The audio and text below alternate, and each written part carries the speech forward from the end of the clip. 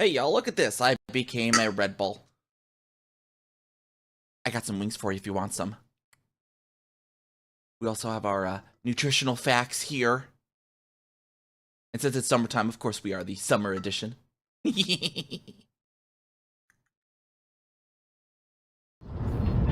Or is this like where you gotta do the hydrate your streamer because there's like your streamer is your Tamagotchi?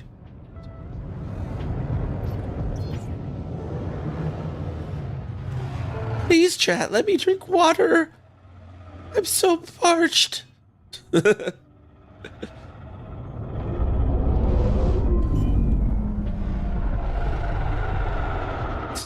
Thank you, Radio Silence. I was only joking around, but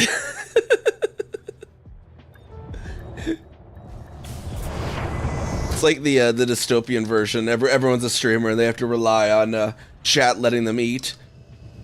Chat, it's been 4 days. Can I have a ham sandwich, please?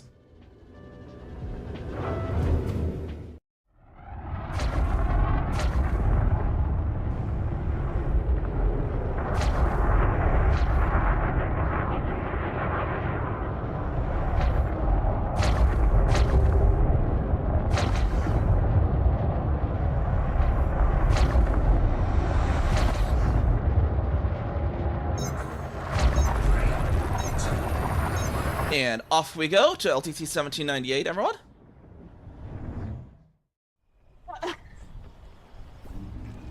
Does anybody have room to carry something? Yeah, the backpack has a slot as well. Wait, why did I? Okay, here. Turn around. Put the backpack back on. Turn around. Take the backpack. There we go. All right. Okay.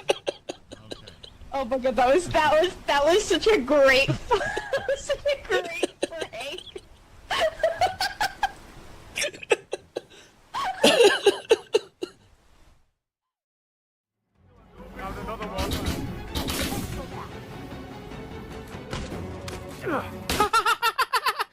He shot his own teammate, tried to shoot me. That's great. You're too dumb to live. You're too dumb to live, sir.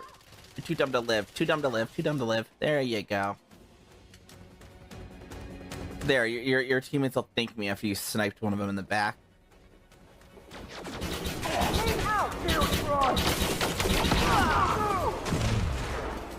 And then that guy grenaded his teammate. These guys are just lovely at teamwork, aren't they?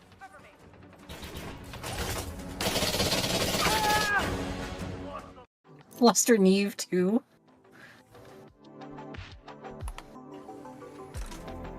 What can I say to Neve that would fluster her?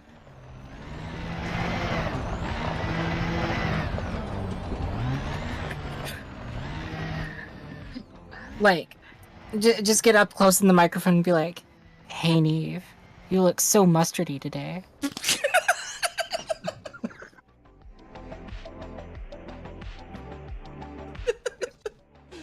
I knew it was gonna be something related to mustard that someone come up with.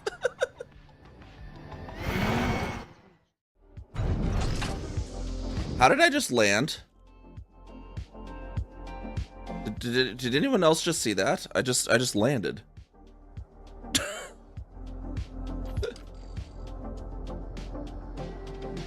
Yeah, like I'm 5 kilometers up. Let's see what happens if I do this. Deploying SRV. Okay, there might be an SRV falling around y'all. Hey there, everyone. How's it going? How's it going today? Chip released. Got For traffic during departure. first leg of Celebration for Astronomy. We'll fly through that today because Puzzle's out. We don't have a collab with Puzzle today. So we will do our first leg of our own expedition here, leaving from Algenib here.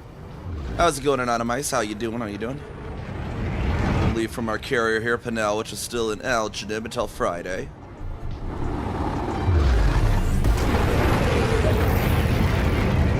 And Desi casting a line that I can't see the fishing game. You are now clear of the area. AK, Commander. There we go. Got some muscles. Got some muscles on you. On your line.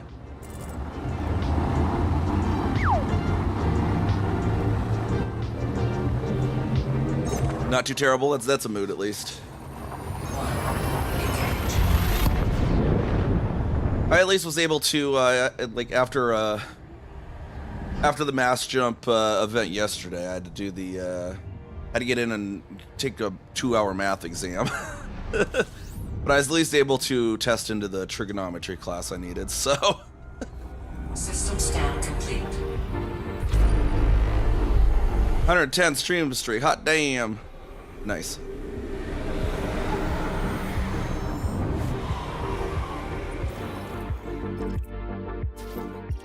This isn't really just a star. Yeah, it's just a star. We probably won't get first discoveries until we're a little bit further away from the bubble. Our first waypoint on the route is HIP 3289, which is for the LBN 623 Nebula. It's actually also one of my colonies. That's actually where Celebration of Early Astronomy 2 ended, so I colonized that.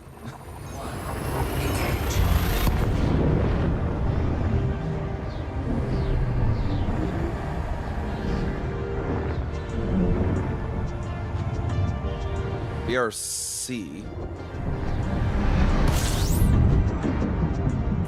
BRC a channel or something? Fuel slipping.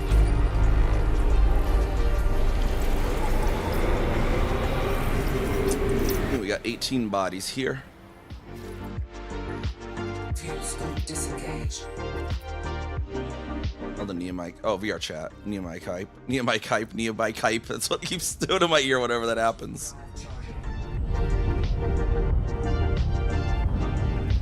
Someone said, like, said beer chat. It pronounces beer chat. It's so funny. You gotta hop. It's like the redneck version of beer chat. Gotta hop in the beer chat. Crack open some cold ones in the beer chat.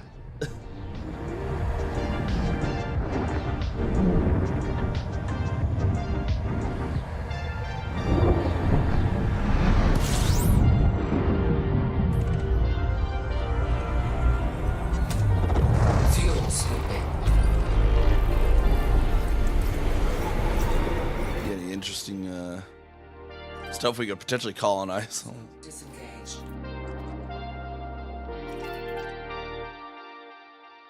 There's a ring bio there. Frameshift drive charging. Probably nothing interesting to hit until we're at least past LBN 623, I'd imagine. And I know I need to get some, I think it was tellurium. Or then I have some premium SRV repairs. But there is a tellurium crystal forest in my colony on Bernard's Loop, so we'll stop by and get that as well. Which is right next to Epsilon Orionis, roughly speaking.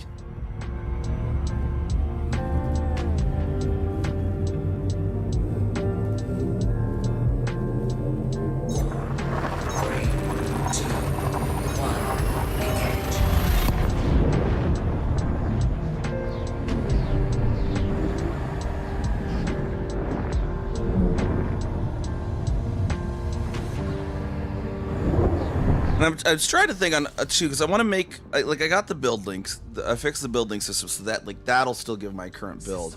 But I want a way that makes it have like ones that people can save too. So I was thinking of maybe having also another subdirectory of that'll then have like a numerical counter every time someone requests build. It'll or if maybe a special save build command or something. I don't know. Then I could make a link that's permanent too. Hey, Borsch, how's it going?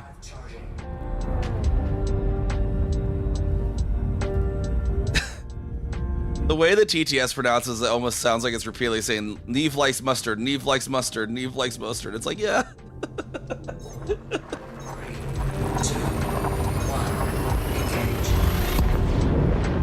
engage. How many times is this going to say it in my ear? Oh my god.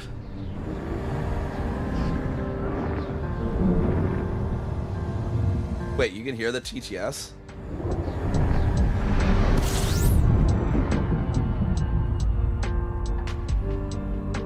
Hold on, let me see where that's coming in at.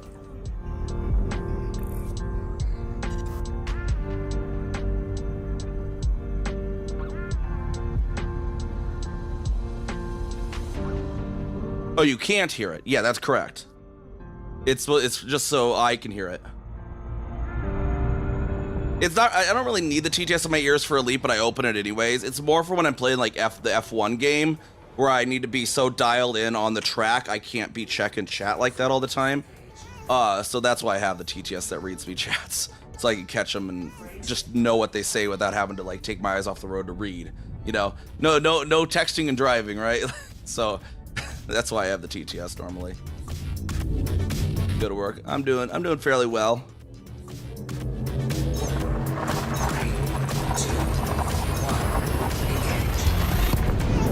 You probably don't want to hear the TTS anyways, but people do the emotes because it goes and just repeats Mike Muster 20 times. Sometimes it's a little silly.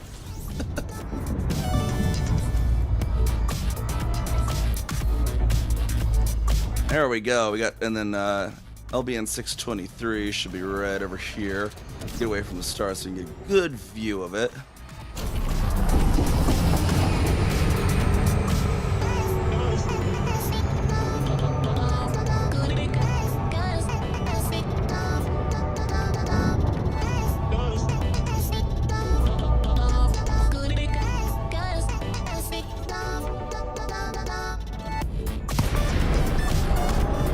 There we go. We got LBN 623 Nebula over there.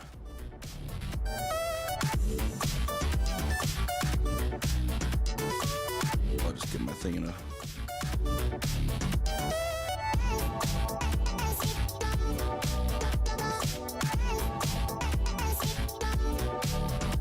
Which, there we go, LBN 623. It's also known as IC59. It's a dark purple emission nebula, also been called Gamma Cassiopeia Nebula, due to the visual proximity to the bright star Gamma Cassiopeia, and as it's seen from our solar system. It is the nearest photodissociation region to our solar system. Photodissociation regions are regions of interstellar medium where far ultraviolet photons strongly influence the gas chemistry and act as the most important source of heat. They occur in any region of interstellar gas that is dense and cold enough to remain neutral electrically, but has too low of a density to prevent far ultraviolet photons from penetrating. That is that nebula and has the weirdness of being that photodissociation region.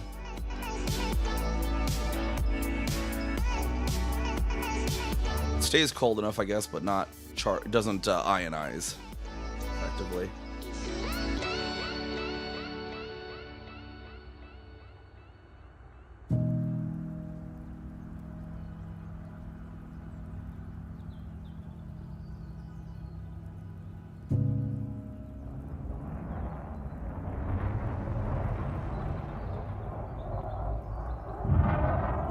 Fly away from it again.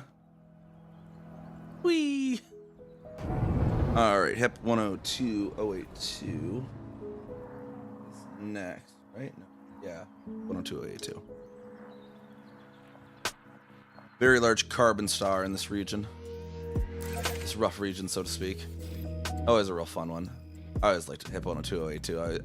I basically... like, this was kind of almost even sorted out of the way as the expedition, but I'm like, it's got to be on the expedition if we're going this way. It's like, if we're going this way, we got it. We got to have HIP 102082.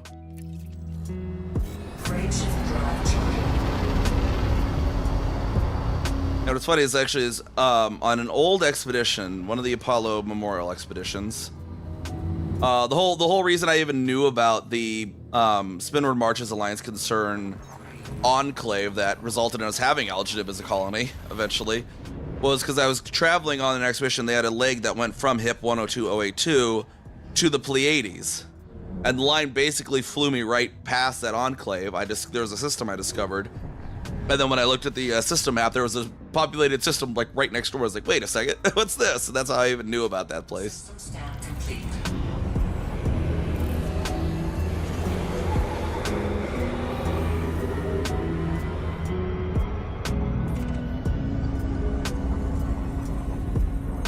Now that we're on this lake, there might be a weirdness chance of some mapping and whatnot. I'll check those out when it's more than just a single star, apparently.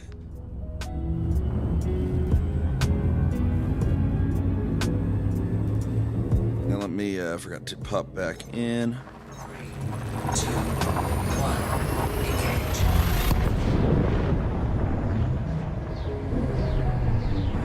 Full screen warning, not actually.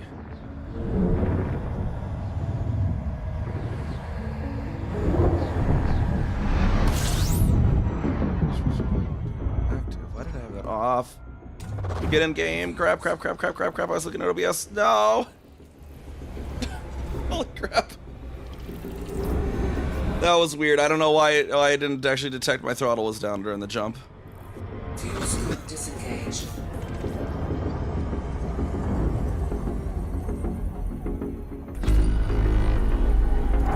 Let's see what we have here. We have 19 signals. What was this thing that was discovered, though?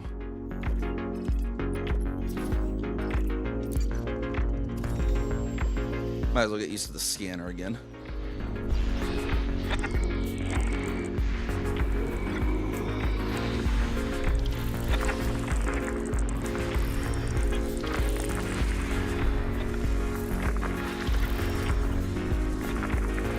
Body 1C.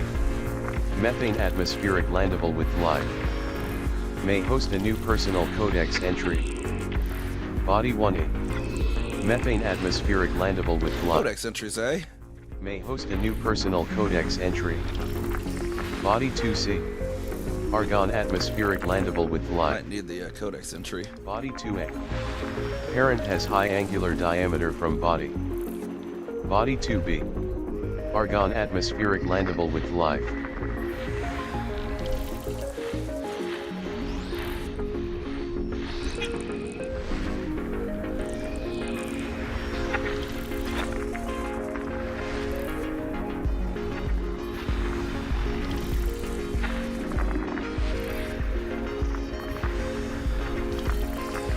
Body 3B. Close binary relative to body size. System scan complete. Is it 2A was the high angular diameter?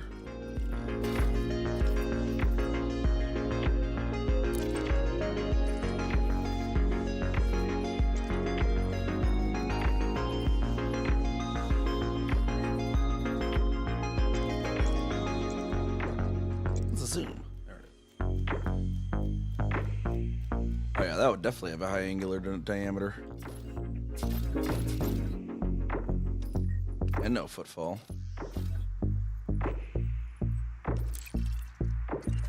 And which one was it? 1C and 1E have the codex entry I need.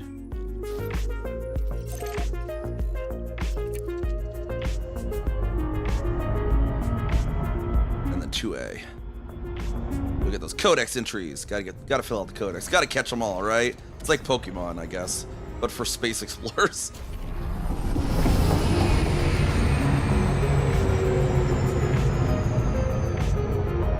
It's Bacteria Bolaris Lime on one and Bacteria Bolaris Cobalt on the other.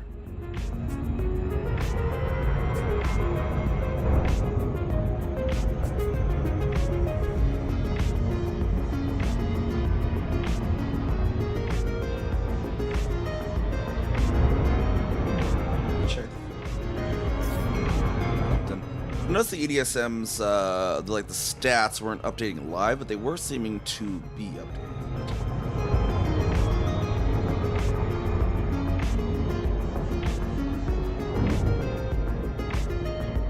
580 was what the jumps were yesterday.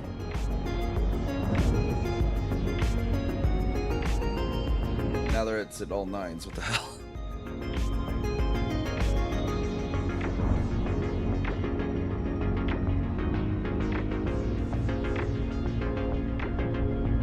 That's a 472. Okay.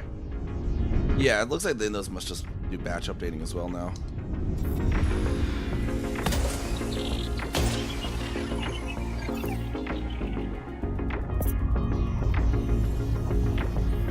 Surface scanned by 50%. Body 1C. Surface scan May complete. host a new personal codex entry.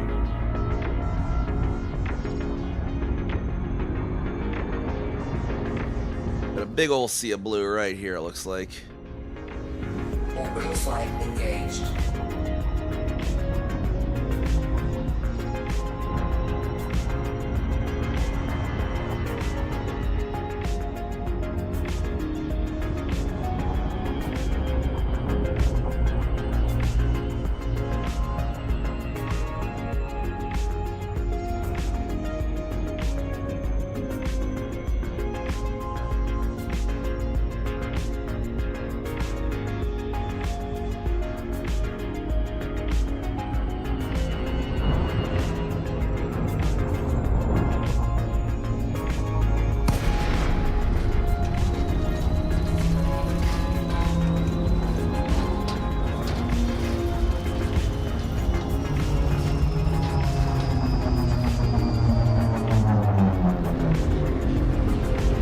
Let me just simulate turbulence. Sorry. Mess with the phone. I have the phone on the upper mount, which does not have a spring dampener on it. I use foam on the other one because there's a little gap I can use to have that be a dampener, but I can't really do that with the upper one.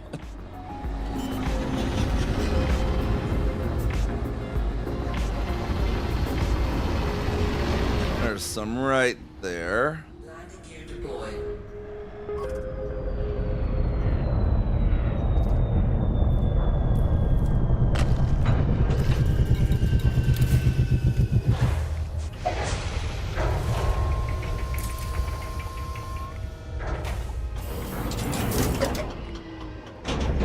Low gravity warning.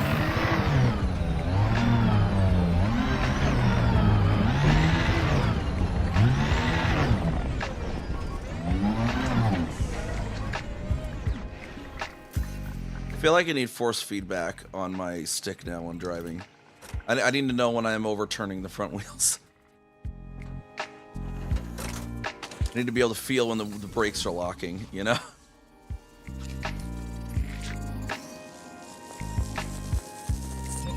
New codex entry. Bacterium vulgaris, Lyme. Bacterium vulgaris confirmed present. Base value 1.15 million. Minimum sample. Find two more of those. First partial sample collected.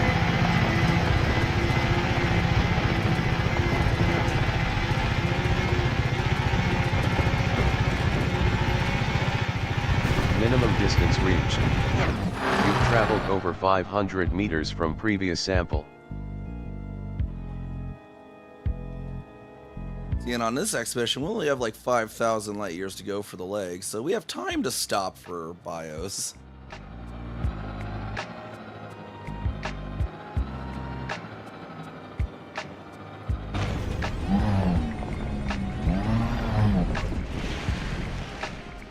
No, not really.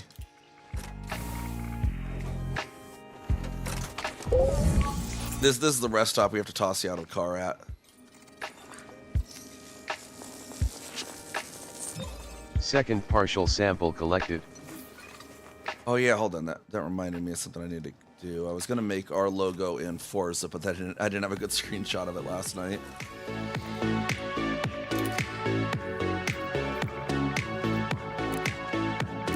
Should be show a nice one.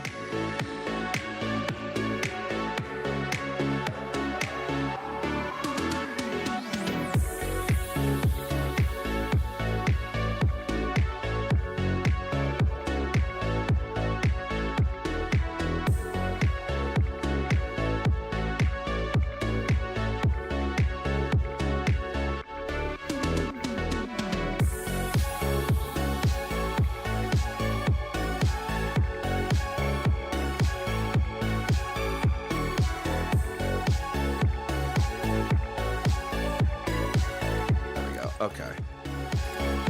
Now I can get a reference for it, because like I could have made the green cross part pretty easily. I just needed the details for the cross itself, or the rings around the cross. That is. I already have the Empire logo made, so that's not an issue. Just then I just need to make the other parts. Make sure they're the right ratios and all that. Minimum distance reached.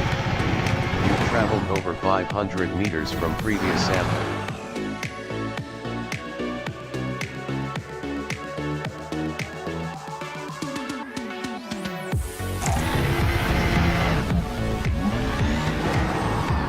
How's it going though, Avatar?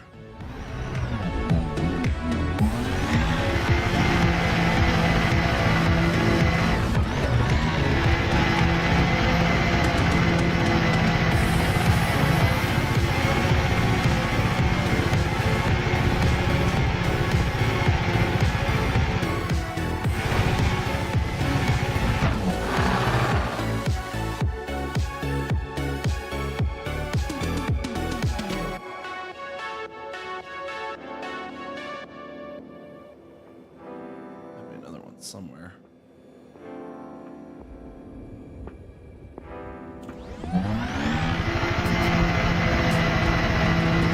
Ah, crochet. That's a good sport. That's the one where you hit the balls through the rings, right?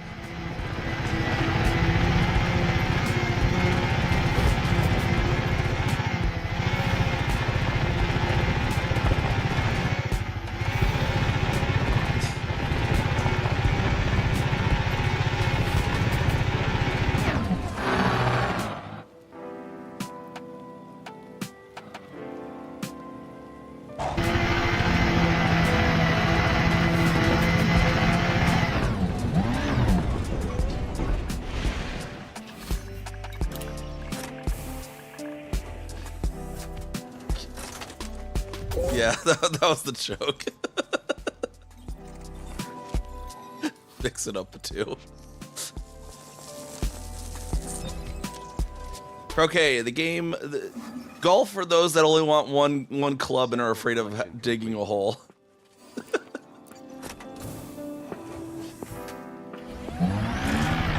You know, it's weird. Speaking of golf, I was like walking out of my apartment in my garage the other day. There's for context, there's not a golf course like at all remotely near this apartment complex. And some guy was just walking through the complex with like a golf glove on, like golf pole at a stick, or just walking through our complex like he's on the middle of the green. And I'm like, where the fuck are you going? Like, I'm just like, man, like thinking like, what the fuck is this? It's just like the nearest golf course is like at least 4 miles away. What the fuck?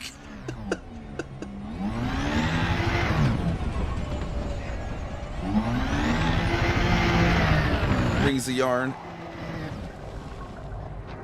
Heck yeah. And I see that gas giant right up there. Okay, let's go get the bacteria on the other planet now. Or Codex.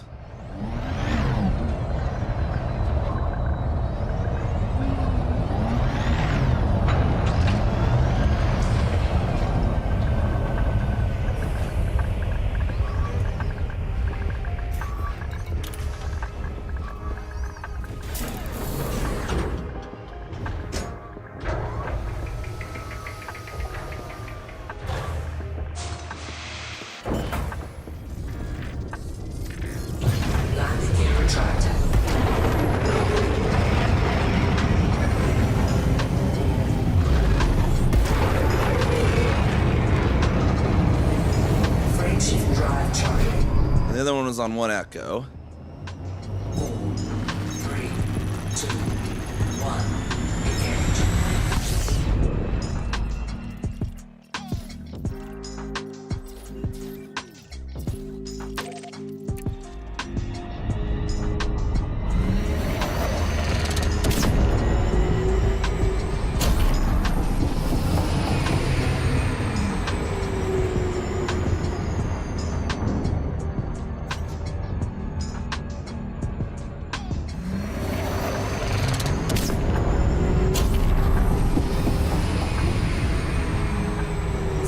Right past those rings.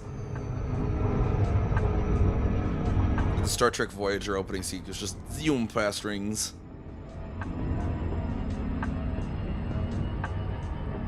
Imagine Tom Paris being drunk one morning and then just completely eats them right into the ring.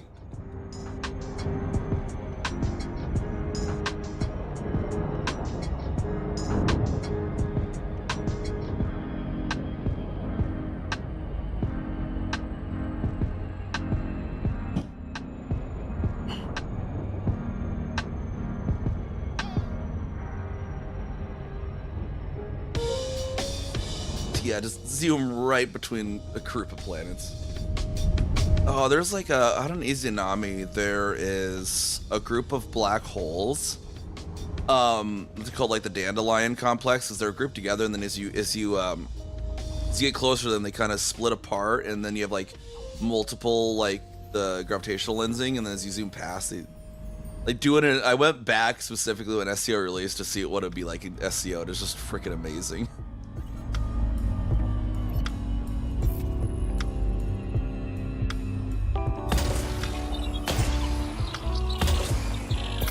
Like, I don't know about that, but when I dock the Anaconda in a station, you always got to duck as you come into the.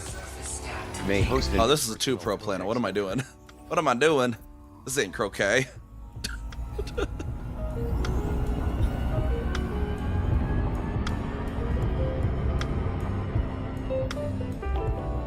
Orbital flight engaged.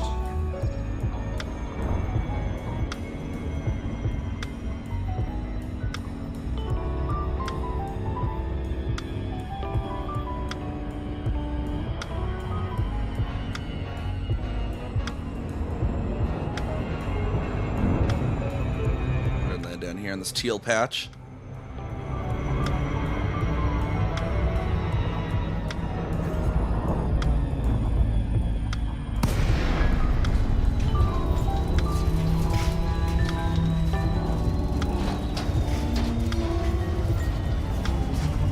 It's like dark colored ground here too, apparently. It might make it a little weird to find the bacteria too. I find the bacteria is kind of hard to show up when the color of the ground is dark like that. We'll see if we can find it.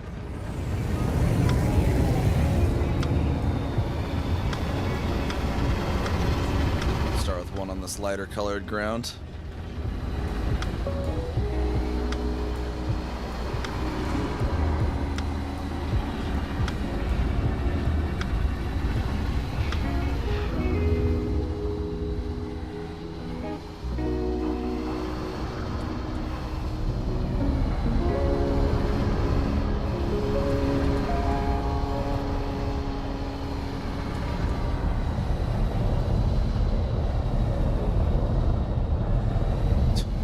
I'm sure I won't either, because if it takes more than like 10 minutes to find the first one, I'm out.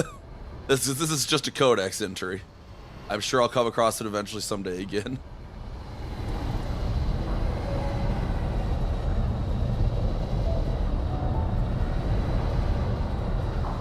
The other planet wasn't bad about it, but there we go. There's one right there.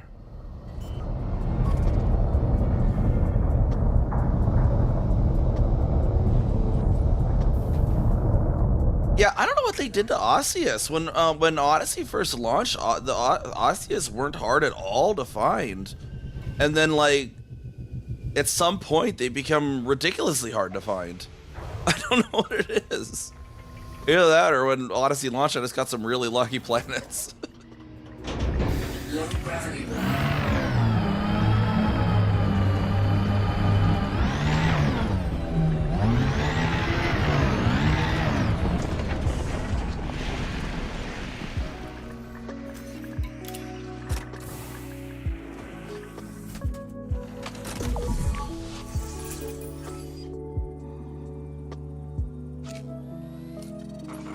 That's weird. I was like holding the button, but it wasn't doing it.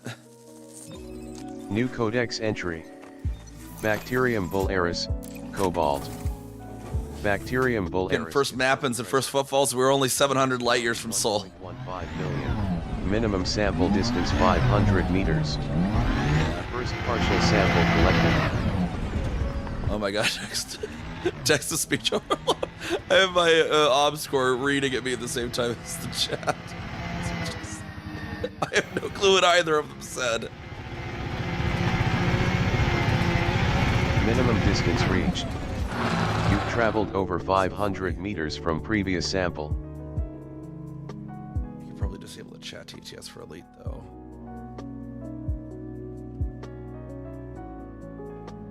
Should just get a command that can do that. Where's my send it?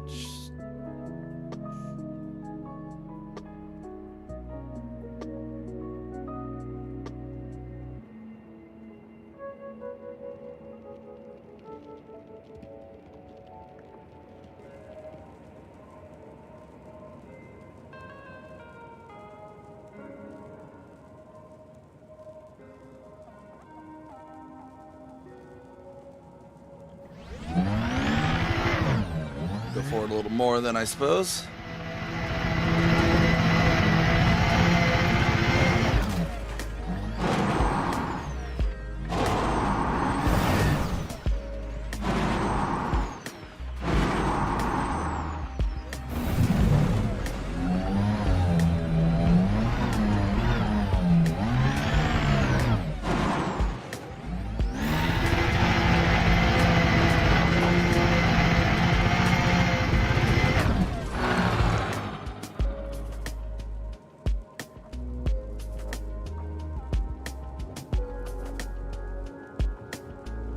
Like a group of 4 of them right over there. A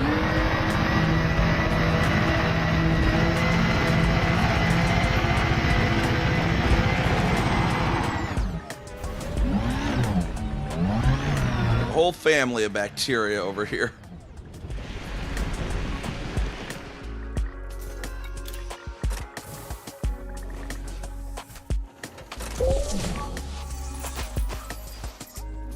Bacterium. I don't know about that. We don't need to cause another pandemic.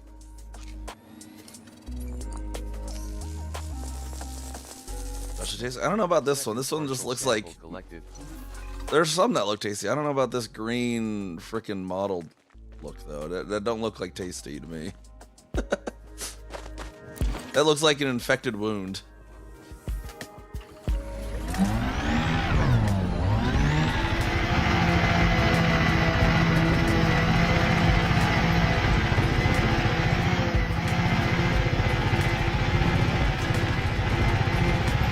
Dang, that was not quite out of range. Minimum distance reached.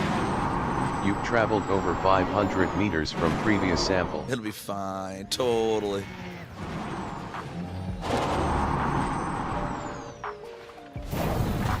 Plus, it's called Bacterium Bularis. Bularis sounds like some sort of horrible disease, right? Like, oh, I came down with the Bularis.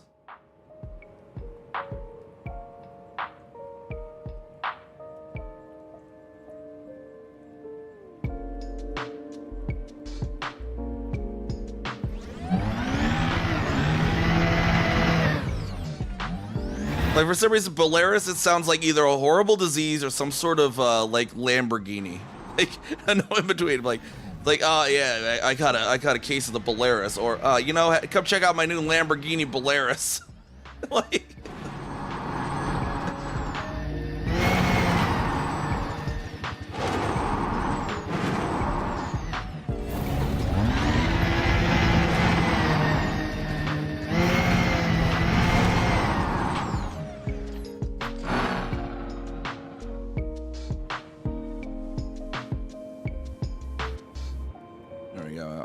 right over here. I'll circle it for you guys just in case you don't see it.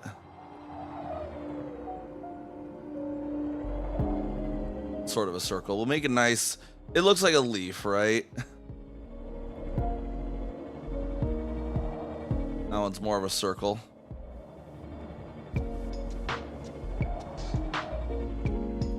There, we'll complete the circle a little better.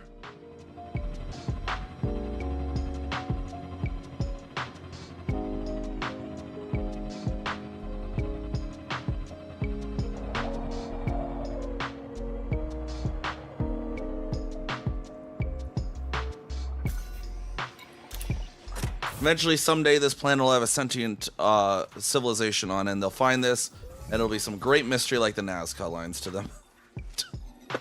They'll be like, who made this, and why?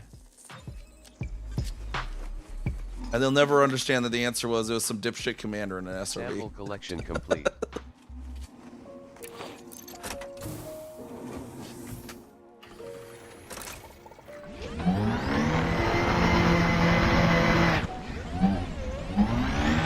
Yeah, there's like, yeah, the one concha, then there's the cactoida that's also named after that.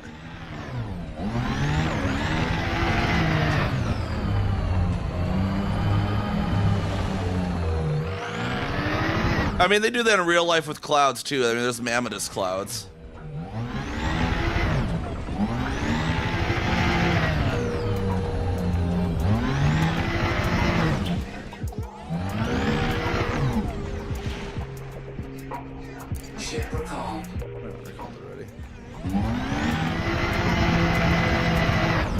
I think the funniest scientific naming there recently was they discovered like an old like species of wasp from the time of the dinosaurs or something, if I remember correctly, that was like fossilized. And they named it after the F1 driver Oscar Piastri for just no other apparent reason. The scientist that discovered it apparently was a fan.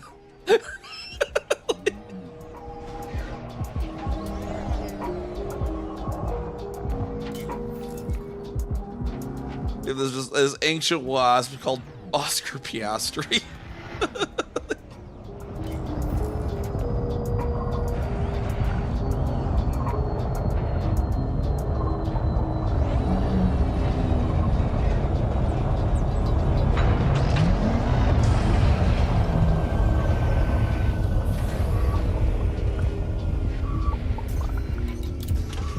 All right, then I think it was 2A that had the that possibly really good view of the planet. Check that out.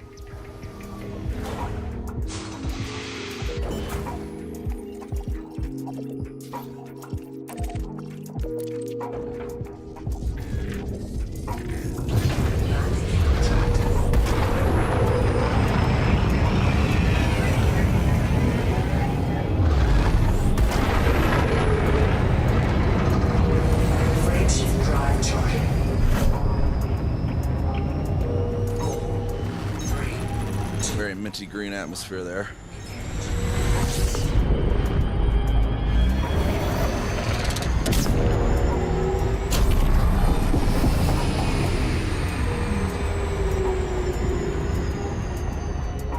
I kind of wish they'd still show the atmosphere when you have the analysis mode on, though.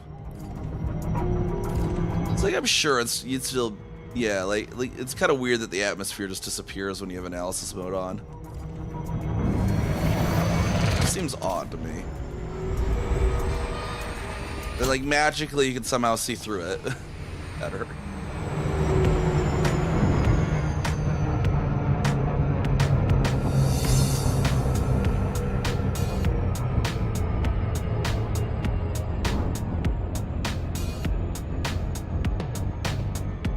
It was landable, right?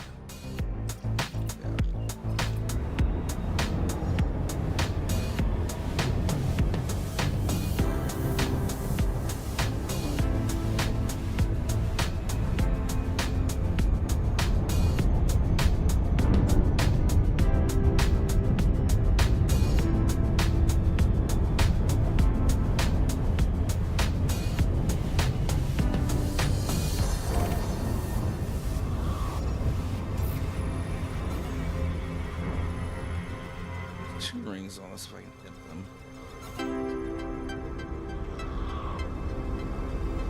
Slow me down? Why am I not slowing down?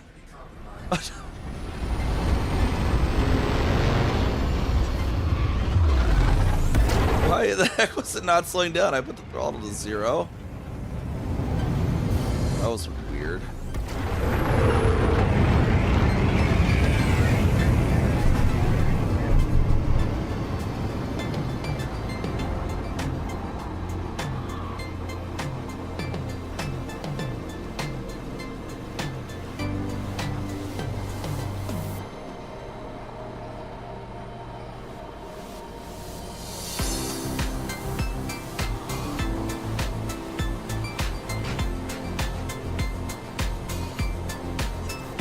Frameshift drive charging.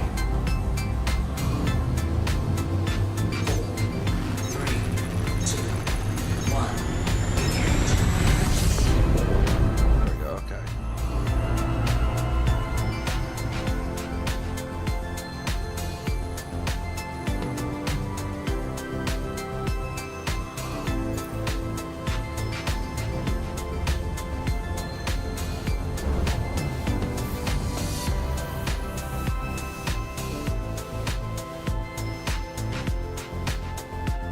First ring.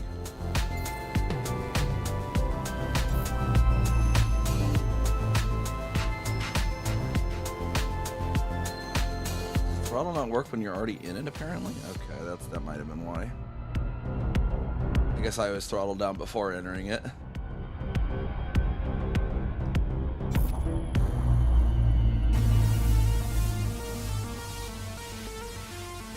first ring and then the second ring. Well, that one's moving fast. I can kind of see the actual movement of it already. Look at that. Scan complete. I don't know if it's clear on stream or not, but you can kind of see that it's moving.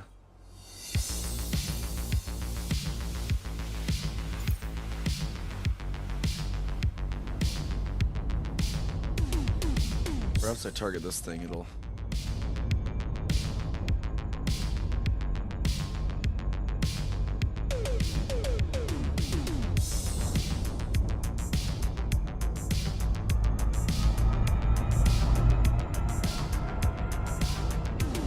Where'd our planet go?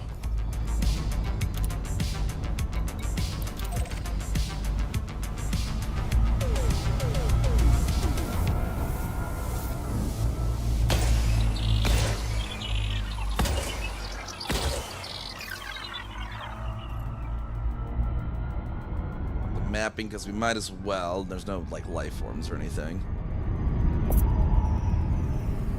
Oh, is that going end over end from the poles, apparently? 50%. Yeah, look at that. Like one of the poles is right up here. Scan complete. Parent has high angular diameter from body. That's interesting too. Look at that. Let's see. Which pole is this one going to be? That leg is almost going to be directly looking at it from the actual pole. Looks like this is the North Pole right up here. Orbital flight engaged.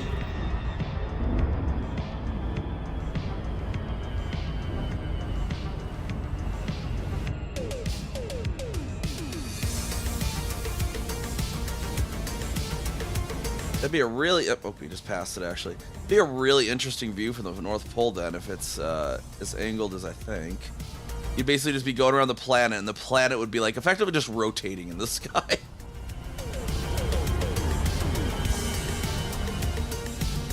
It's like, yeah. Like, as this planet goes around, because it's end over end, kind of like Uranus, the planet would effectively just rotate as it goes around in the sky from your perspective.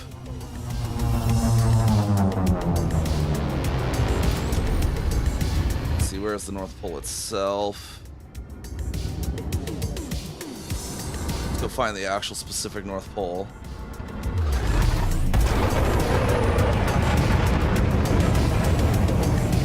Uranus is the correct pronunciation.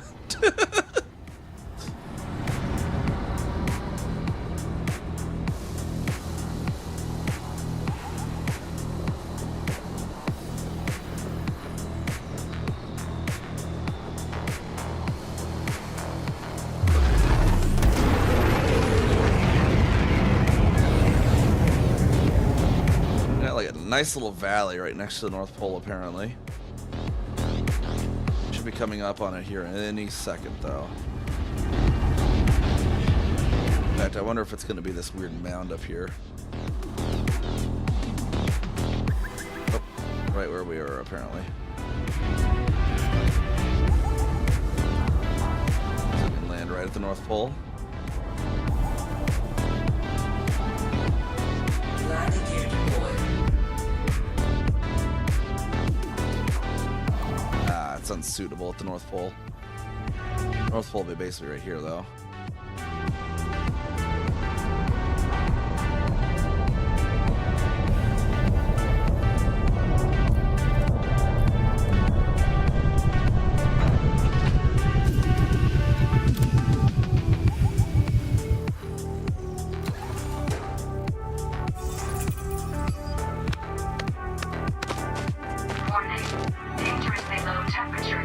Yeah, it's got one heck of a view of the planet there too, and is like if you were to sit here and time lapse, this thing would just effectively rotate. So like a time lapse would sort of just look like this as it goes around.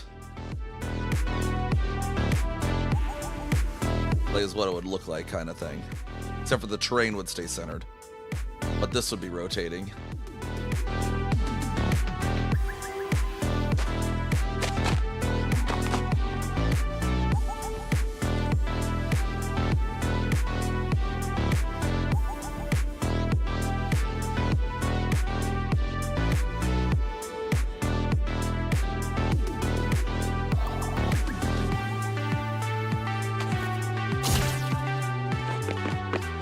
Good, shields are working.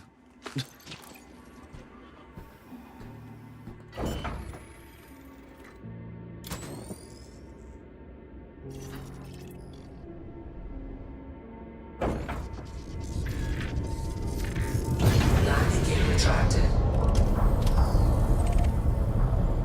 Next system route is that one. So we'll have to go to Super Cruise first.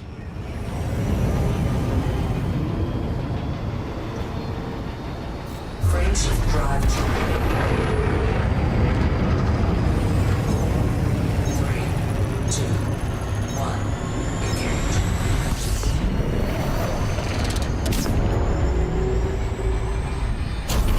Frameshift drive charging.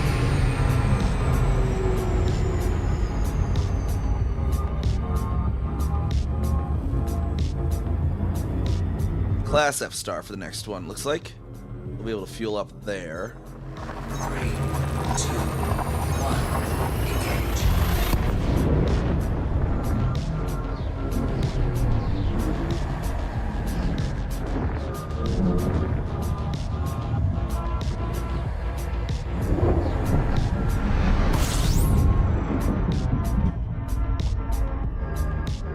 Let's see what we get here. 20 bodies, eh?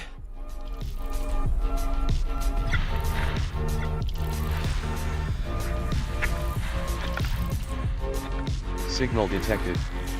Notable stellar phenomena. Interesting.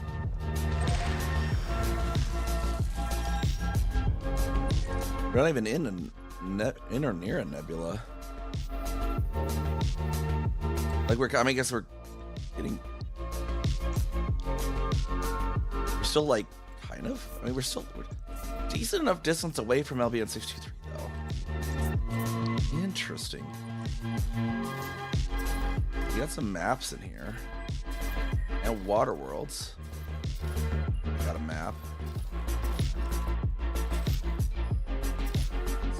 Let's see what this notable solar phenomena is about though. Scan the rest of the system real quick. There's more than one notable solar phenomena too, it looks like.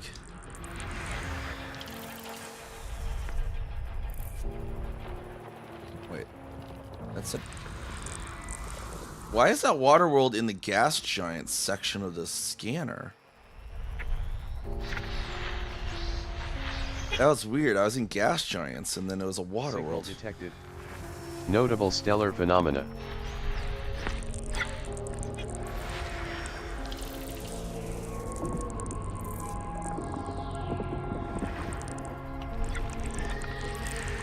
See, Desi, you just need to get. We need to figure out a way that we can get like the Moza R3 to have like force feedback for this game, and then we just fly with our wheel. See if I get a way to get the Moza R3 to have force feedback for the SRV, and then I just have to haul the freaking seat over here every time I get in the SRV.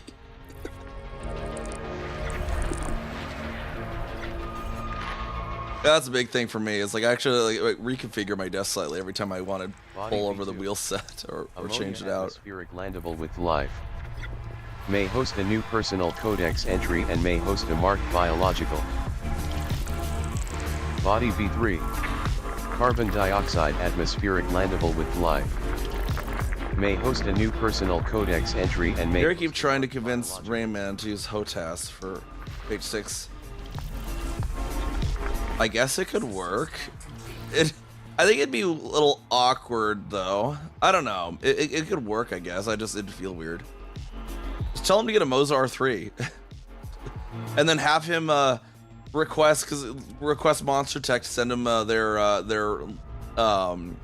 because they have a racing sim cockpit, just have Monster Tech send him that stuff. I don't know, is he streaming FH6 today? I didn't even look.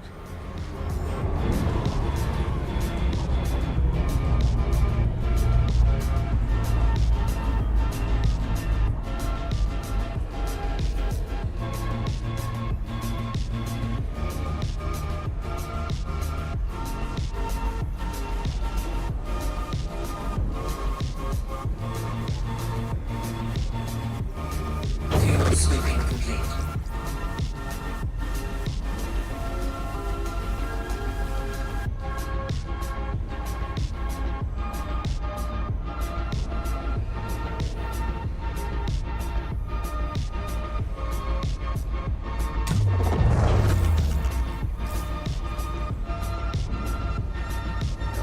notable stellar phenomena is...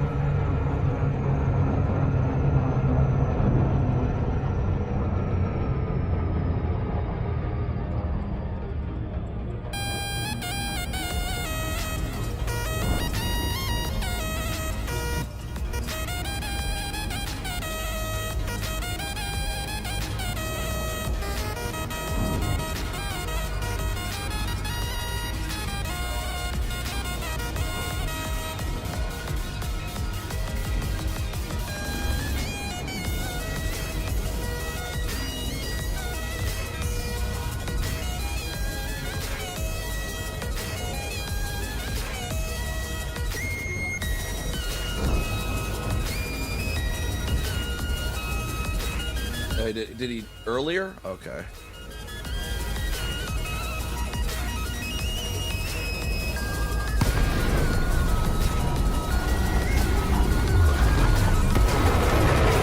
Got a Lagrange cloud at some point here.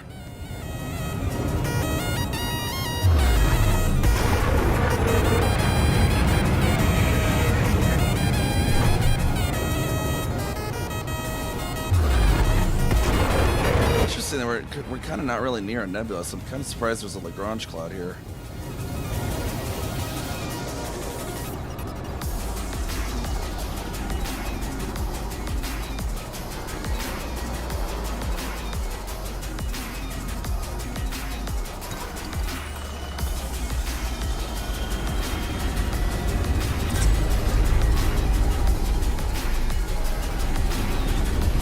If there's anything else near him, like mollusks or anything, possibly.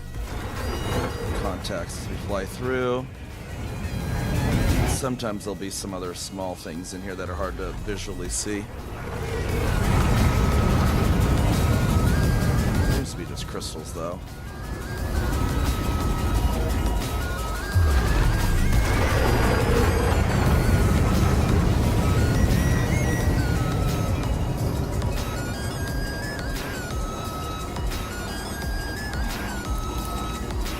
Other Lagrange cloud then.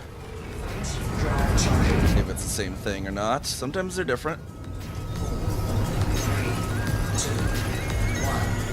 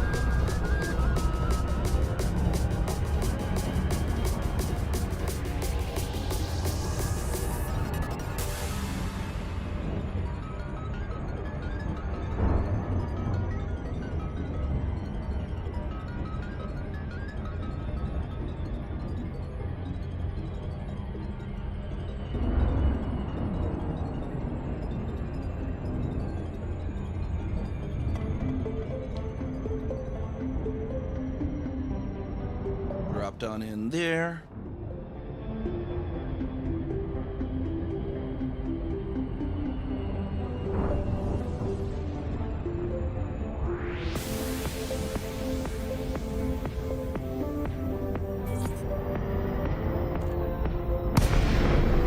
Alright, these ones look to be... There's purple ones and some non-purple ones, apparently. I see a non-purple one over here.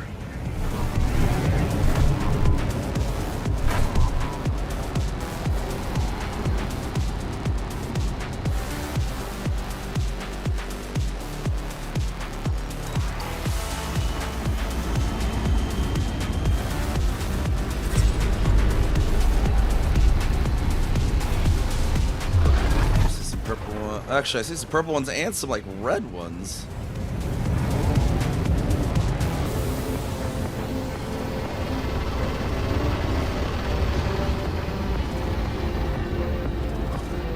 That was that one I just did. Was it red or something else? I think it was not red.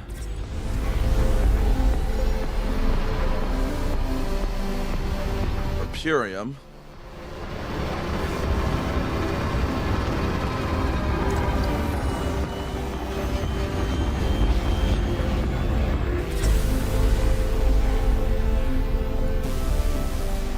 Rubium.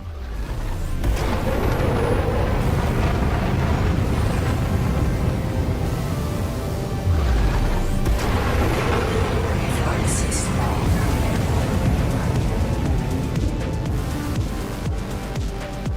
Flight system on. Frameshift drive charging. Kind of a grayish Lagrange cloud. 2, 1. Engage.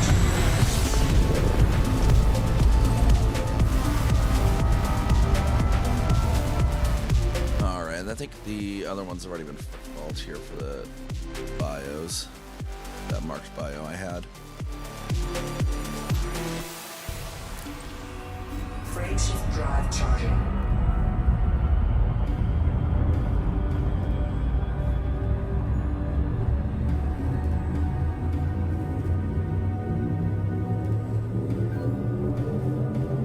Ready to engage. 4, 3, 2, 1.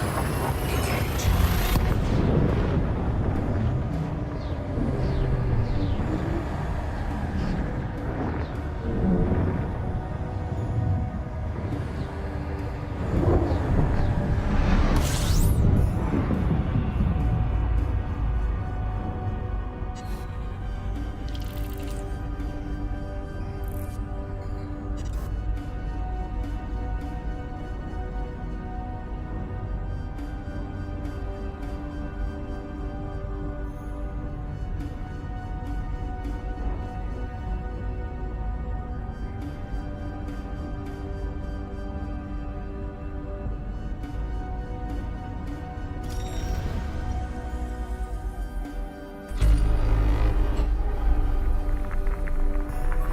Body 5. Neon atmospheric landable with life.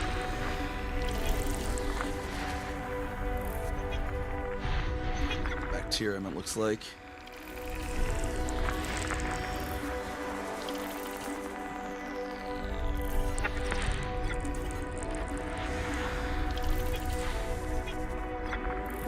System scan complete.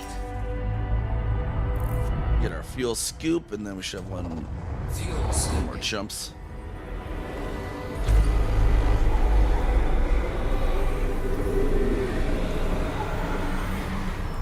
Fuel scooping complete. Frameshift drive charging.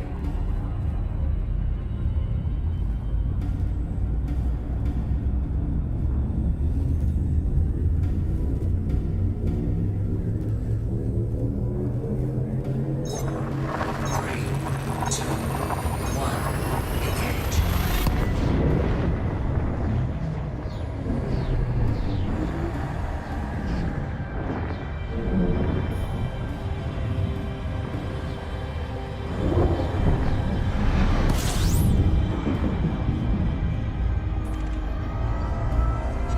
System scan complete. Fuel scooping.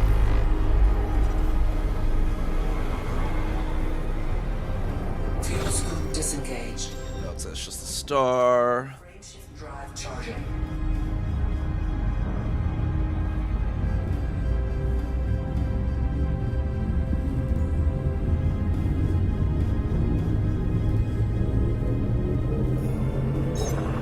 Three, two, one, engage.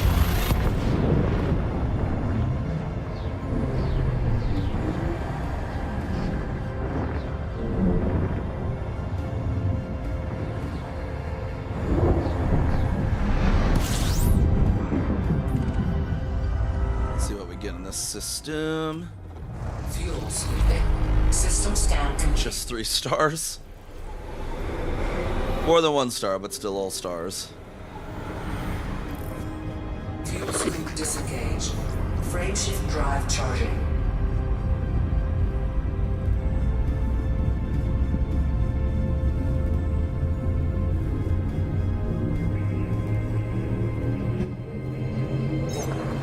Three, two, one, engage.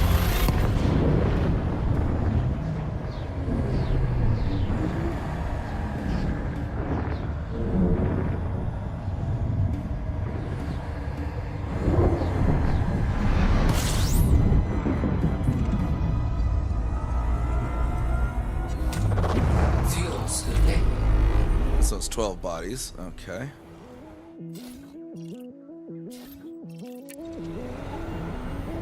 Fuel scoop See if disengaged. any of them have anything special on them. Body 8. Neon atmospheric landable with life.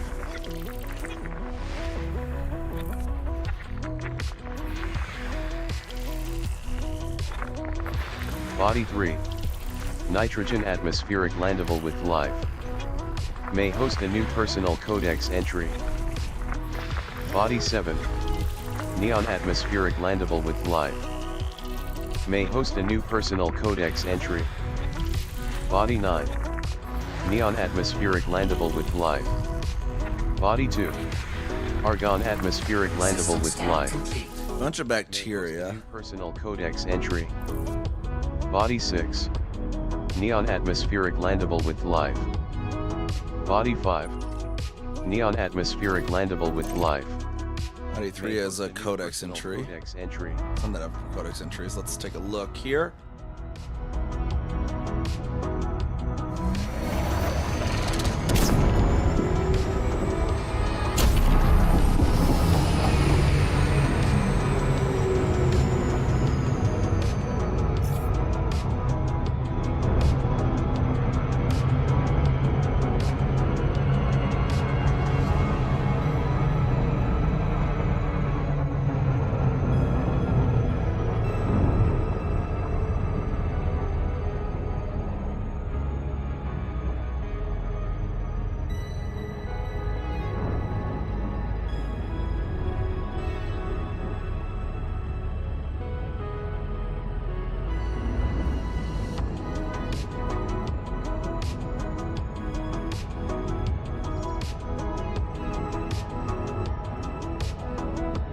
Some bacterium informum, which is apparently worth 8 million to base. Neon atmosphere landable used to be your stage name.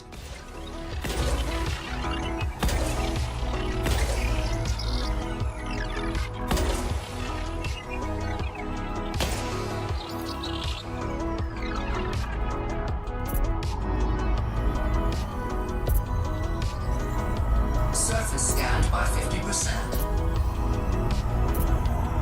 Body 3. Surface scan complete. May host a new personal codex entry.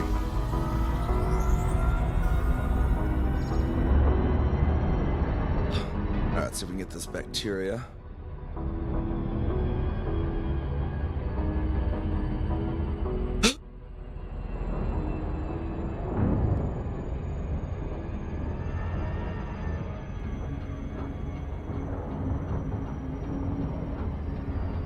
Orbital flight engaged.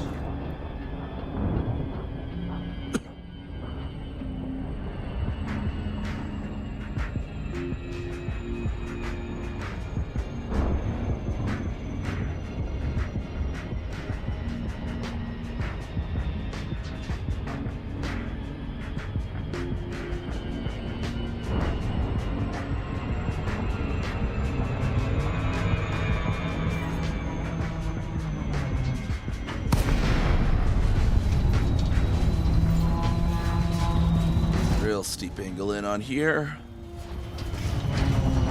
Down this teal. It's kind of rough for bacteria, isn't it?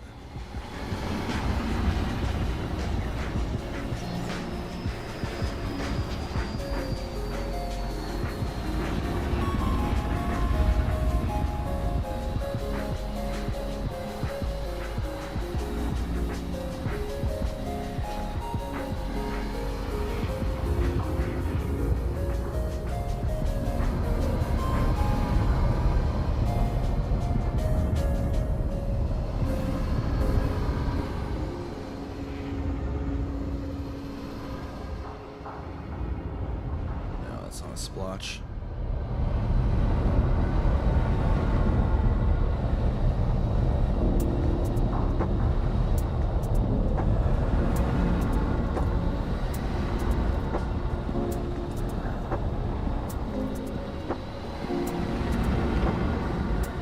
There we go, that's something there.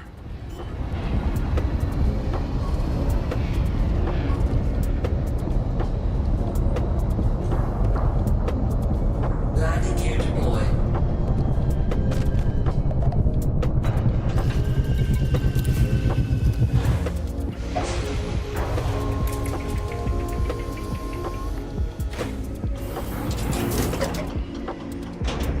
Low gravity.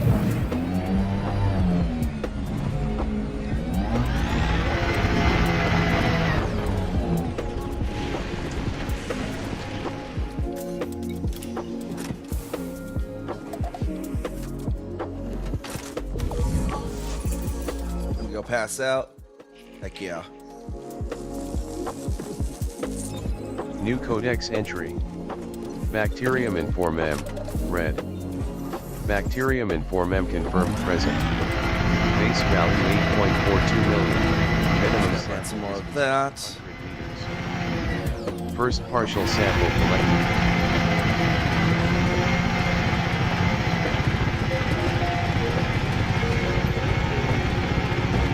Minimum distance reached. You've traveled over 500 meters from previous sample.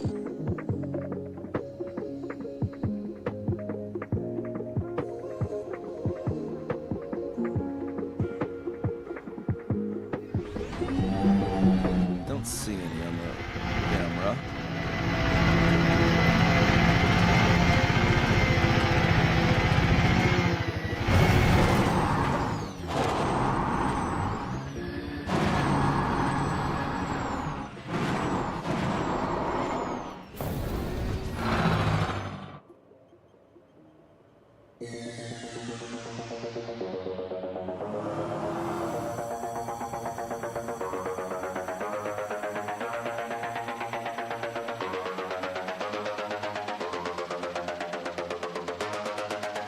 Scouting the ship would be faster for this.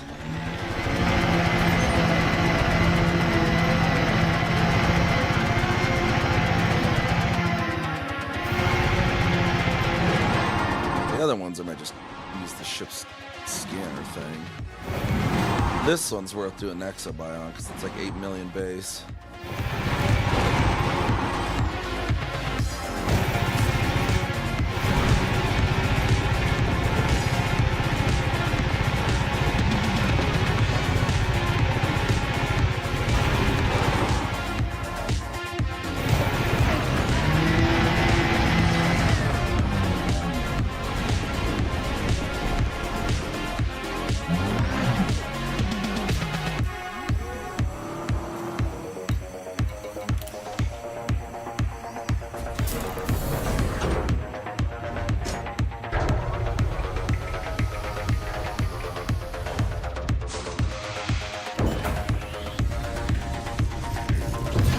Landing gear retracted.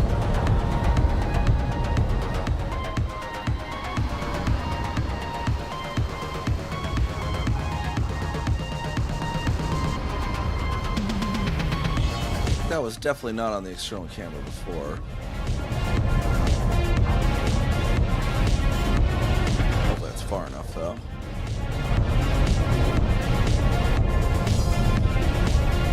Let's see the Indium Sea.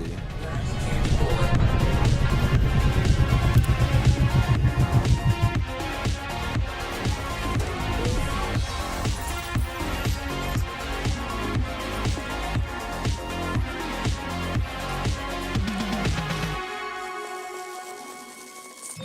Second partial sample collected. There we go, and then we'll just need to find a third.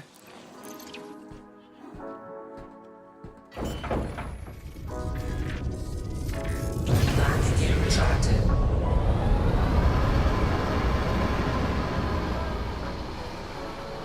Minimum distance reached. You've traveled over 500 meters from previous sample.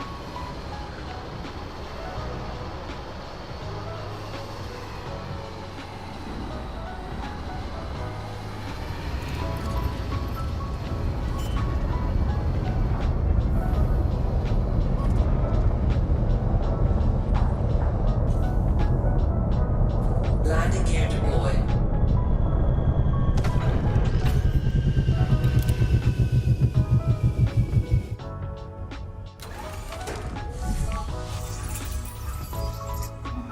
Over here is real close.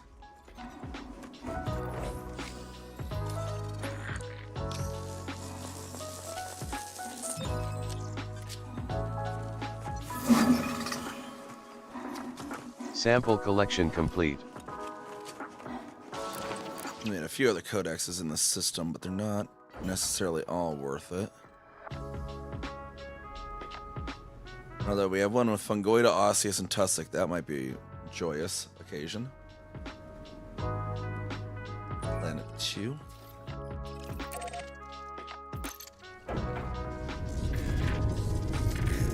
Lines gear retracted.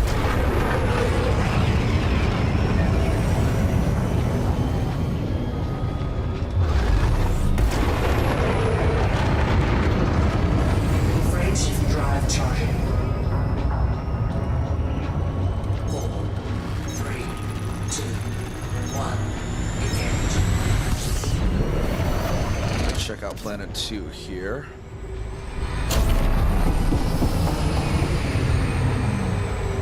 .66 light seconds away there.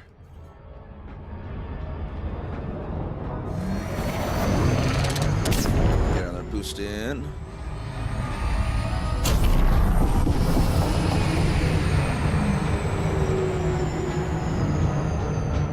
We got some Fungoida, some Osseous, and Tussock that we need for our codex on this one.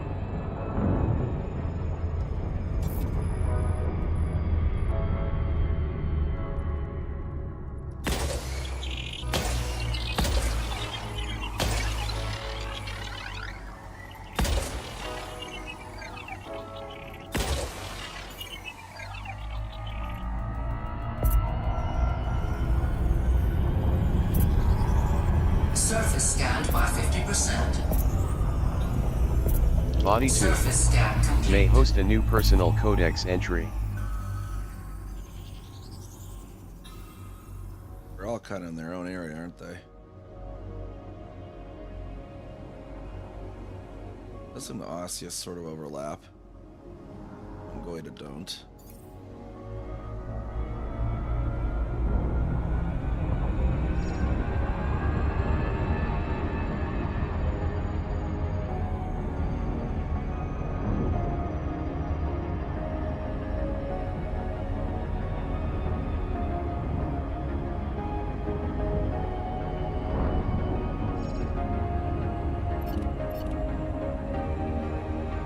Orbital flight engaged. Fungoida Billorum is only 3.7 million, so let's just find one orbital scan that. Then the Tussock's the one that's worth stuff. The Osseous and the Fungoida we can just get a ship scan on for the codex. Don't really care about their money.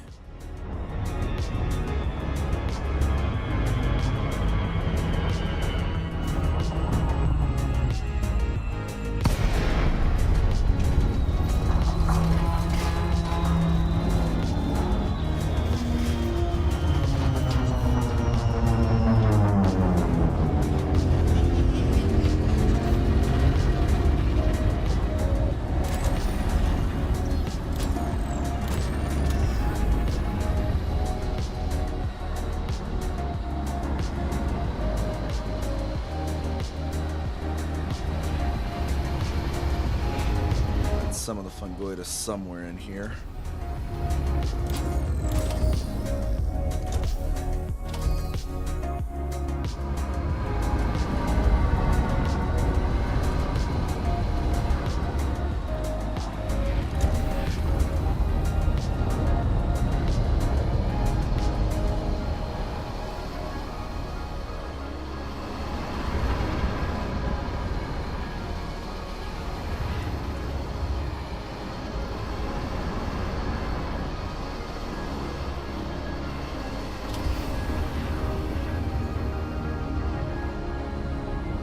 there's some of the osseous.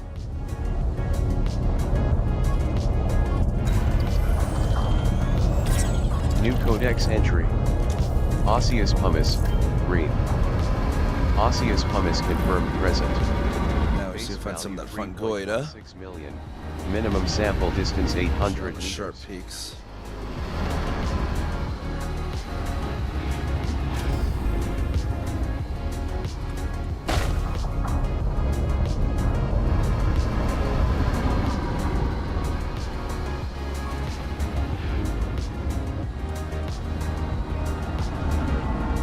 Apparently osseous might not have been as much of an issue.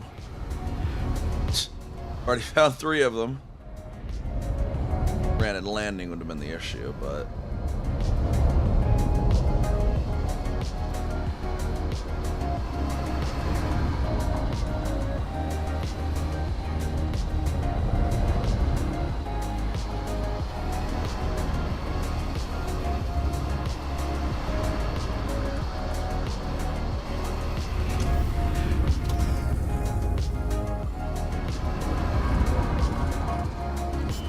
Let's see if I can land while I look.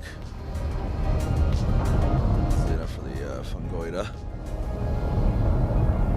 Landing gear deployed. Yeah, the train's pretty unsuitable though, pretty much anywhere. Landing gear retracted. Come on, fungus. Where's the fungus among us?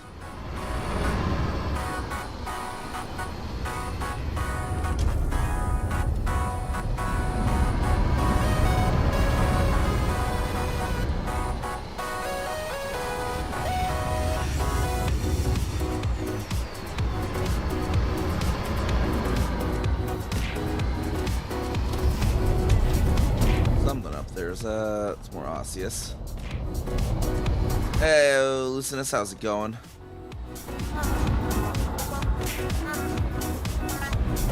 Yeah, no, there's definitely the osseous has definitely been easy to find, but looking for the fungus now. Is that something in there? No, it's just a rock.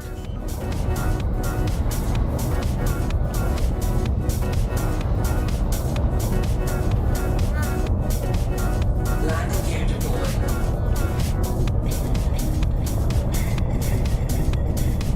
Yeah, I might be able to just actually get the bios on these fungus then.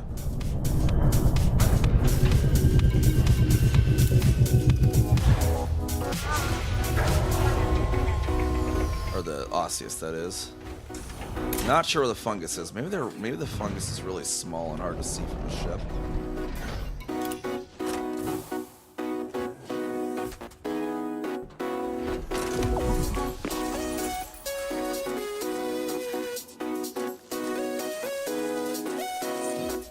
First partial sample collected.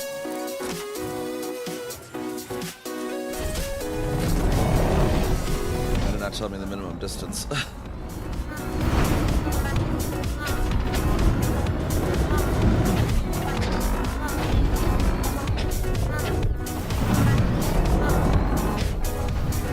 What's the minimum distance? Why the hell?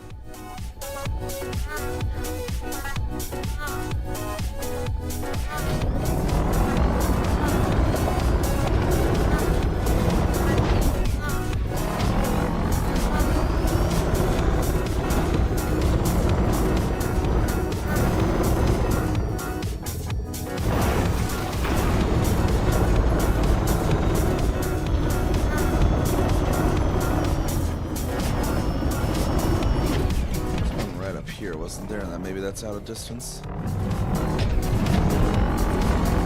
Maybe not yet.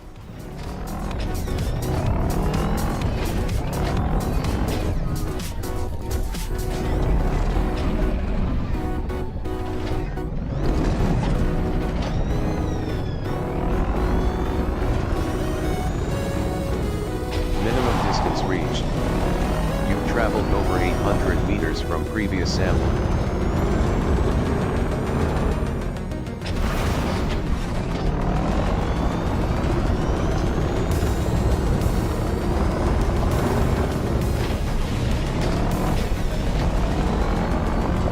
Not sure why I haven't seen the Fungoida though.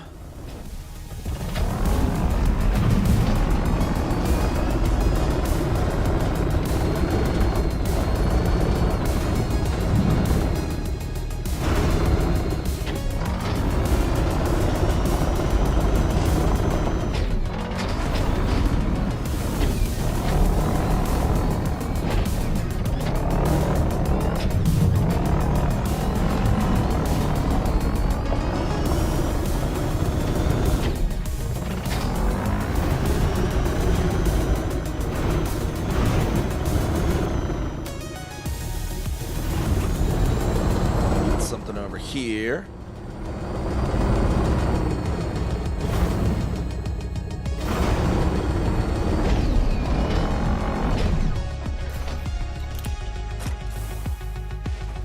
The Firefly in your car.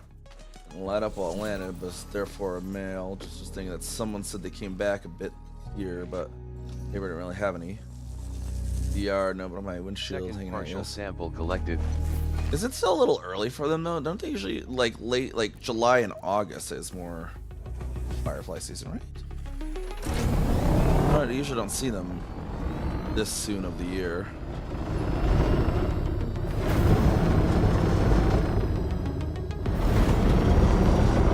This one up here is going to be 800 meters.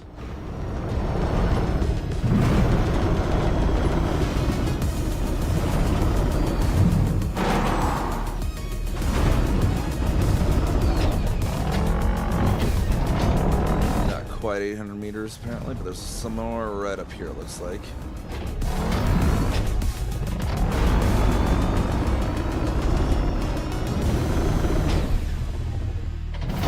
Still not.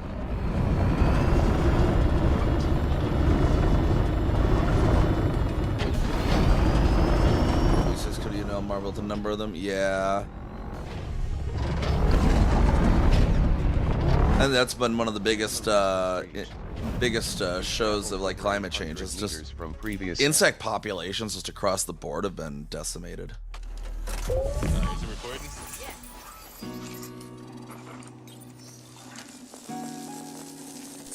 Like you rarely ever even see the fat little bumblebees anymore either. sample collection complete.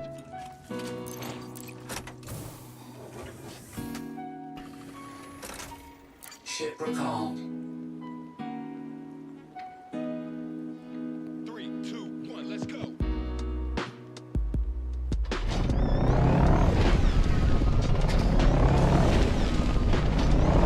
Yeah. Like, if people have flowers for them, yeah, you'll definitely see them. But, like, I used to just see them all the time just in passing out and about, and I just never see them anymore.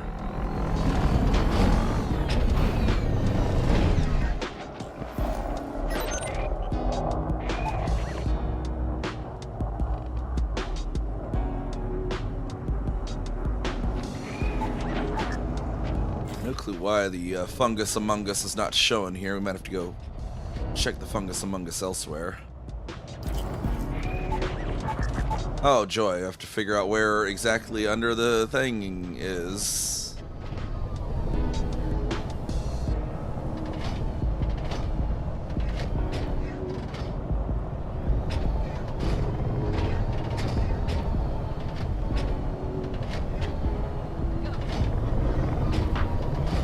It's not right at the blue, is it?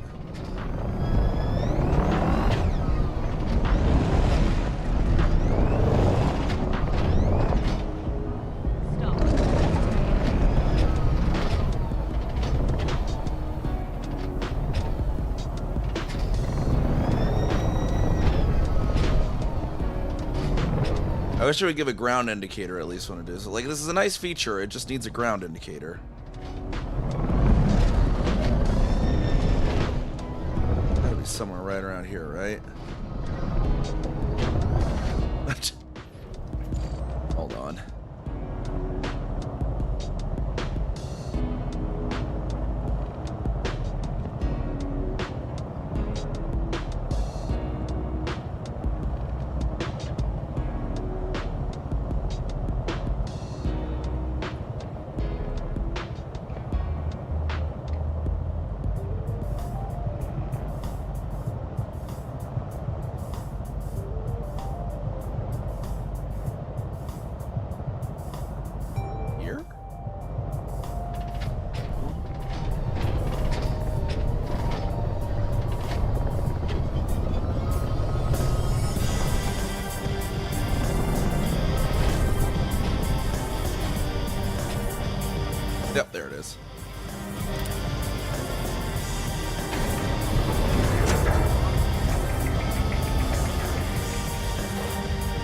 Like, it's a good feature that it does that. It just needs to have a thing on the ground, be able to be like, here's where you need to be.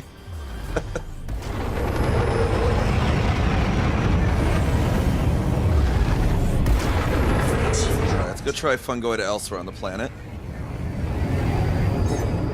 3, 2, 1. Engage.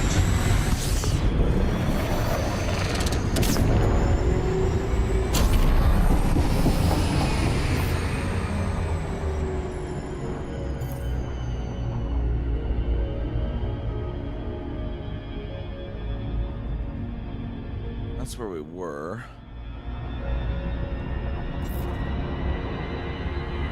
And find somewhere that does not have an overlap. There we go. That gap right there, where the osseous isn't. That's where we should try. Seems like the osseous might be taking all the spawns from the Fungoida.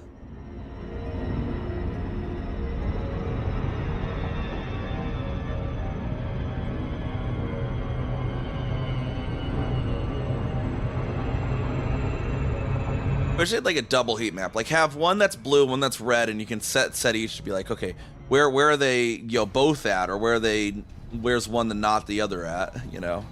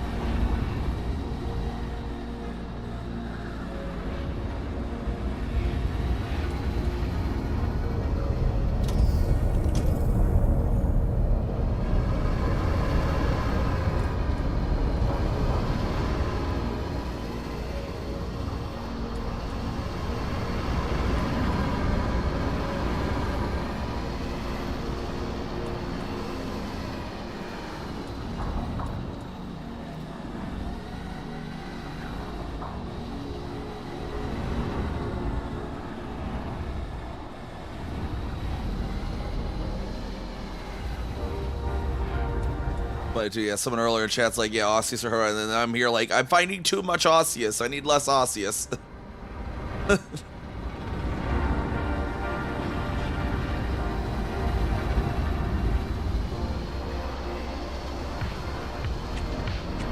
Still not seeing the Fungoida very well.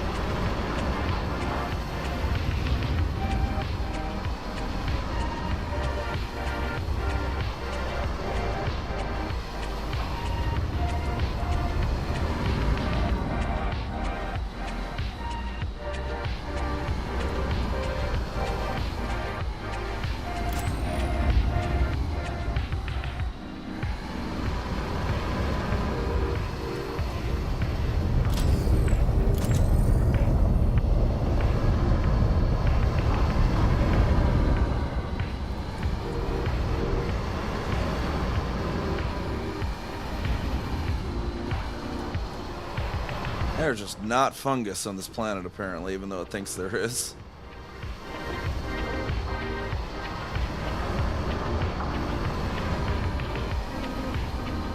don't know where else it'd be.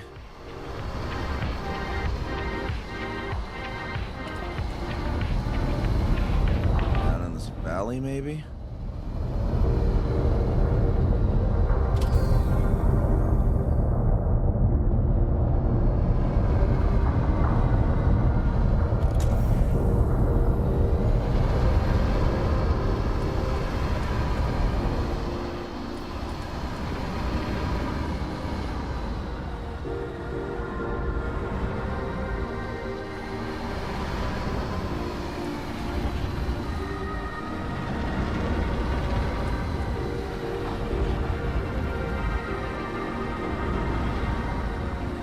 Let's see if we can get some tussock down here. Maybe it was in this flat land area.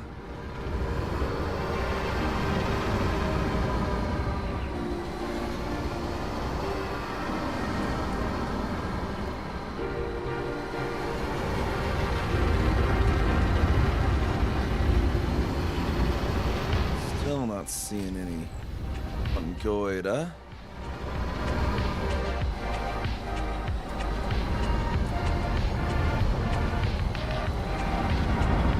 Oh, nope, that's osseous. I thought we were in an osseous void, but okay.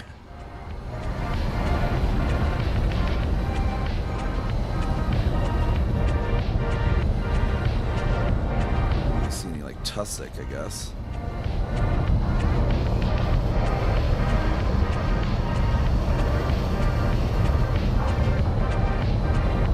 Well, it might not be a tussock area.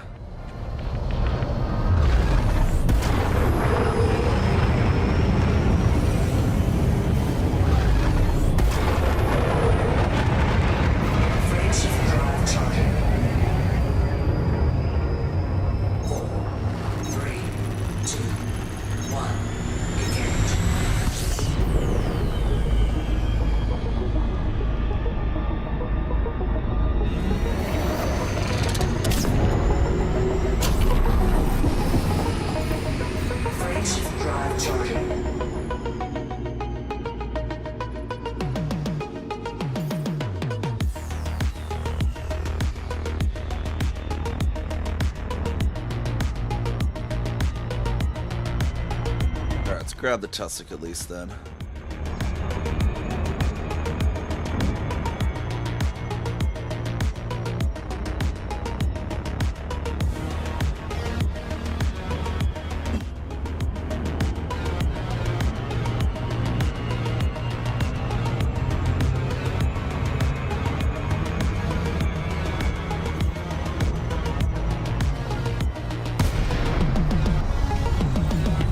Tussock had decent price.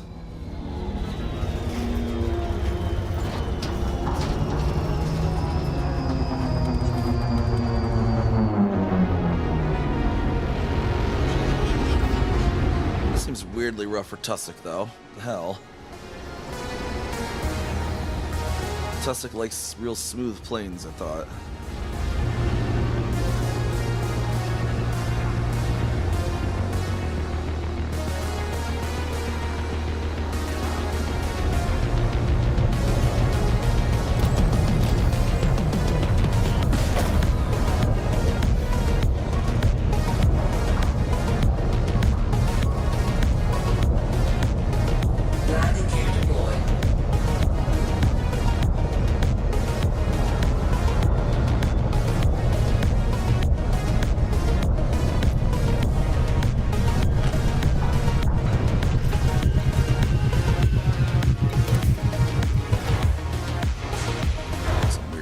Here.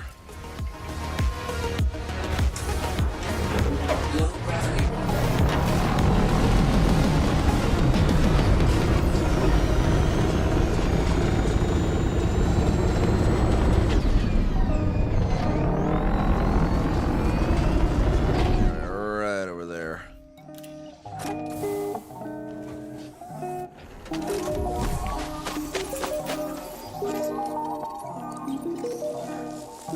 Tussock with a big old turd on top. New codex entry. Tussock capillum, emerald. Tussock capillum confirmed present. Base value 7.03 million. Minimum sample distance 200 meters. First partial sample collected. 200 meters? Maybe, maybe not, I don't know.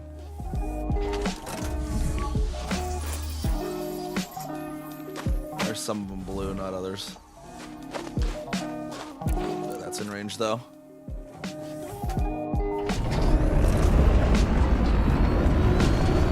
Minimum distance, or rather out of range. You've traveled over 200 meters from previous sample.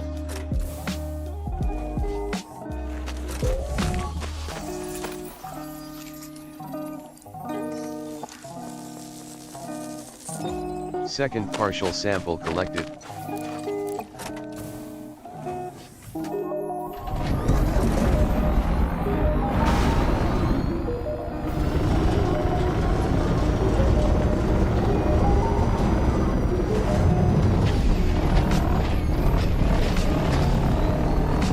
Minimum distance reached.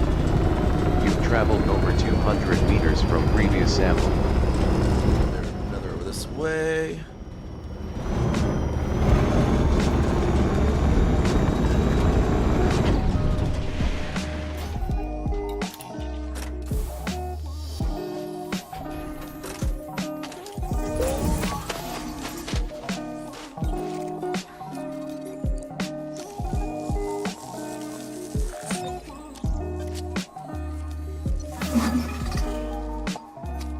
Sample collection complete.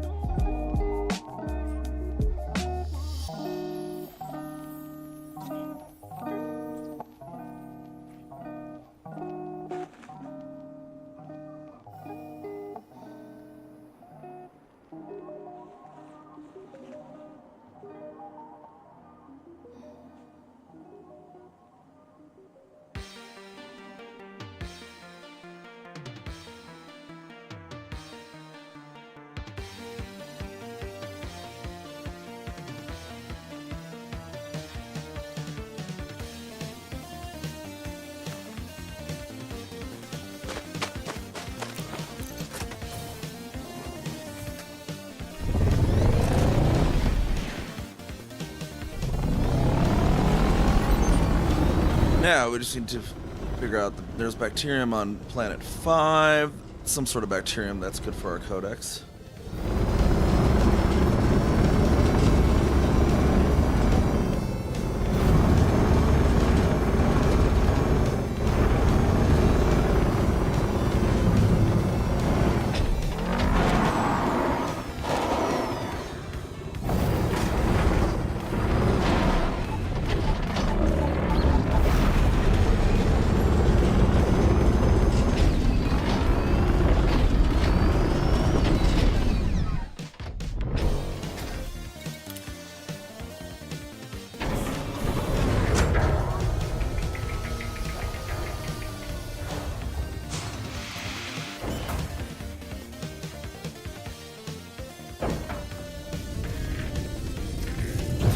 Landing gear retracted.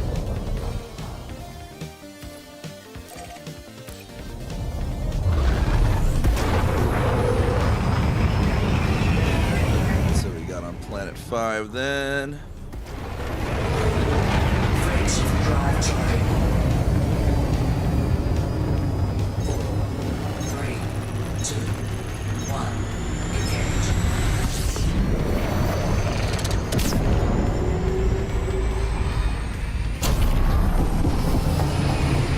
5,000 over this way.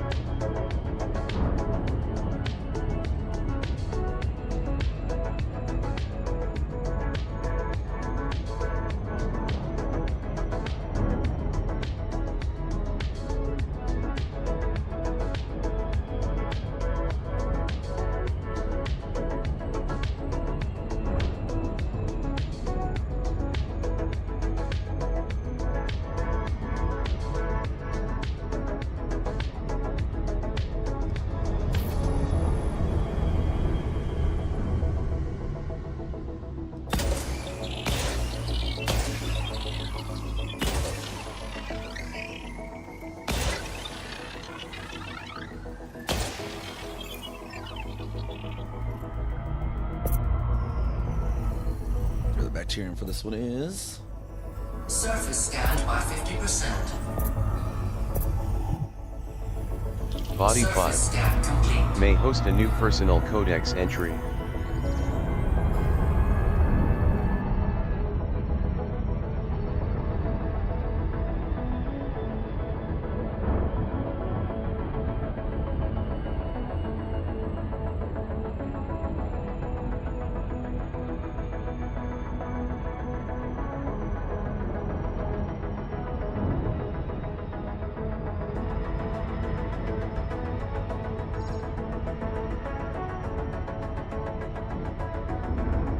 Lowering flight engaged.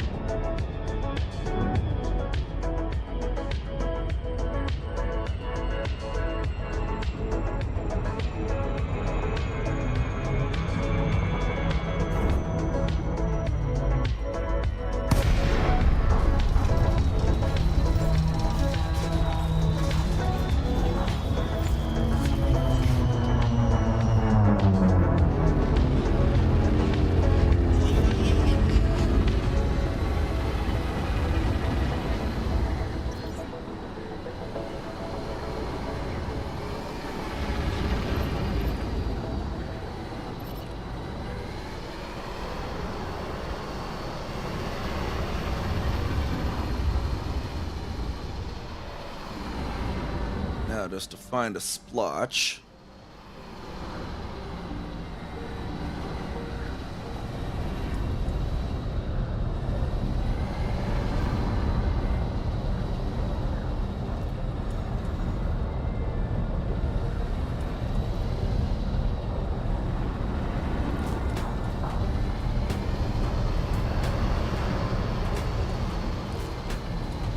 Weirdly splotch free.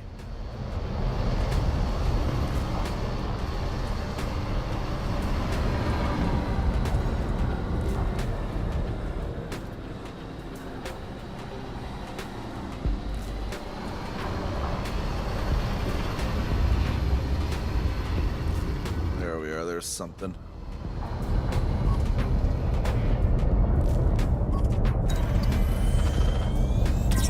New codex entry. Bacteria momentum, aquamarine. Now it's the Bacteria one that's momentum worth some. confirmed present. Base value 4.64 million. Minimum sample distance 500 meters. Gravity deployed.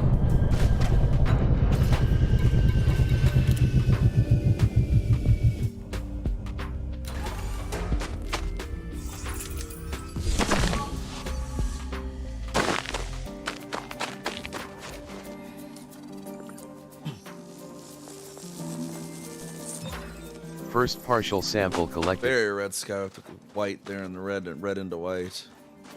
What atmosphere was it? These ones are, you don't see this one very often, but they're really so freaking freaky when you see this atmosphere type, whatever it is.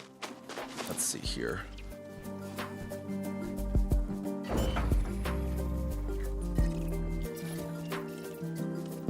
This is the neon atmospheric, yeah.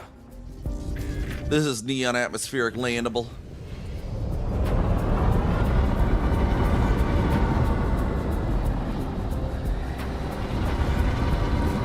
Minimum distance reached. You've traveled over 500 meters from previous sample.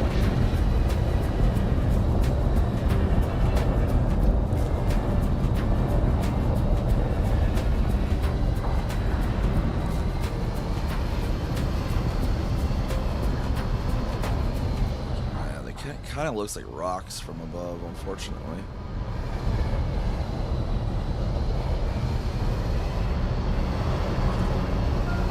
Yes, yeah, like I missed that. And only reason I even saw that was I went over it with the scanner because it looks. What was that? Yeah, because they're kind of like the shape of a rock. It's if you're not really, and almost the same color as the rock scatter.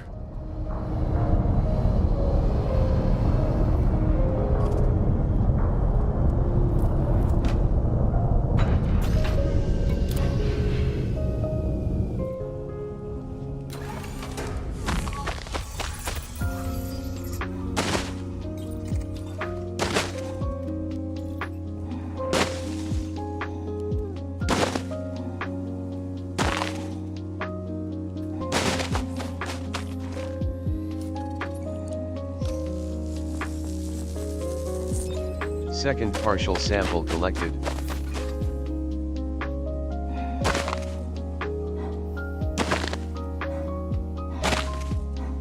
Up back into our ship. Find that third one.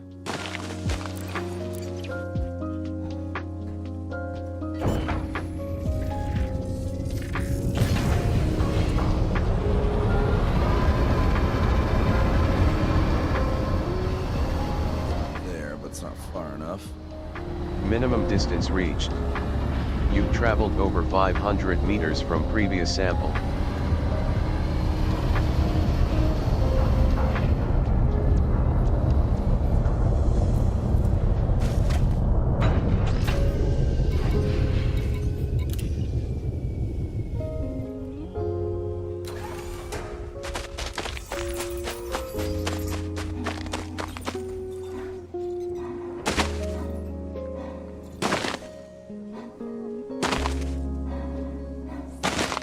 There we go, the rivers. The bacterium that looks like a bunch of river tributaries.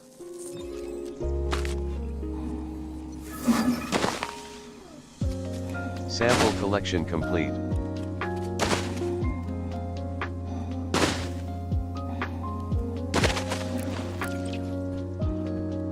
Planet 7 had a possibility as well.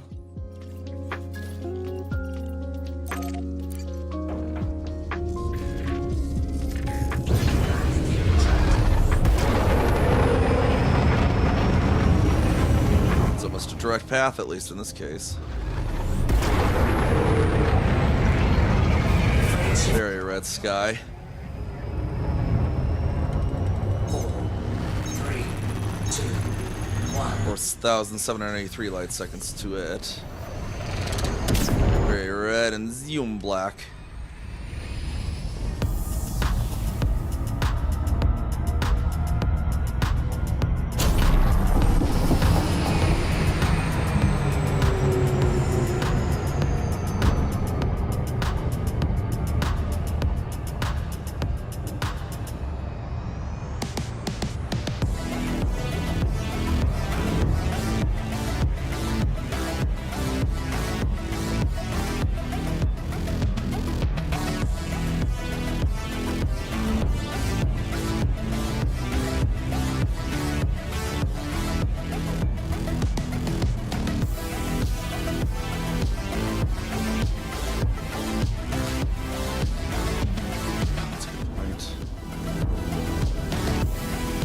Actually move my commander Amelie to Pinel then, because the automate and I need the commander on it.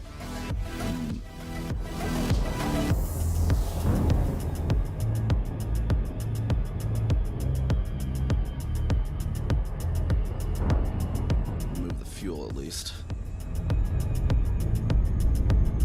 Short enough jumps, I probably don't need to move the fuel till I'm there though, but just in case.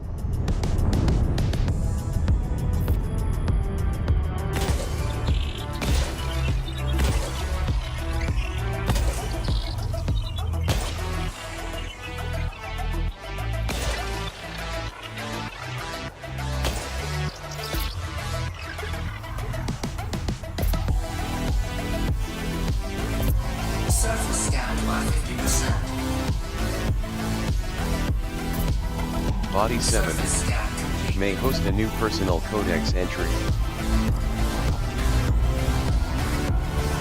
So that's really dark surfaces. Might be one of those ones where it's really hard to find the bacterium.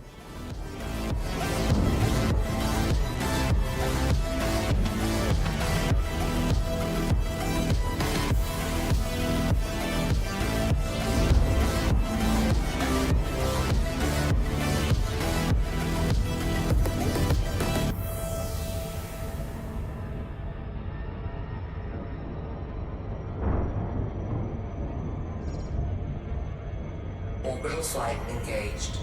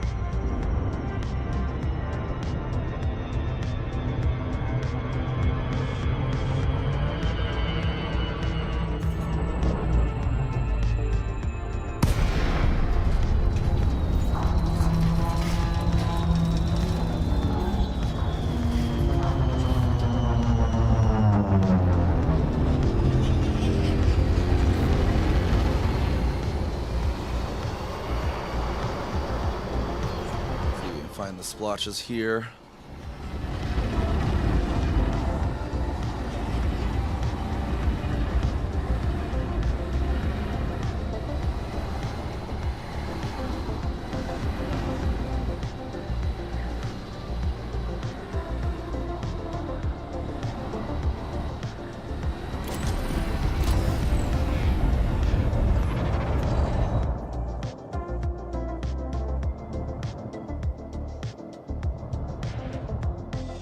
See the splotches though?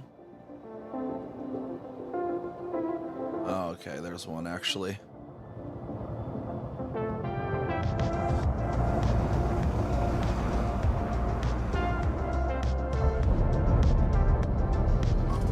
Somewhere in here, there it is.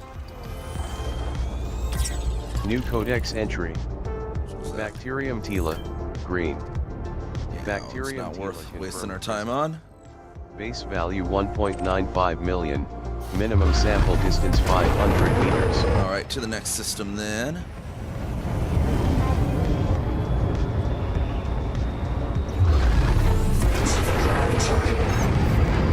It looks like we have actually the above horizon for it anyways.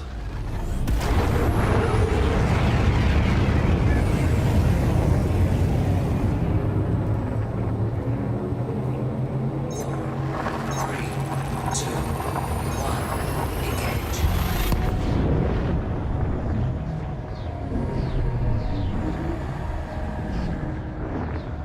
Maybe I shouldn't stop as the system so much, or otherwise we're not going to be able to get to Epsilon Orionis in time. At least for the time of the stream, that is. Fuel scooping. Fuel scoop disengaged. Grab a refill on my drink real quick before we scan this.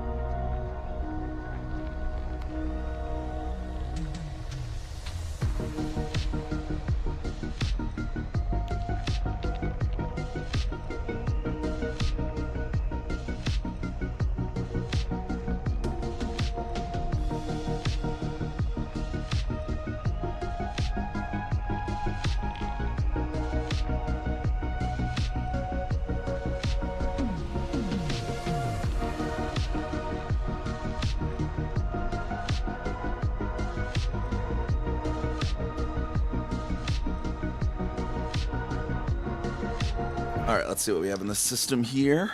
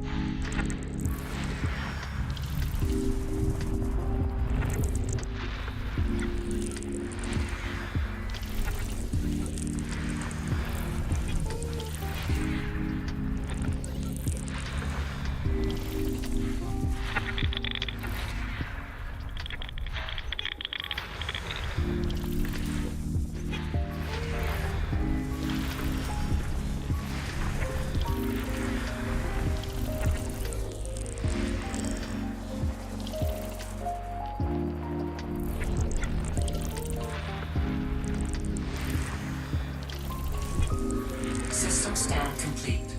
Yeah, nothing particularly special there.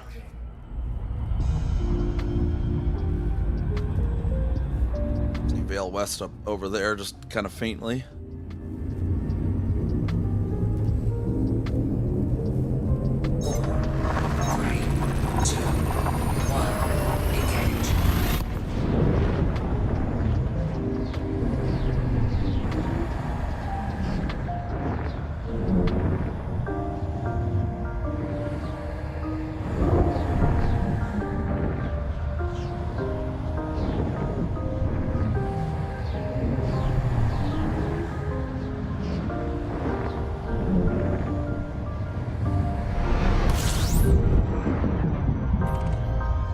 let's see what we get in this system. Fuel scooping. Fuel up as well. Looks like we're kind of on the low end. 45 bodies. Holy crap. That's a lot of bodies.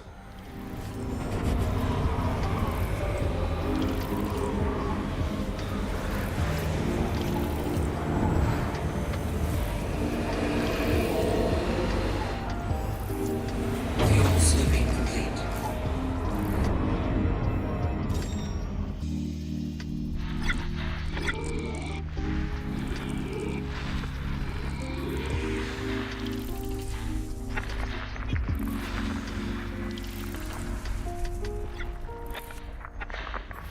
Body 13D. Argon atmospheric landable with life. Body 13F. Argon atmospheric landable with life. Body 13C. Argon atmospheric landable with life. Body 13-6. Argon atmospheric landable with life.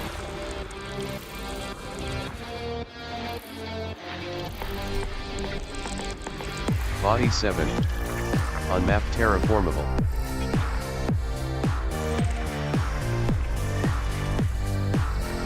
Unmapped terraforming, might as well hit it then.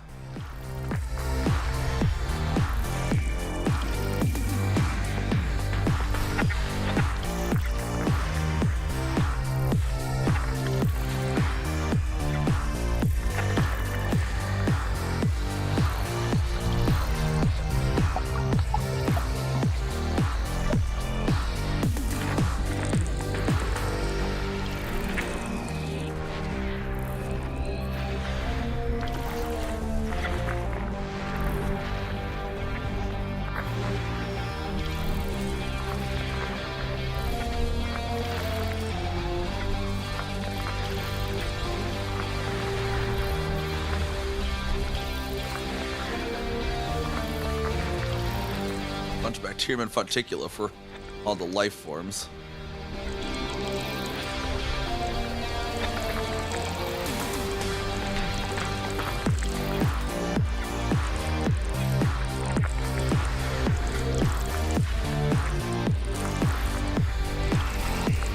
Body 12CA.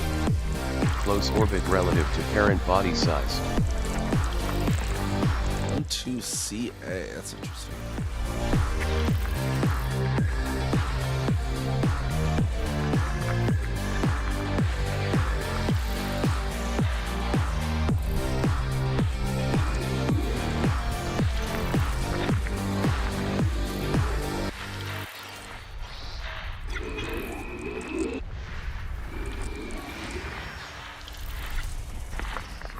System scan complete.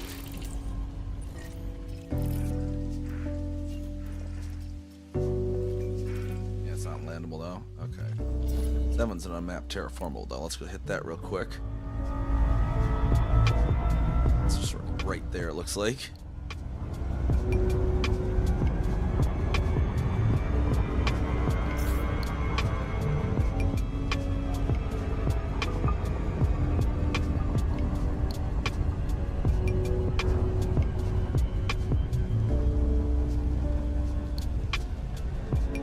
No use in using SEO when it's less than 100 light seconds.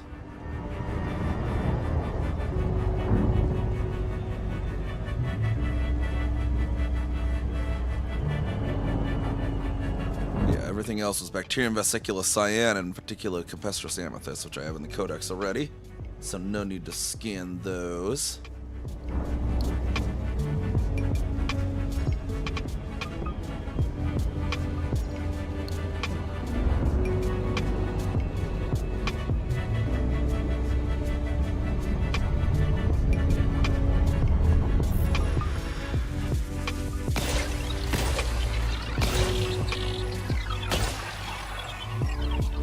Should be a 6 pattern here to just 6 pattern that.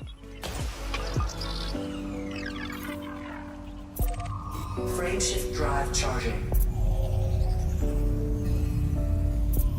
That pattern to finish.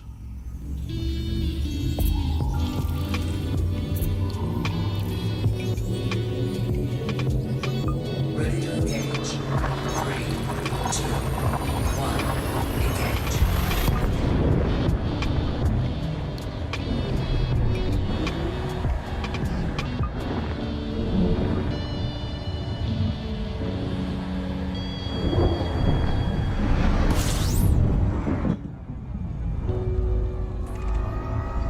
scan on this. Fuel scooping. Next is one on 2082. We got 10 bodies here.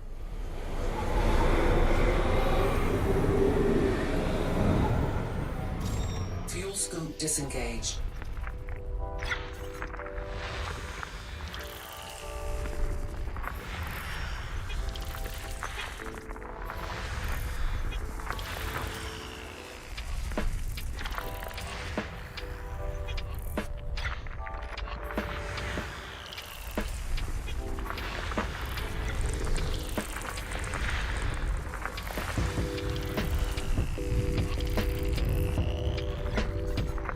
System scan complete.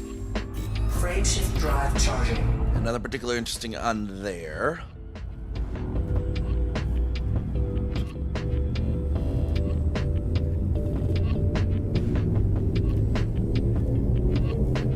Three, two, one.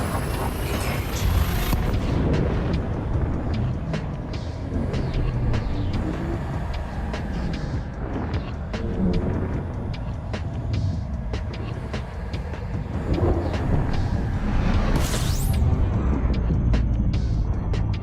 Toggle mode. Our very, very big HEP 102082 here. Which doesn't necessarily look big when you're first looking at it, but then you realize you're 825 light seconds from the center of this thing. This might actually be big enough that we could, Mandalay might be able to, but yeah, no, it's a big boy. I think there's a close planet that orbits from her. Yeah, these two.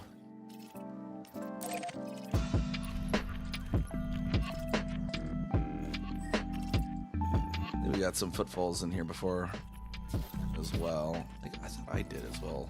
No, Spiro. I know Orange did. So I necessarily didn't. That one's too heavy for footfall, I believe, but go take a look here because I think it has a good view.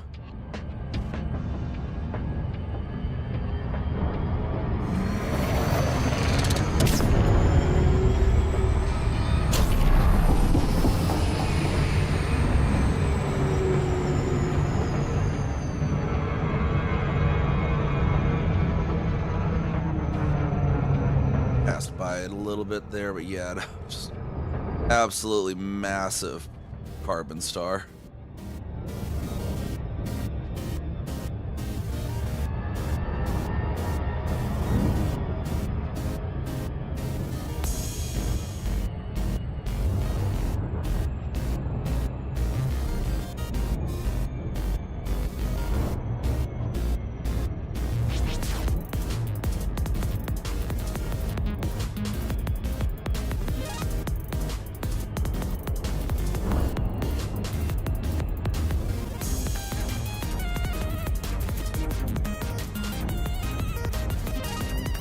Landing here on planet 1. We'll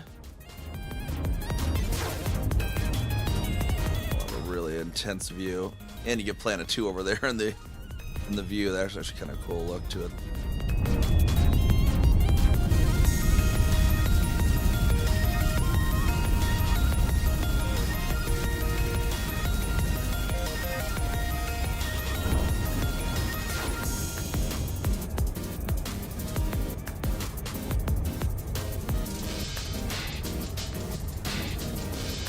Sort of planes, I think would be good.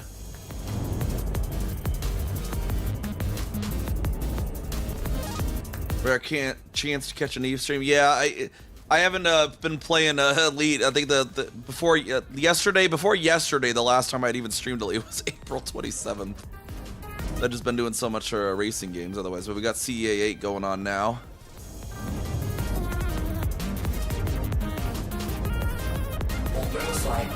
Kind of waiting for operations and otherwise.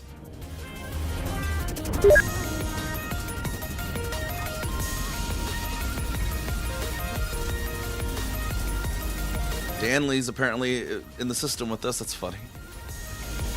I was like, wait. Freed me out. Like, a Cow for All Seasons pops into stream and suddenly my beep beep goes off. Should I be concerned?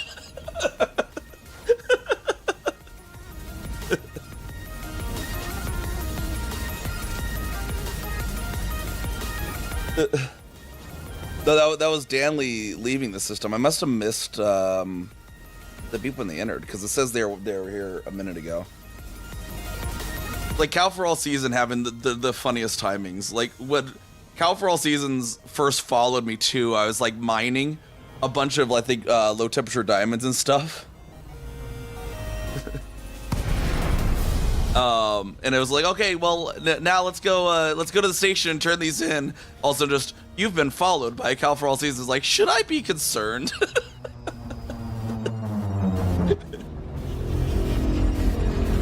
Why are you not on my contacts? You should be. You're just down there. I've just had enough people since I saw you last, because of the second mass jump that you weren't at.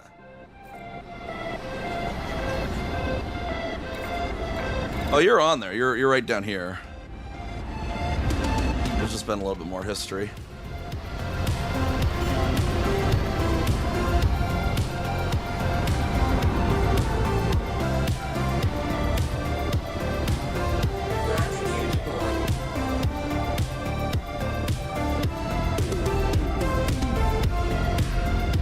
Landing right here. We got 2.87, so we gotta be real careful on the downward.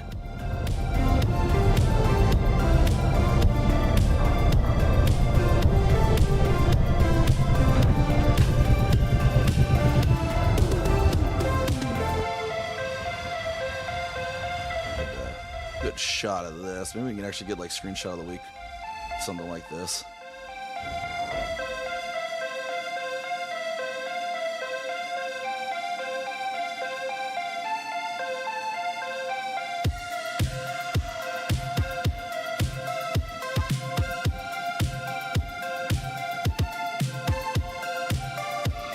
Get that in with the like the vaporwave vibes we got going on.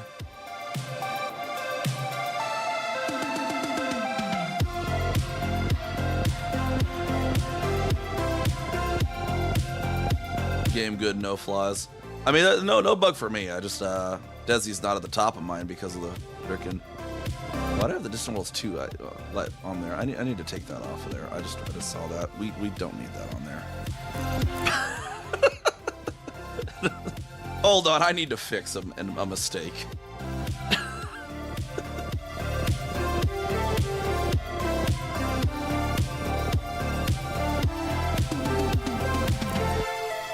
Not social. Livery.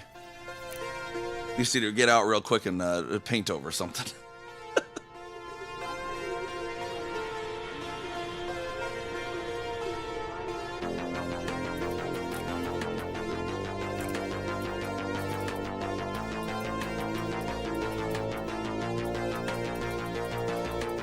Triple elite there, maybe?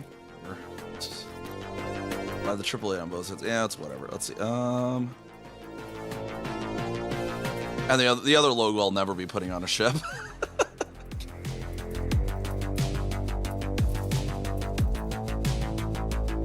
Just put the Torball one over there. Let's add some other one, that'd be good. Why is the power play rank just a circle? What's going on here? What the hell?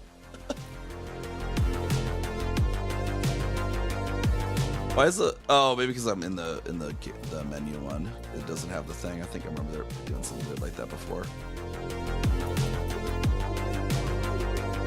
Geez, 2.8G, it warns me. Yeah, the HIP 102.082, yeah. Oh, are you at HIP 102.082 as well then?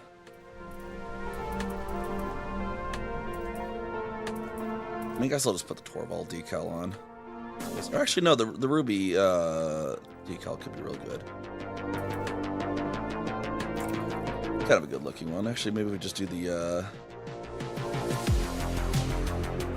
do it in silver. That complements the ship very well. Okay. No distant worlds decals allowed on my ships anymore.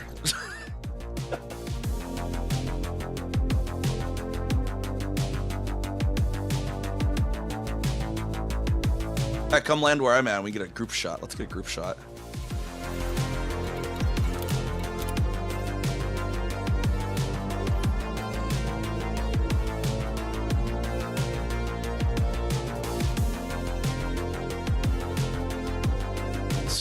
Alright, the Distant Worlds 2 decal on this ship before they burned me, so.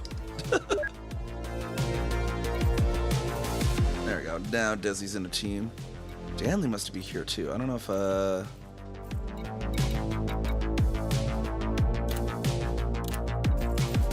get Danley in for a group shot.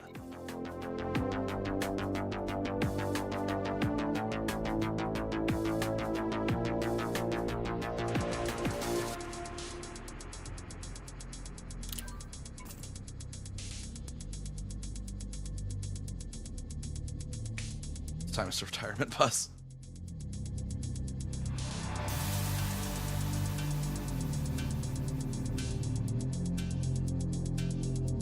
God, that would have been the funniest like satire for me to do at the start of C. I'd be like one of our carriers, what we're gonna do is we're gonna have it fly all the way to Colonia and then back, and then just for no reason.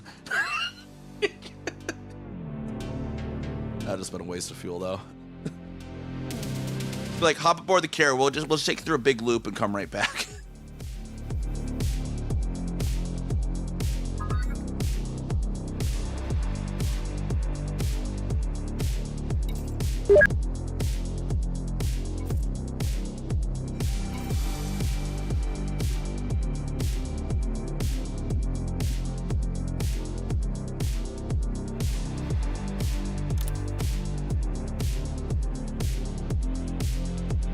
Weird folks to Colonial only for a fight. Pretty well spent. See, that's the thing. I had a fight in Colonia in Open, and Distant Worlds took issue with that. Not even a gank, just one with a friend in Open. That one of their mods had even specifically authorized. I even cleared it specifically just in advance. I was just like, FYI, we'll do this in Open. You know, it's just fine if it's just, you know, a little pre-setup, whatever, and one of their mods was fine, but then one of their other mods 3 weeks later took huge issue with it, conveniently like 30 minutes after they were lurking my channel and I said I was bored of Distant Worlds. Conveniently. Just completely coincidental timing, right? See, it's banned in FleetCom, but I wasn't even in FleetCom. I went in Open. I was in Open. And then they decided, nah, Open's not allowed either, apparently.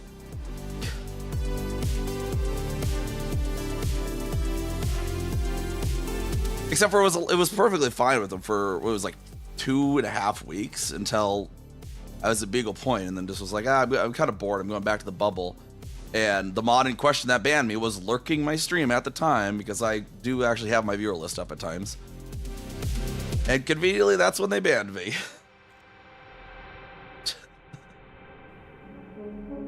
We got Desi in the instance. Like, wingmate targeting button's not working. No, it's definitely not that stick. Like, they work sometimes and not others. That's what's weird about it. Desi's here. Yep. Careful on the landing. Well, you should be decent-ish on the landing with the, if you have the high G thrusters on that thing. Yeah. It's actually not. It wasn't actually too bad with the Corsair either, honestly. It actually almost didn't even feel like it was high G for me.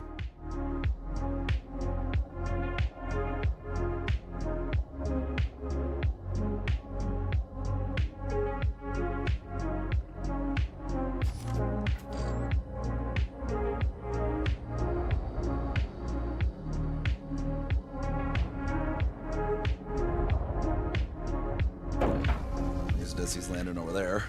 Get like lined up for the thing.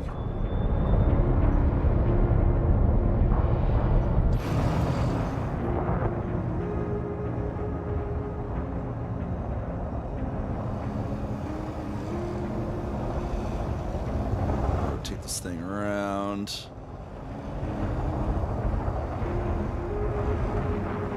We're all rotating around apparently.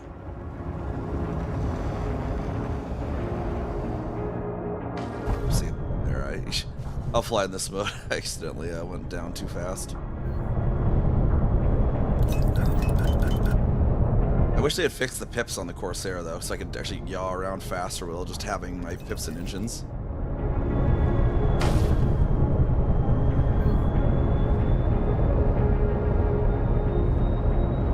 Be get out, can you even jump? Make sure you keep your throttle when you leave the big, because really leaving the surface is the more dangerous part of the high Gs. Make sure that you always are keeping a throttle constantly away from the planet.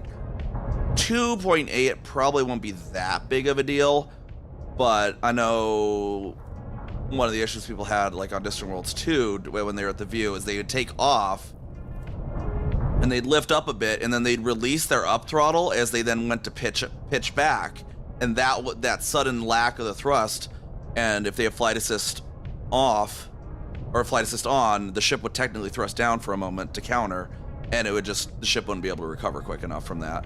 So that's the big one. Always just make sure you're keeping thrust away from planet. What I like to do on high Gs is I'll take off and I'll just keep pushing up, and then I'll boost and then pitch while I'm still, until I get yawed back.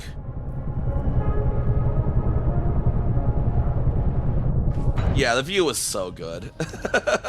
I just, that was like still my favorite part of Distant Worlds 2, was just sitting there watching anacondas just come into their death. I don't know if Danley's coming back for, they seem to be going even further towards out Deneb. They're at Deneb right now, so I think it's just us. Let me get a good angle here for what would be a good shot.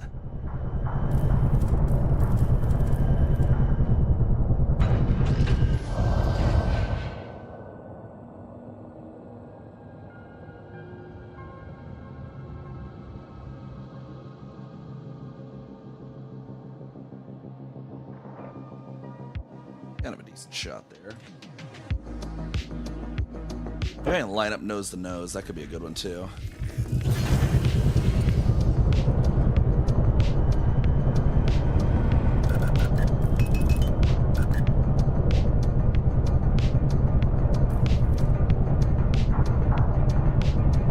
But y'all around eventually someday in the Corsair.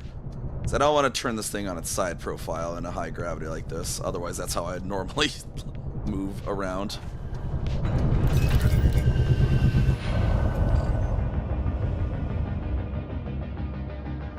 That kind of works.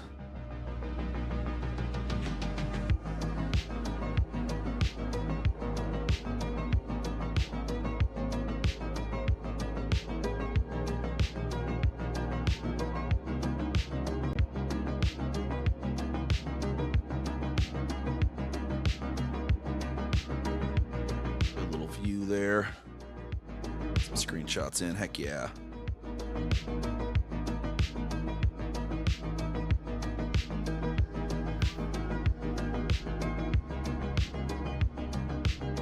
And make sure the screenshots were catching your overlays, yeah.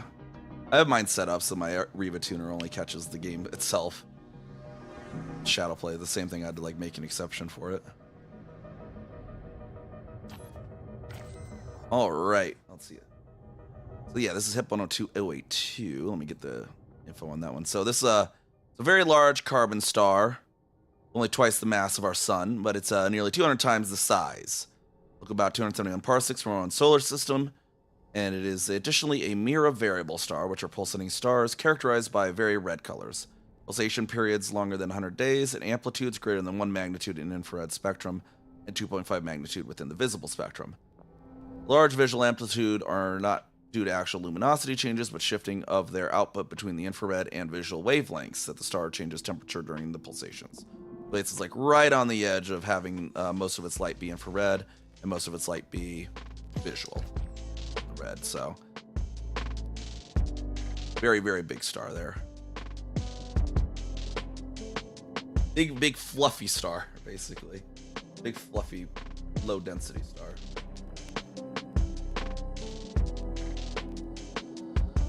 Let's see, I think Alpha Cygni wasn't too far. How far is it? I mean, 226 jumps, that's only like 3.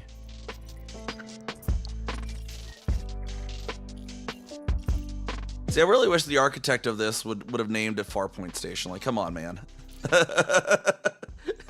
Like, come on, man. I don't know if I'll swing by Alpha. Volkov is going to be our next one. In the cluster, at least. 19 that way, okay. NGC 1333 cluster is where we're going next.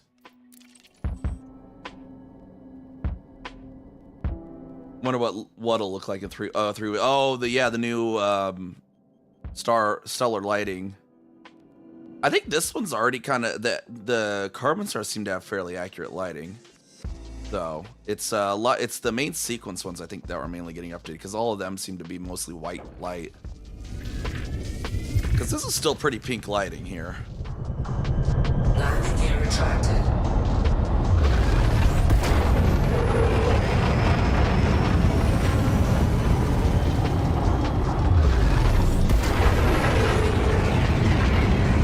Oh, good, and it's just my next waypoint is just slightly invisible or off the edge of the star.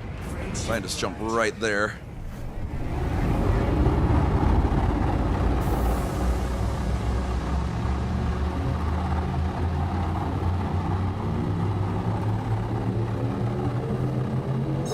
Little chill tanks bounce off the planet. Yeah.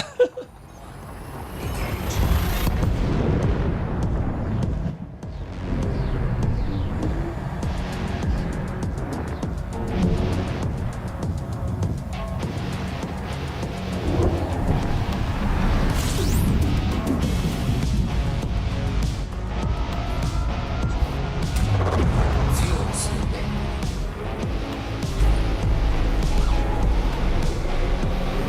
Let's see, we got 9 bodies in this one. Fuel scoop disengaged.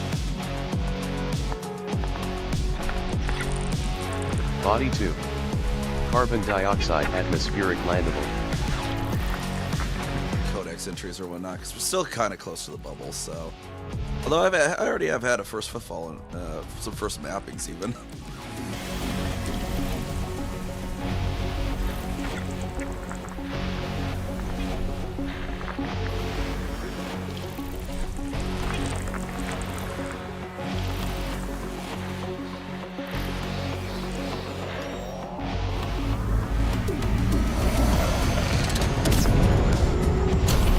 Start for a second to grab those other ones.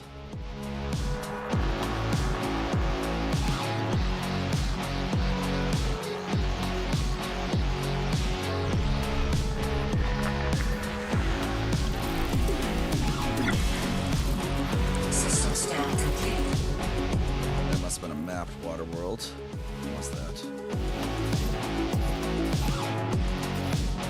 Yeah, see, it's already mapped, so. Frameshift drive charging.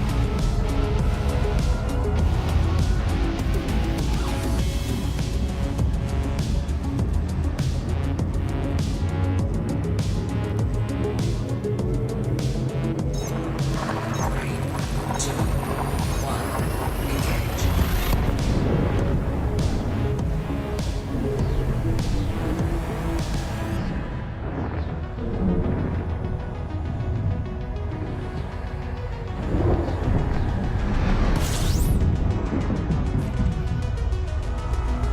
Let's see if we get any on the interim to the cluster.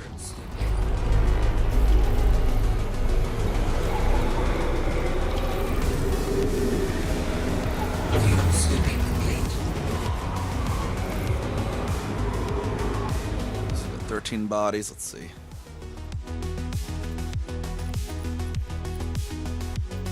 Not there's really much room for potential interesting here though, but might as well. At the very least. That's why I was kind of confused that Bernard's Loop was behind your jump targets. Oh? What? I mean, I know Epsilon Orialis is on the slight far end of it, Bernard's Loop, and hopefully for most, I haven't heard any issues. Most of the expeditors, we should be around the stupid routing issue area. If anyone needs tellurium for their SUV, though, you might have to go into that area.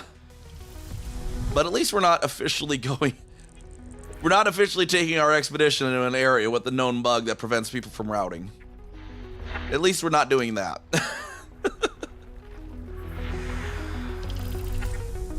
Which I would love to be able to do an area in there. But like at the same time, like that's just frustrating for people. Like, Frameshift drive because charging. it's such a great area and everything. Hey, Puzzle, how's it going? What were you getting up to today? You were doing something special today, I remember correctly, right? You were like at somewhere or something. 3, 2, 1, engage.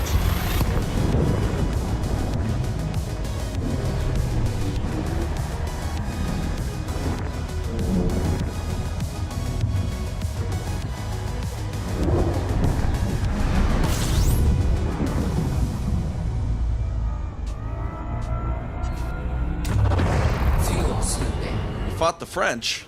Wait, what's going on? You were at a battle against the French today?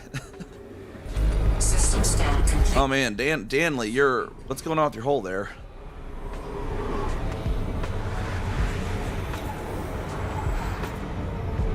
Not sure what's going on with Danley over there. Frameshift drive charging.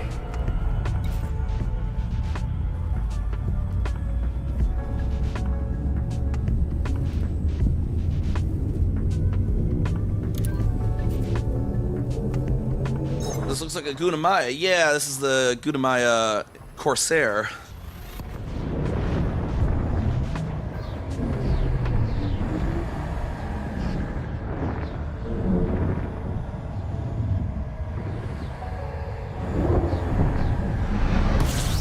Pokemon ZA. Okay.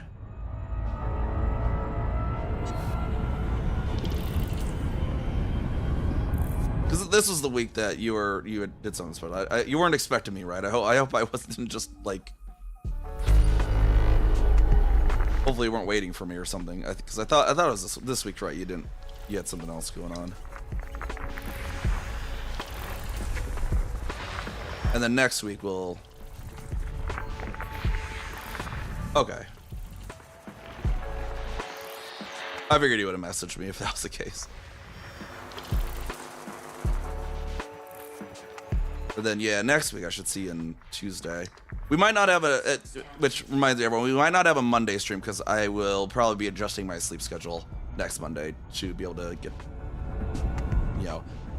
to Minneapolis and back in a reasonable amount of time, waking hours. Frameshift drive charging. God, hopefully I can fit that in my budget easily enough. I think I can get some extra holiday pay this next paycheck. 3, 2, 1, engage. We're not seeing me. Oh yeah, seeing me as a ping because when we're doing the puzzle. Yeah, because it's usually just easiest to throw Fuji Tech up rather than trying to do all the finagling of sharing the cameras through Twitch stream together and all that nonsense, which I have done with people. I've done that with like Rain Man games when we've collabed with Rain Man and had, Rain Man's actual camera shown on mine and my avatar shown on his, vice versa. It's just really complicated to set up, and it's just not really worth the amount of effort. So we usually just do the pings. I should do my stick figure ping at some point. There was another VTuber that was doing like for charity, I think, or something. They were doing like drawings, like horrible because they can't really draw. They're doing these like horrible stick figure drawings. So I got one, and then after I got it, I was like, so I'm gonna make this a ping tuber, and he's like, oh God, no, please don't. I'm like, too late. So I'm like.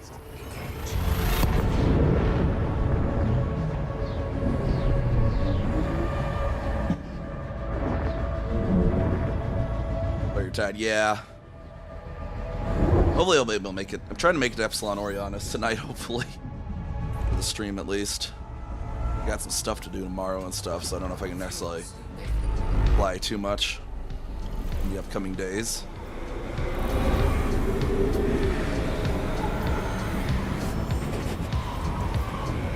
It's all filled up.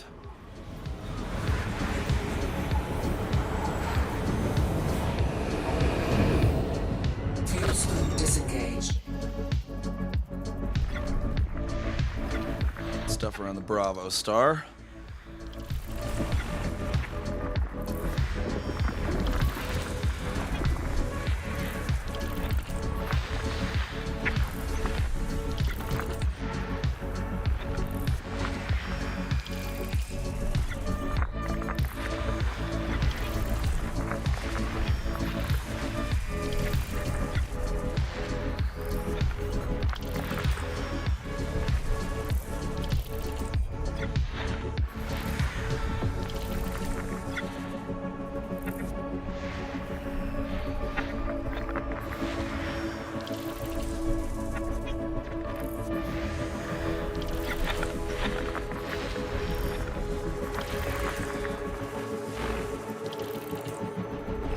bodies over here.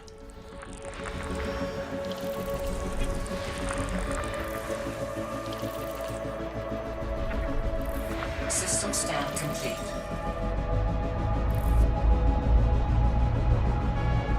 Frameshift drive charging.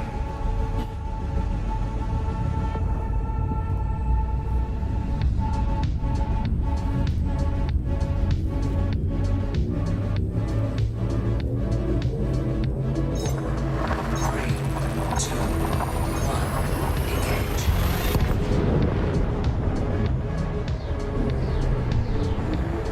The system.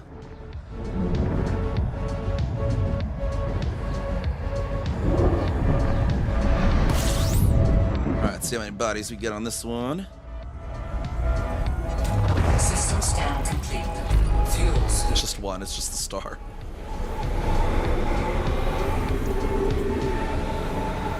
Fuel scooping complete. Frameshift drive charging.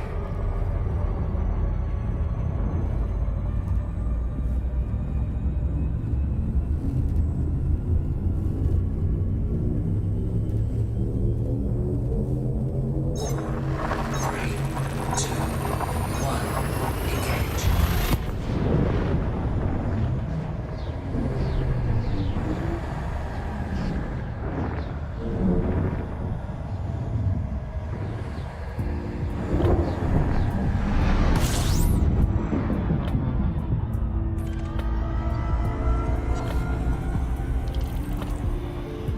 Alright, and 4 bodies on this one. Let's see if there's anything interesting.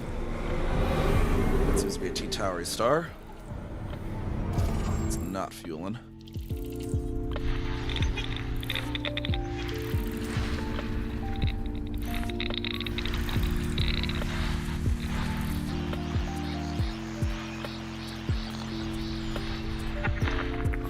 System scan complete.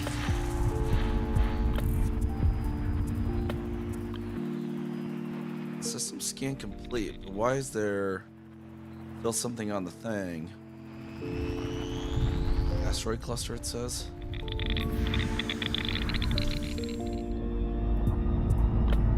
Frameshift drive charging. Asteroid clusters then, apparently.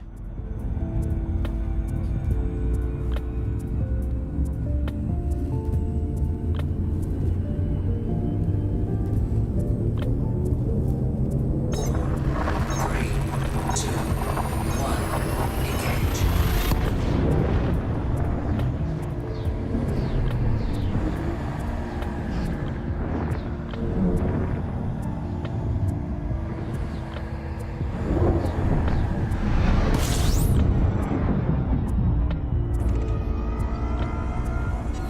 System scan complete. Fuel scooping. Just the star here.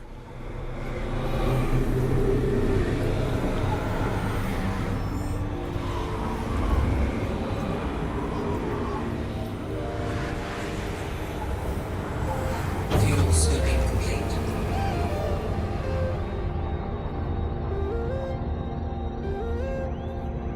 What sports ball are we talking about here? Frameshift drive charging. What in the world? It's even. What was that sentence?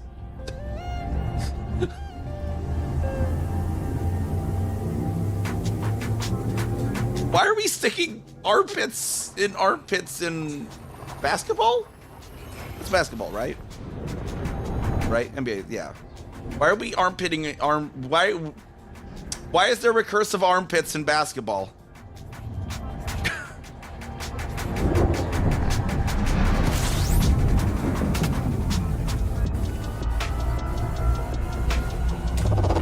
Fuel scooping.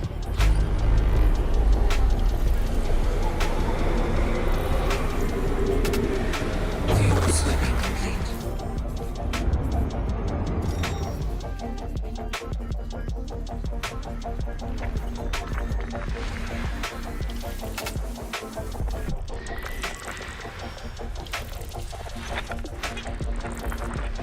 Like, is there like a tactic to get them to stop dribbling where you just reach up and tickle their armpit or some shit?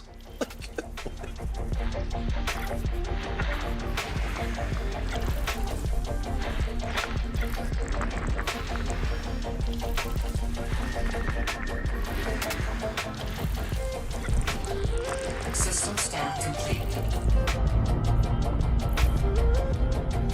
Frameshift drive charging. I have no context of what's even happening.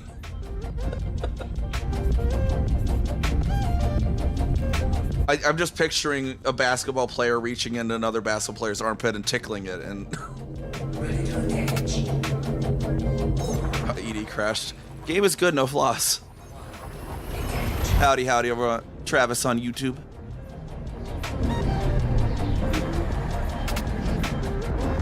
Ed crashed. Well, you're suddenly not in the wing, so you seem to have crashed. Unless you left the wing before the crash, but I thought you were in there a moment ago.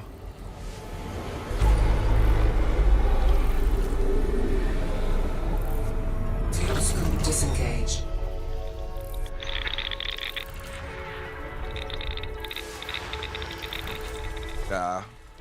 Braben crash.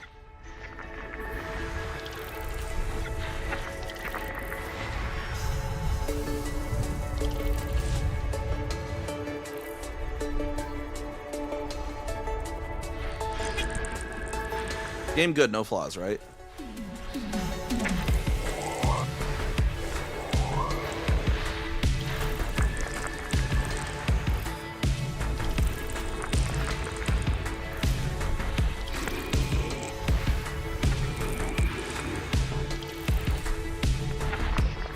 Body 8A.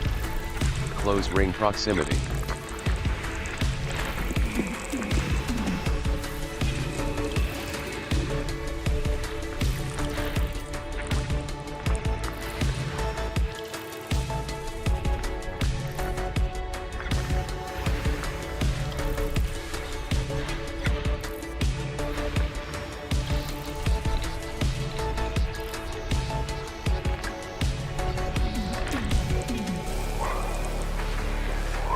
Shine of some sort here.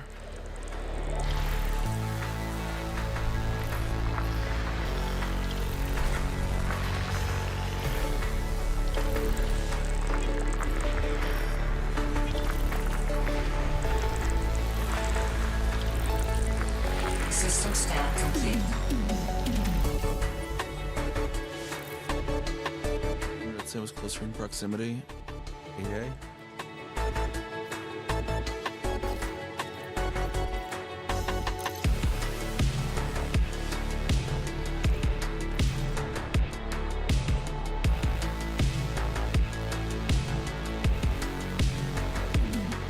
Oh, that might be a really good view. Yeah, let's take a look at that.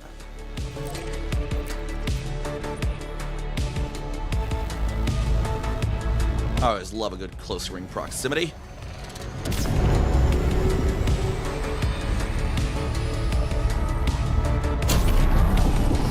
Thanks for a great wallpaper generator.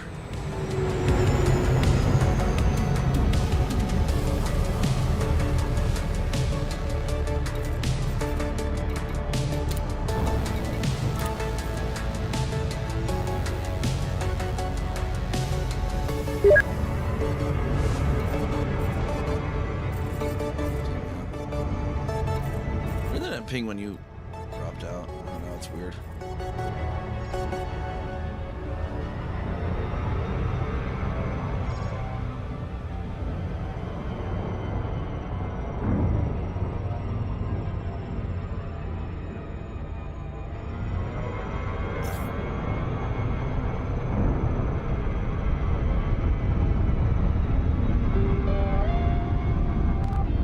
Very yellow gas giant as well.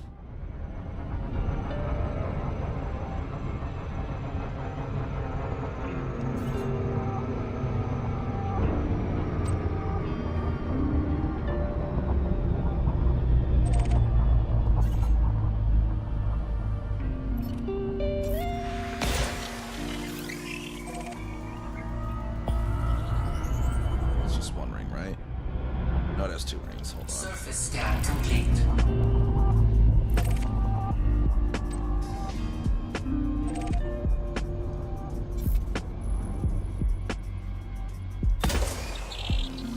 Grab both rings.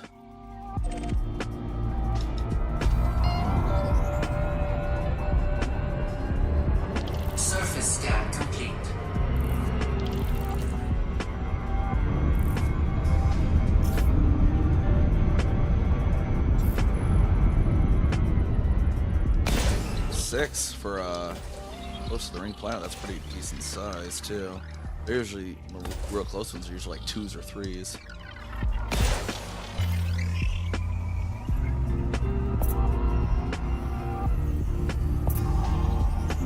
Surface scanned by 50%. Surface scan complete.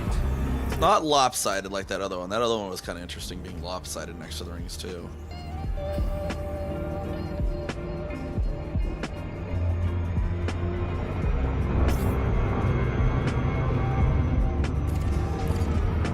These fumaroles and geysers. Okay.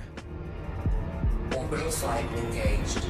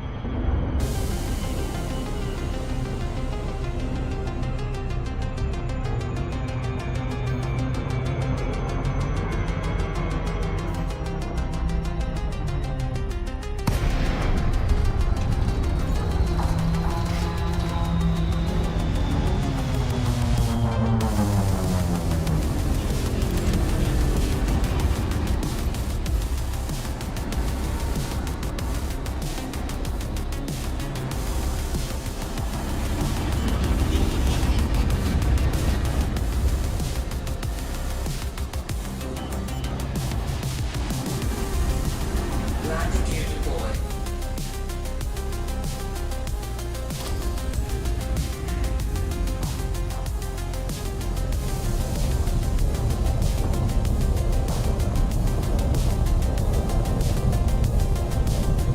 There we go. Heck of a view.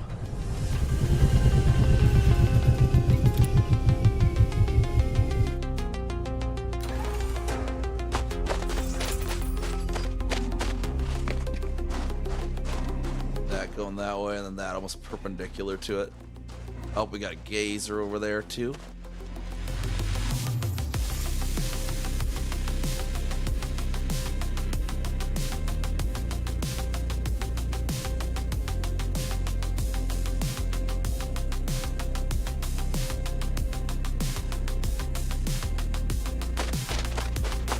Go scan that geyser.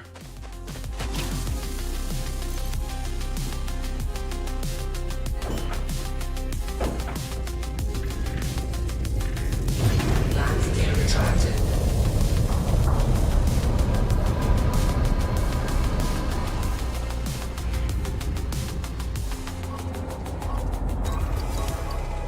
Get ourselves a ship wash in here.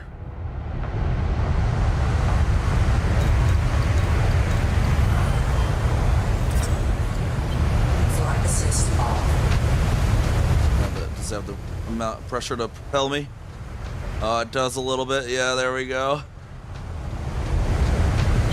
Flight assist on.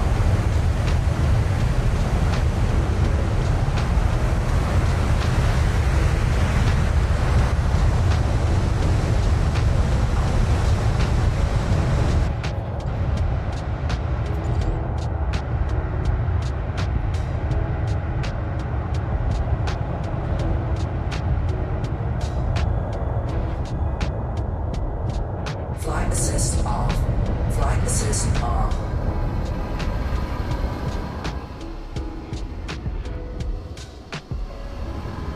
A whole bunch of them around here too.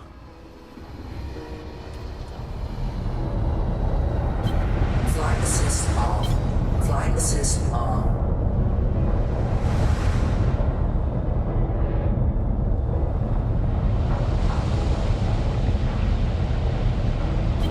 Flight assist off.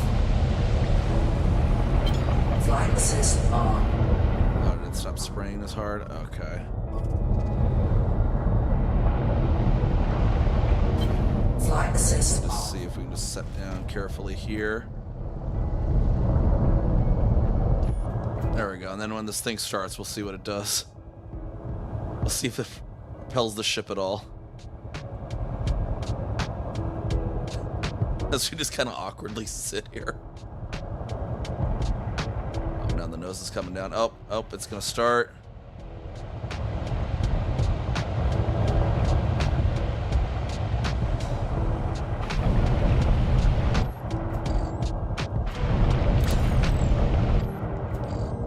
Maybe it's gonna start. I don't know.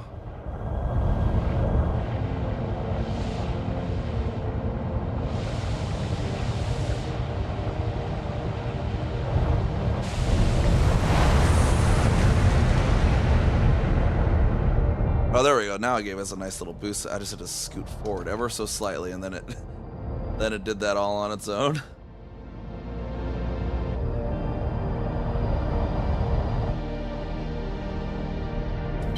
Flight assist on. Oh, it rolling us too, apparently.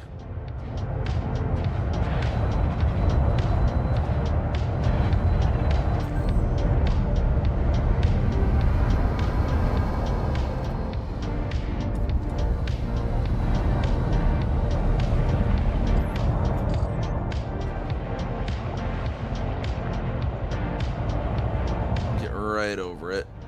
Set down on as best we can. Right over it.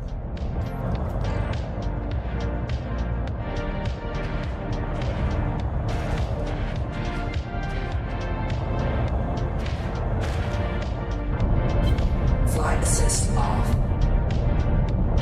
Flight assist on. Flight assist off. Flight assist on. Flight assist. Alright, let's see how this does this time when it starts.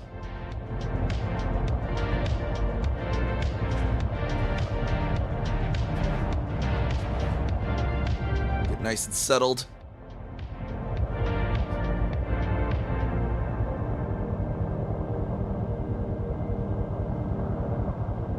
Bird of the geyser, give me your wisdom.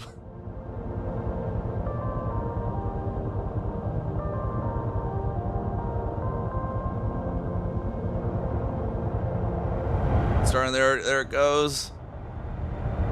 Oh, it's doing it. It's got some lift and power.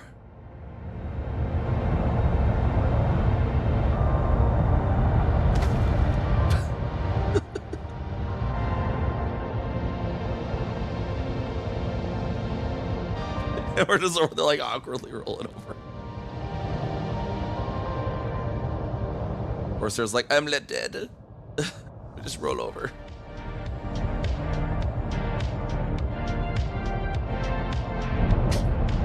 Flight assist on. All right.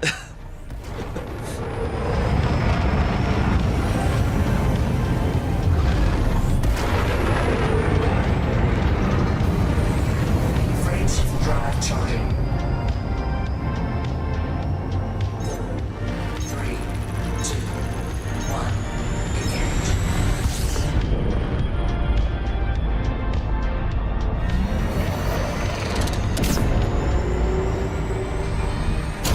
Frameshift drive charging.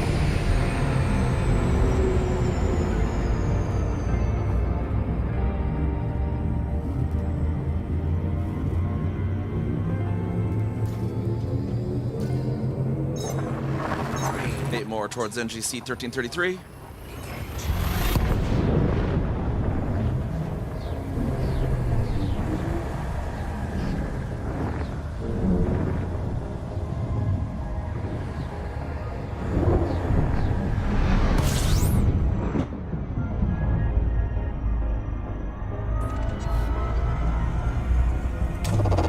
Fuel slipping.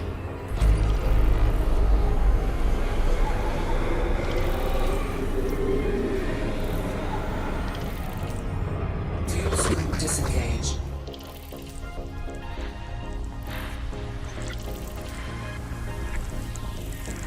Body 3A. Sulfur dioxide atmospheric landable with glide. May host a new personal codex entry.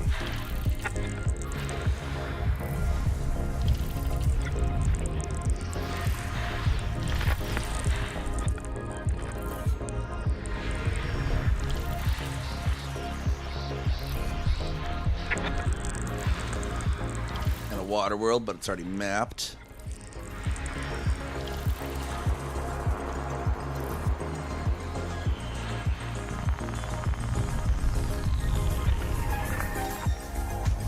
we'll just whatever.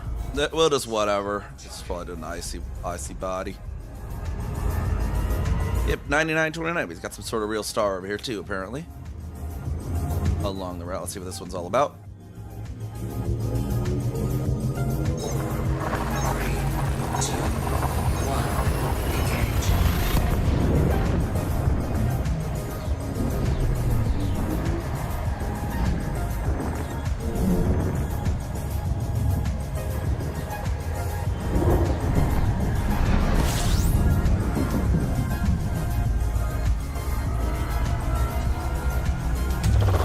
Fuel scooping. 11 bodies in this system. Let's see what they're about. Gas giant. No, Waterworld?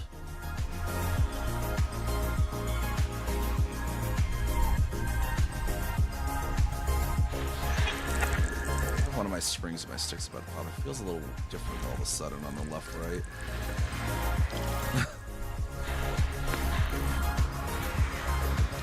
Mapped one though.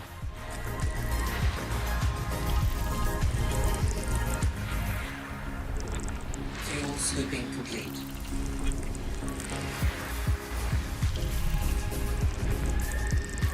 I don't know if I've ever had the left-right spring pop now that I think about it. It's always been the forward-back spring for me.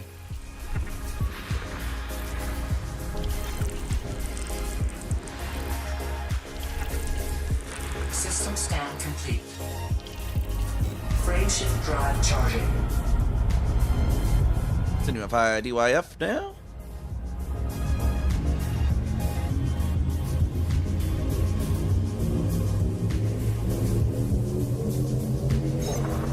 Three, two, one, engage.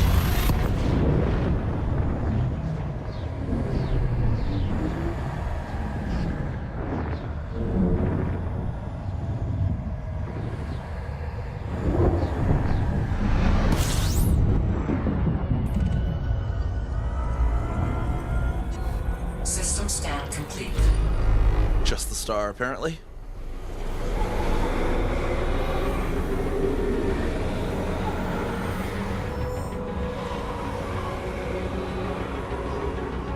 Frame shift drive charging.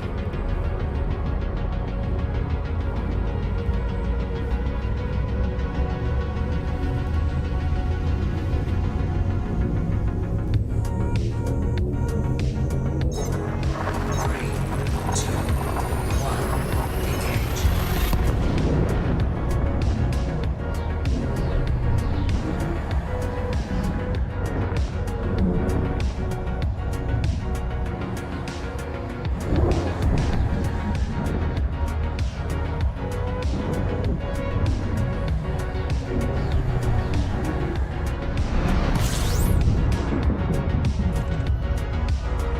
What do we got here? Fuel scooping. System scan. There's two bodies, apparently.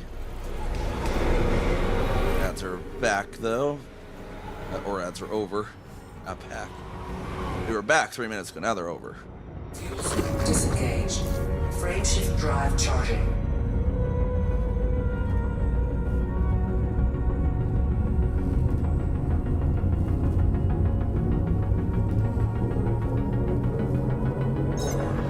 Three, two, one, engage.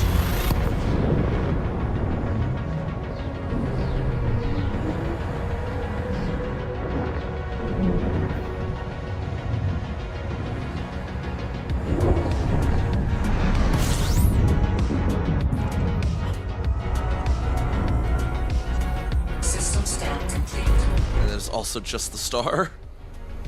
Oh, we got a MGC 1333 sector procedurally generated star here, so we're getting close for sure.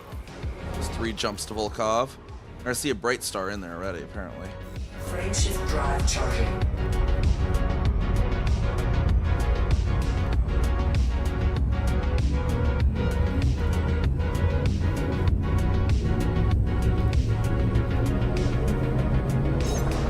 Three, two, one, engage.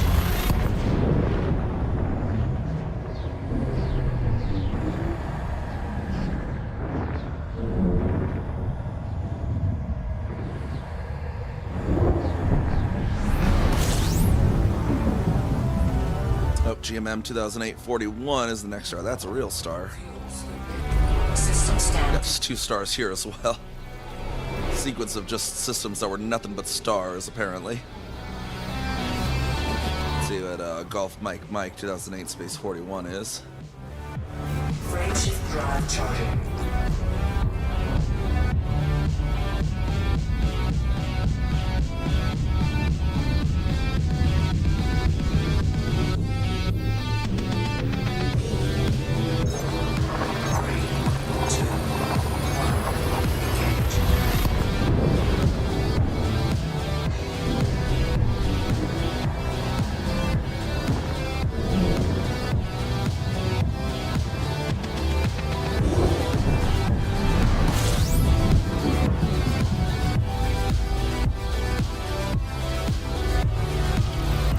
See what we got here in Golf Mike. Fuels. 33 bodies. Fuel disengaged.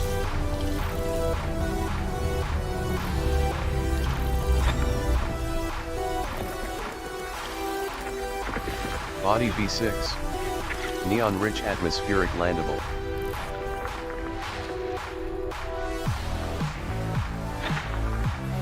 Body B2. Neon atmospheric landable with glide. May host a new personal codex entry. There's a bacterium type on these planets Neon that atmospheric landable. Body B4. I need, apparently, for the Neon codex. atmospheric landable with glide. May host a new personal codex entry. Body B5. Neon atmospheric landable with glide. May host a new personal codex entry.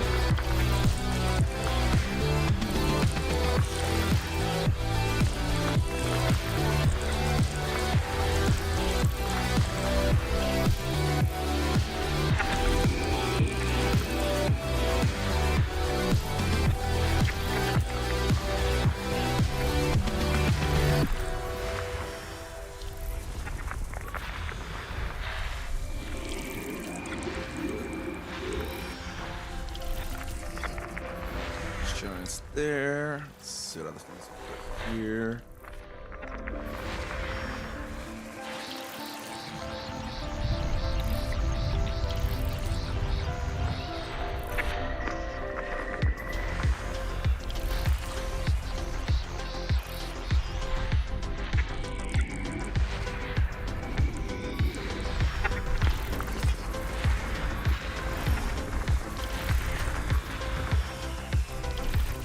Bunch of icy bodies for sure. So one has bacterium AC's magenta and one has bacterium AC's white. Or 2 of them have bacterium AC's white, but we only need to stop at 2 of them. Bravo 2. Bravo 4 or 5. Bravo 2 we need, and then Bravo 4 we'll need.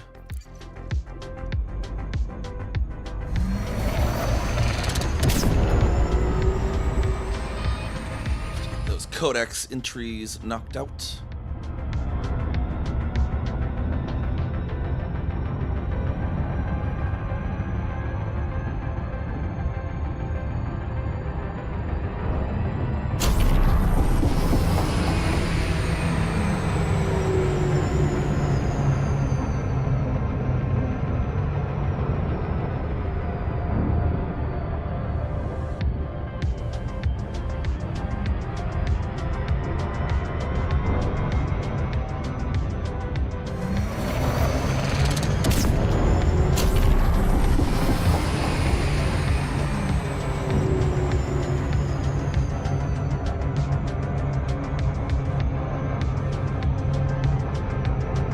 There, that 7-second mark.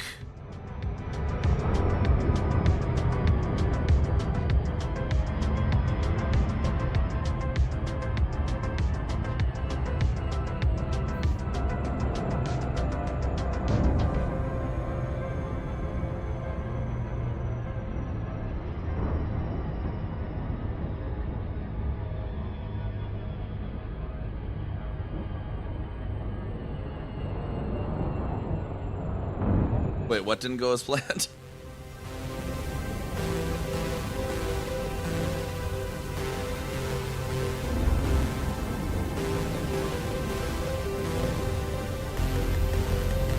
Oh, the NBA game.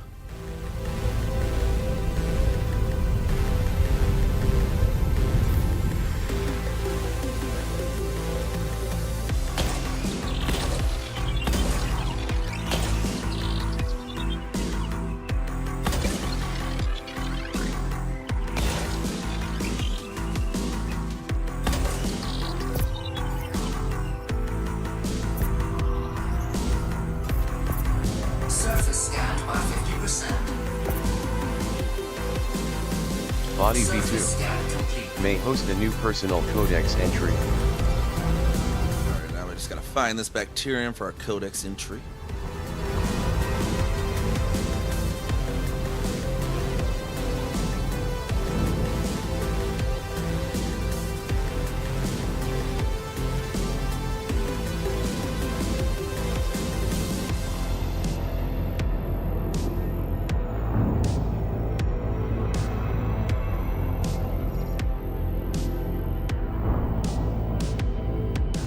Orbital flight engaged.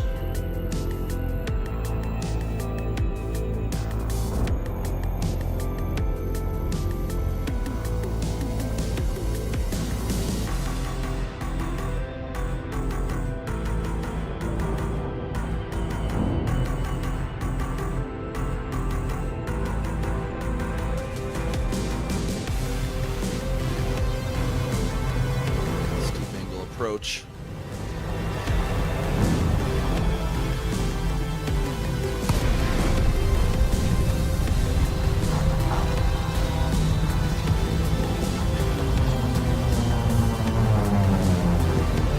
That's a very reflective surface there. Super reflective. Very purple and yellow on brand though. The atmosphere is like purple and yellow.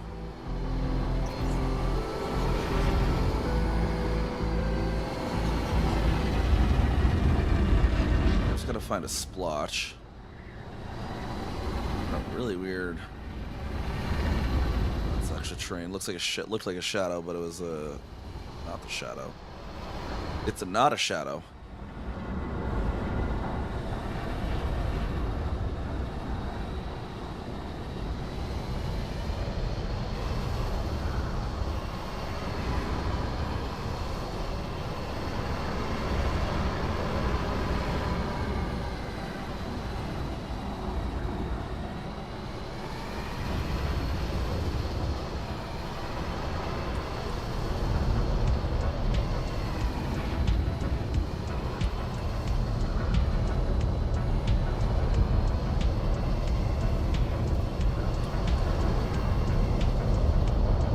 Bright reflective bit out of the face.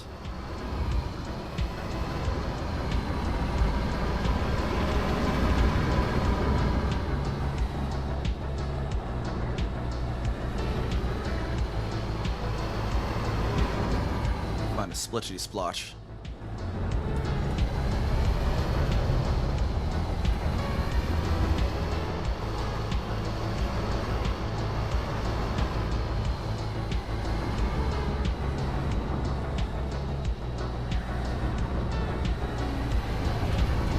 I am not seeing splotches.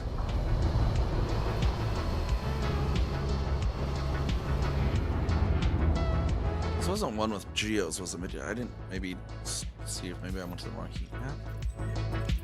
Yes.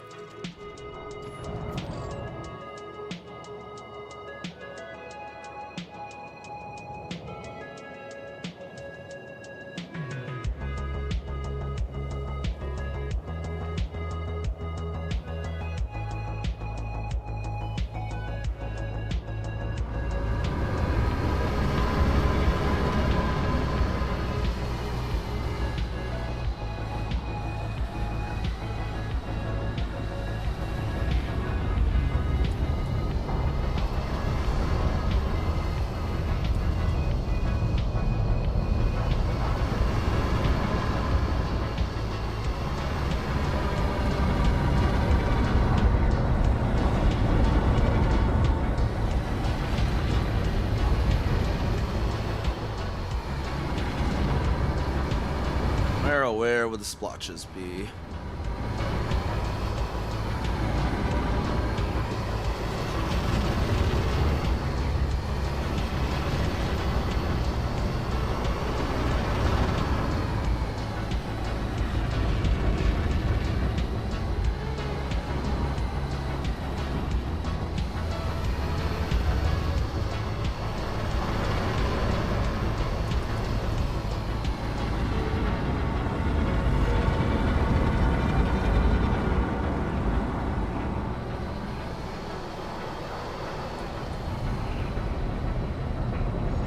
seeing any splotches.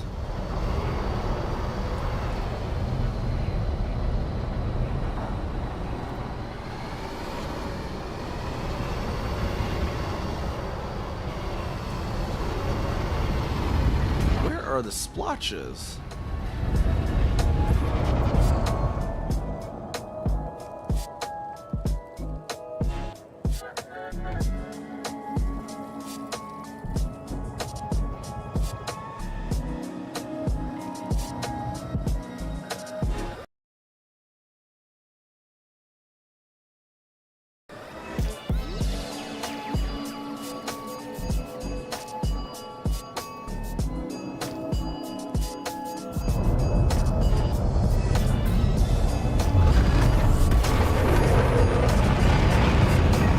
I am not seeing any splotches on this ground.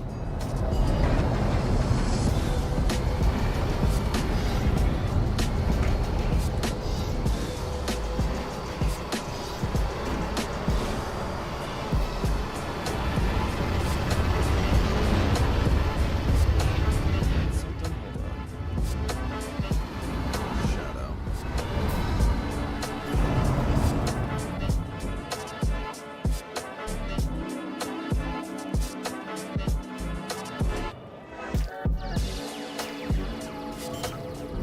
That is really blending. Let me see if the scan tool will pop up anything. Landing gear deployed.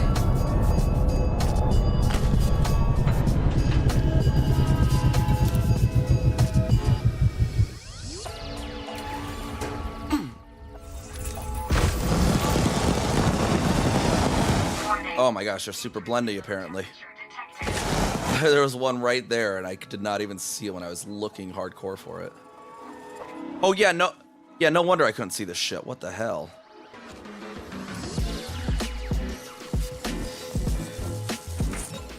New Do codex that to get the entry. codex. I don't care to find two more. Magenta. Only 1 million. Bacterium aces confirmed present. Base value 1 million. Minimum sample distance 500 meters. Now planet 4. we First need to grab partial one more. sample collected.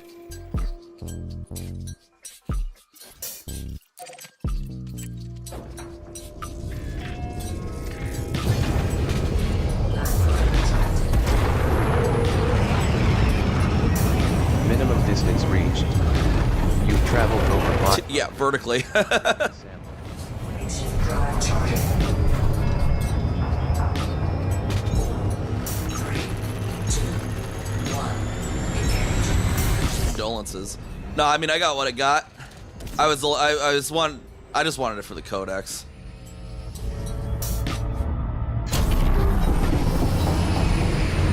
Oh, for the next condolences to Desi.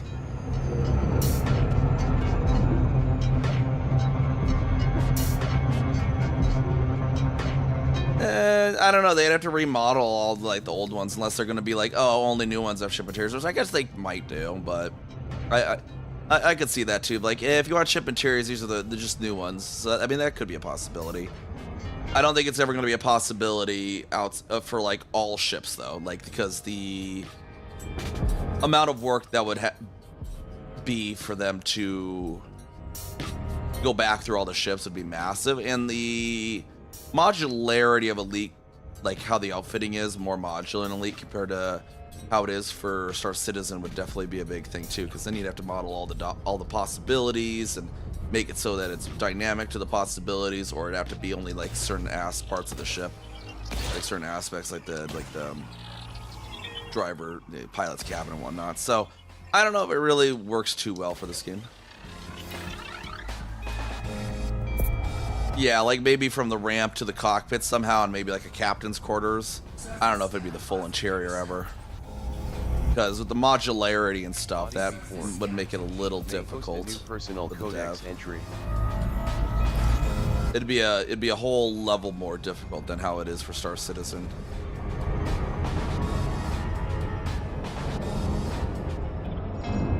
And I don't think you get players that would be unsatisfied if it was either not the whole ship or not every ship. You know, so I think the FDev would probably just end up avoiding it. Just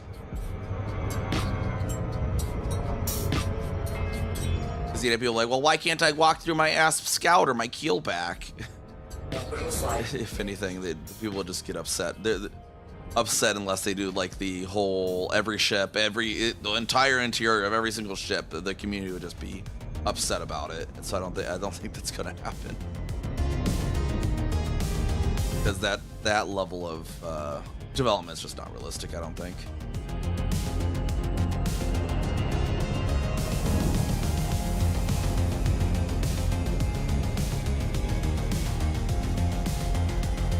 Walking around in like the bridge though would be kind of cool, I guess. But that like being able to just stand up and maybe from your seat and get a view out the window or something before you disembark.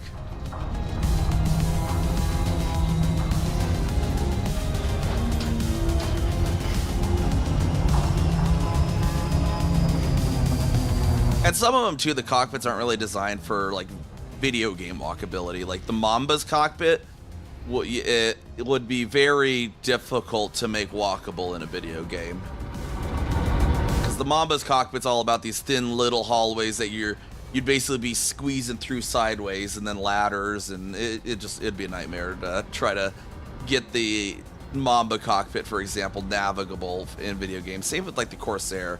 Like if you're trying to have your character like squeezed by the seat, like yeah, like real life you just kind of shimmy on by sideways, but video games don't really like to do that without a lot of extra coding and stuff to indicate like where the character needs to start shimmying and how they got to start shimmying, and it's a lot more work when you're doing that kind of stuff in a video game.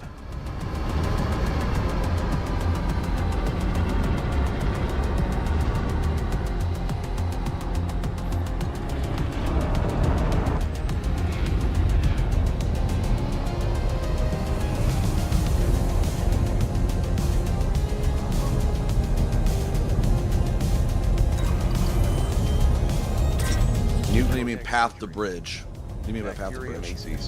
White. Bacteria Macy's confirmed present. Base value 1 million. Minimum sample distance 500 meters.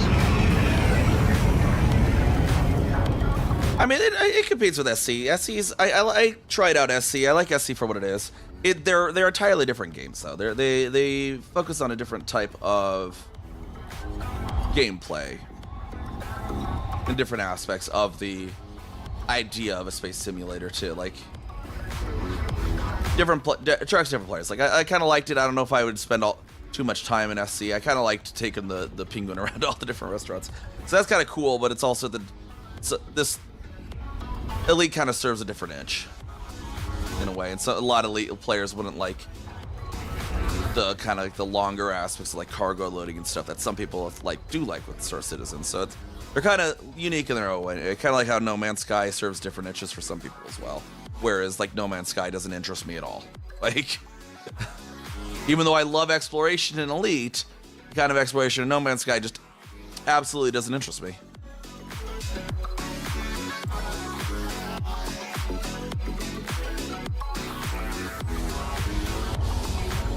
Oh, colonization bridge to Epsilon Orientis. Probably because that is past the gap.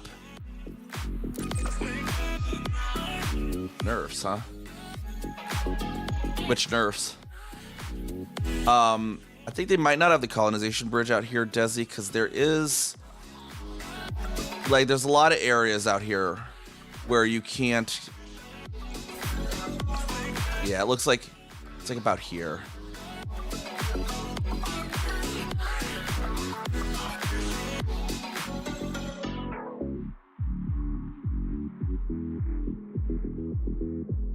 Howdy, Chuck. Yeah, so there's sort of the way the voxel works is what people found here. It's kind of a good visualization of it. You really can't get past this by very far because it starts to be that you can't go any further than this with a 15 light year jump range effectively. So that's why the colonization hasn't got out there. Like Witchhead Nebula, people can't even colonize Witchhead Nebula because you cannot get to Witchhead on 15 light years. This is the closest people have got around here.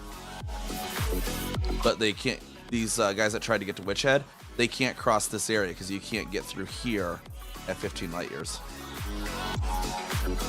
So that's kind of the thing too, and it's pretty much kind of the same case.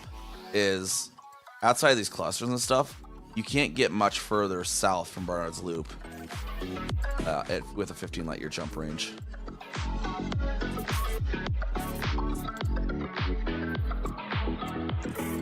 I know what? A hollow shell. I don't know if you take off the unclaimed and take off. Well, you see, yeah, the colonization has got kind of close to Witch Head, but then there's this gap here where they have not been able to clear that gap. Oh, I don't know. It could just been how the map works when I scrubbed it or something. Same thing with the star cluster that's here around Orion Nebula. Everyone has wanted to colonize this, but you can't get to it at 15 light years, unfortunately. So all these are, but you just can't get to that one at 15. I mean, I got one of my own colonies right there. That's about as close as you can get to that thing. And I really hope when they update that lighting thing that they fix this too, because this is an issue. This whole weird blocky thing that happens, it's an issue with Crab Nebula as well. And really kind of, when we're at Crab Nebula, it's going to suck because it's like such a good view, but then it's all ruined because wherever you try to get a view of Crab Nebula, it looks like this.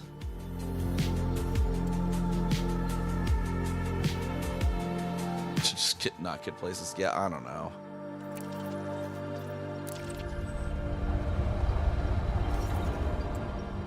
Where was I? My routing changed. What the hell?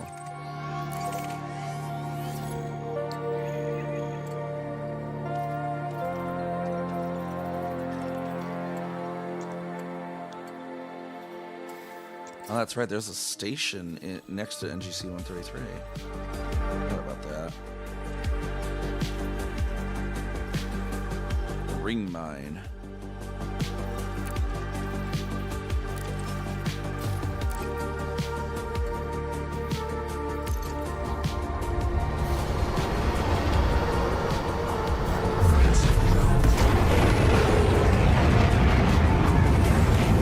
Vertical.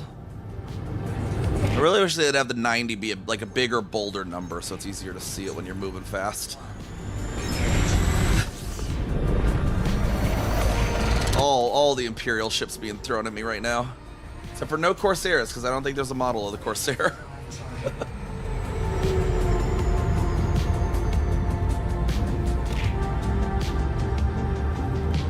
I don't think the guy that made all those was still around when the Corsair came out. 3, 2, 1, engage. Oh yeah, definitely. Shouldn't be too bad. Like it's like 5,000 light years if you hit the various points, and it's like 2,000 if you just go straight there.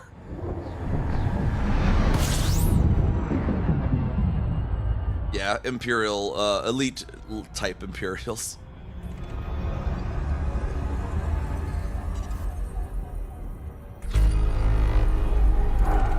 I got Volkov here, which is kind of I have as the waypoint because it's in the middle of the cluster, and it's an easy one to type. I don't know why they specially named this system, but they did. So it's like, yeah, I'll use that because that's a lot easier to type than 2 mass J blah blah blah blah blah blah blah blah blah blah blah blah blah blah.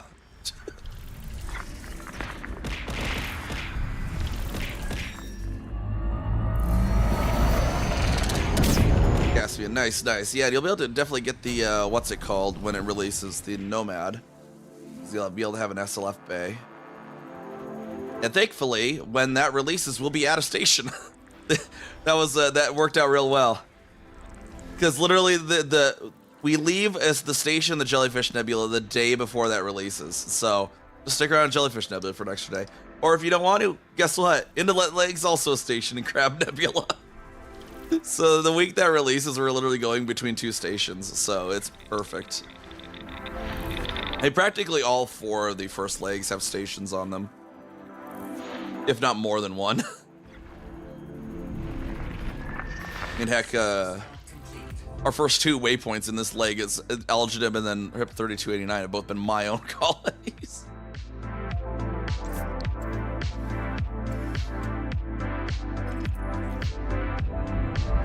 Yeah, especially that too.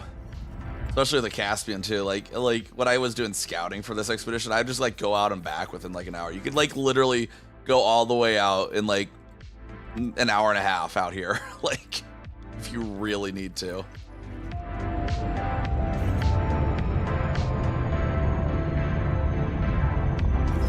Yeah, but so we have here is the NGC 1333, has a nebula and a cluster around it, which is star-forming region and reflection nebula located in the Perseus constellation of the sky. First discovered by Edward Schoenfeld in 1855. I think I pronounced that right, hopefully. This star formation region contains various low-mass stars below 10 times the mass of Jupiter. It has been studied extensively for how stars form. Stars of such low mass are formed. So far, it has been noted that many... Oh my god, I made a typo there. Hold on, I gotta fix that. Many of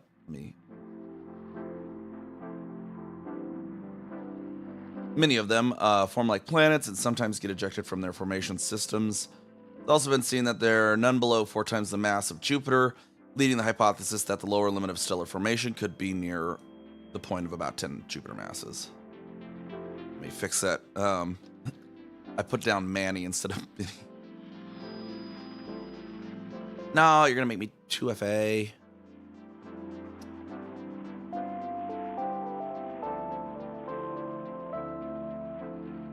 Word fence.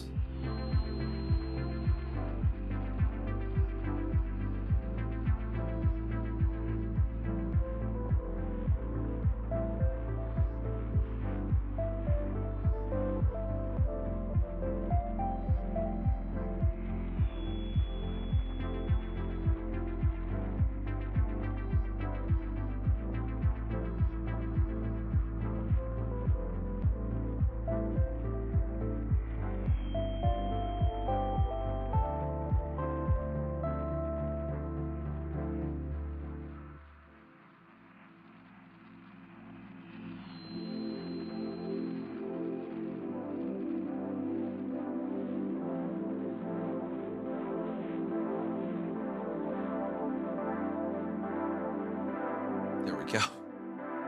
That fixed. And real quick, we'll pop over. Let's go turn our exploration data in. Frameshift drive charging.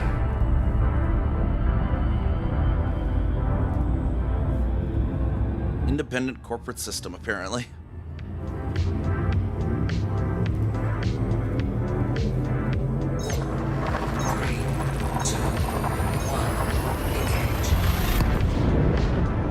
I wonder if there's a way to bridge to HIP 102082. I think that one's valid to colonize, right? It didn't have a tourist beacon. That'd be fun to colonize HIP 102082 if it's possible to bridge to it.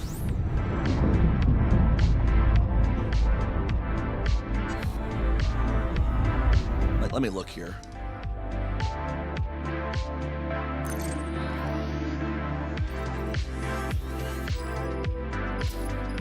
Yeah, it looks like it could be. It just depends if you can get there in 15, which looks like you should be able to. It looks like still fairly dense here. Where would the nearest colony to it be, though? That's the question. I know Vale West has stuff. Maybe there's some stuff around. Well, Alpha Sign. Oh, there's a trail. Looks like, so like probably like this. I wonder if it's possible to get from that to HIP 10282 then. Because like, let's take a look and see what the colonization map even looks like in there.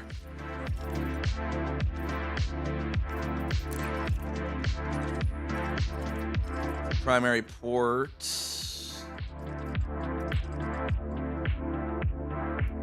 Would be there around that.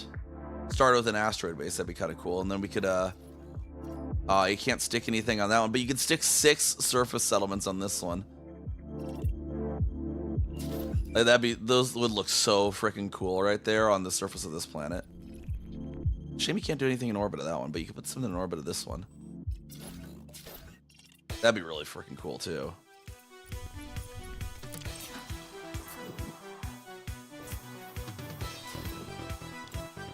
Yeah, I wonder how many jumps that would take then.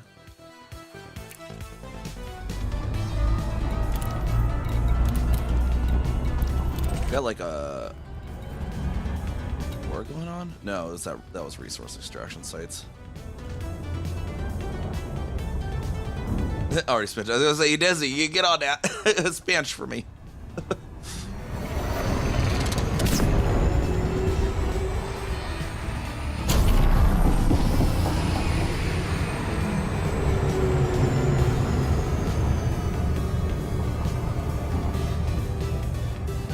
Man, being able to have a station that close to that big of a star would be so cool looking. I mean, we got 86 Pegasi. I need to build some stuff around. That thing's a pretty fairly sized star as well, but Ep 102082 is something else special, you know? And a lot of the real big ones. 11, you know, that's, you know, that could be possible.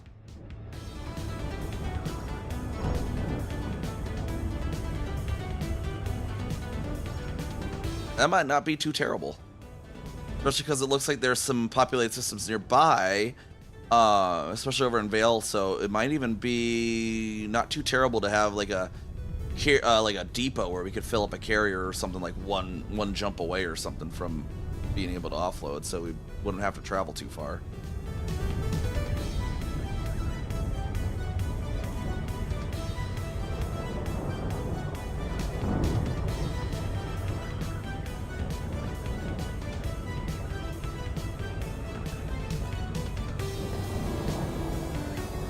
Oh, and one of the jumps has an Earth-like in it?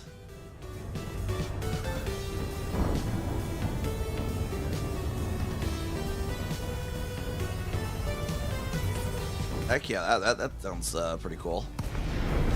I'd say let's plan that out, because I would totally love to be able to have our faction hit 10282 if there's an architect that would give it the love it needs, because I kind of don't, but someone else that really is into colonization wants to build that thing out and get some cool shit in there. I would totally help build that bridge. Send out a landing pad to Odo.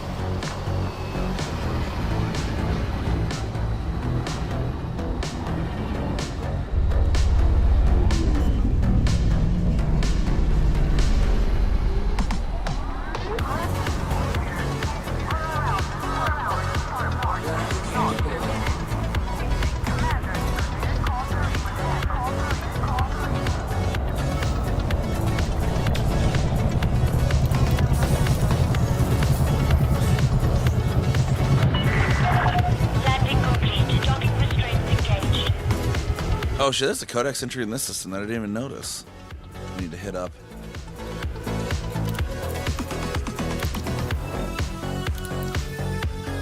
Let me turn on my universal real quick just because we're already here.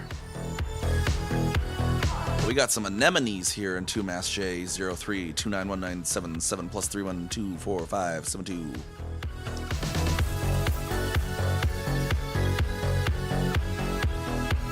Incoming message.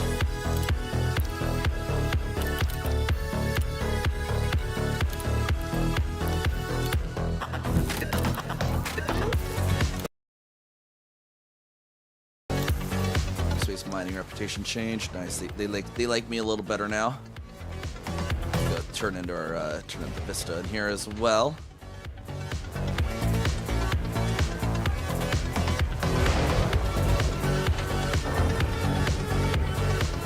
A lot of anemones in the system apparently.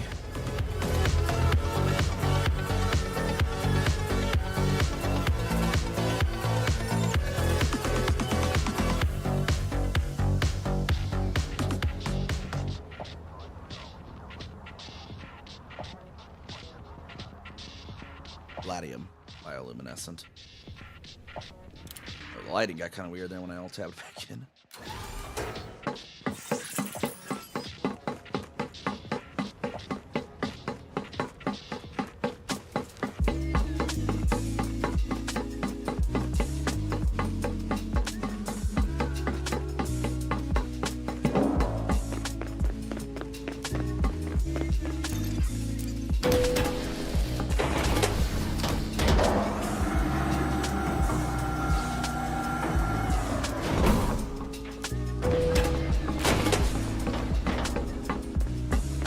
Alrighty.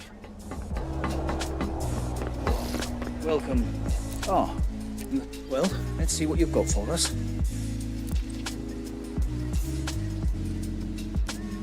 There we go. 127 million from all that. There we go. Is that everything? Just thank Yeah.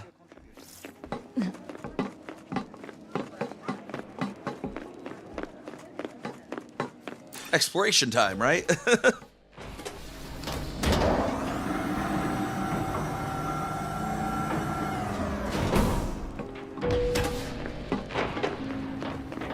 Back in our golden bird. Space burb.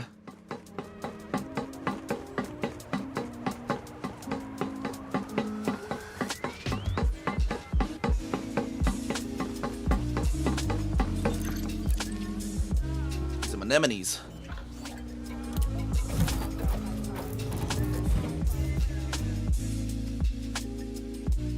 That should be on planet. There should be on one at Alpha 2 Alpha.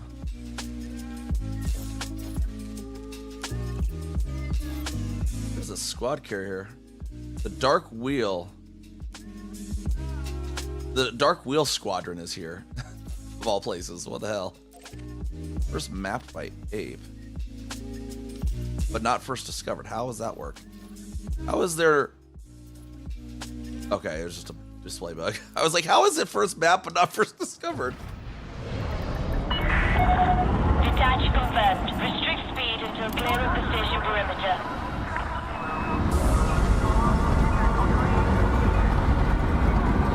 But we can at least scout the route at least until the expedition's over. Landing gear retracted.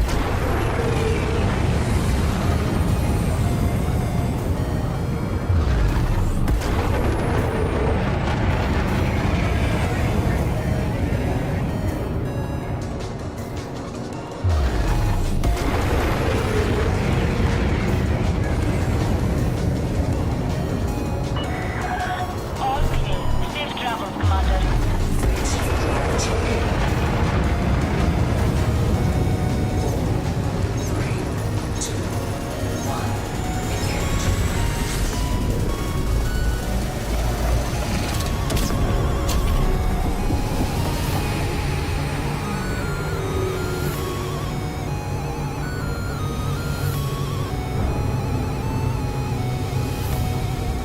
Oh, and it's right next to the rings. Holy crap, this might be a good photo opportunity too then.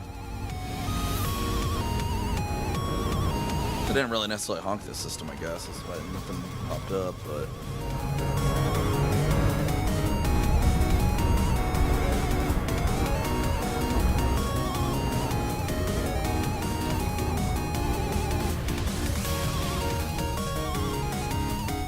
Some other guild carriers for this guild called Turn. Turn. Yeah, who's this Turn guild? They apparently really like this system.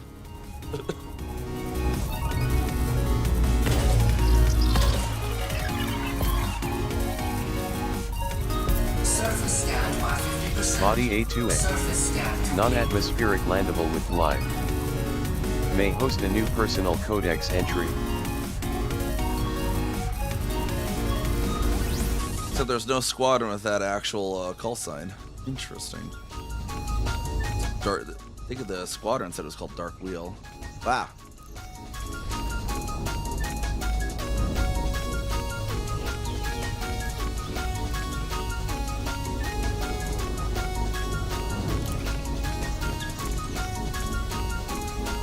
No, not that. It's my browser. Search by the actual name.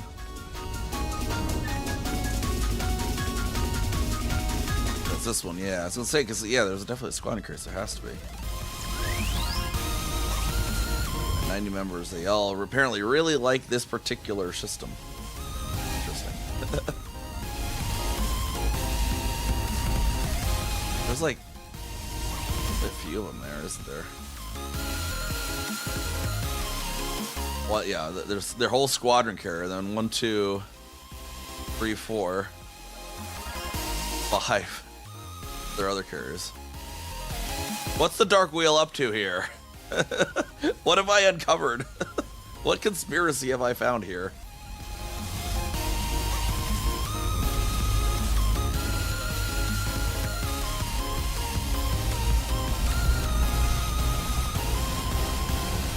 these should be the bioluminescence, so let's try and get slightly on the dark side here.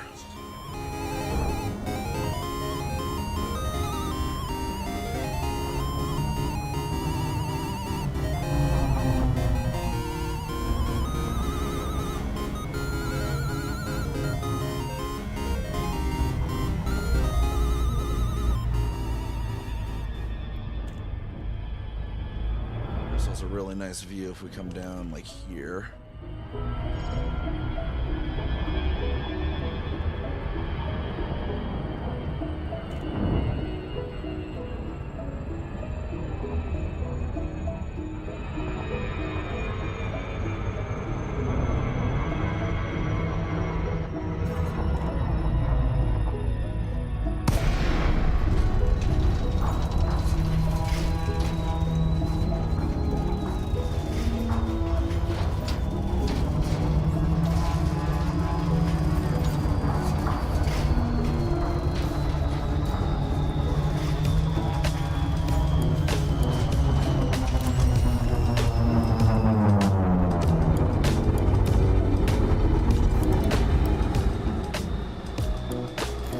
Contact.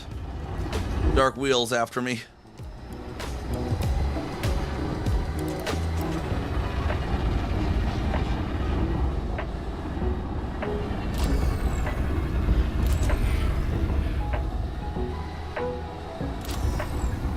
There we go. There's one right over there. I can see it already.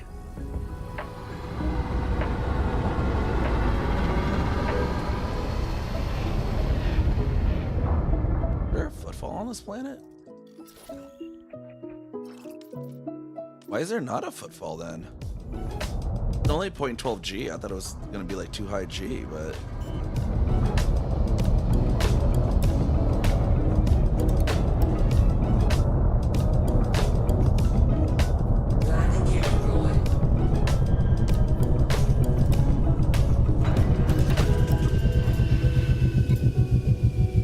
unsafe temperatures, but you can still get out.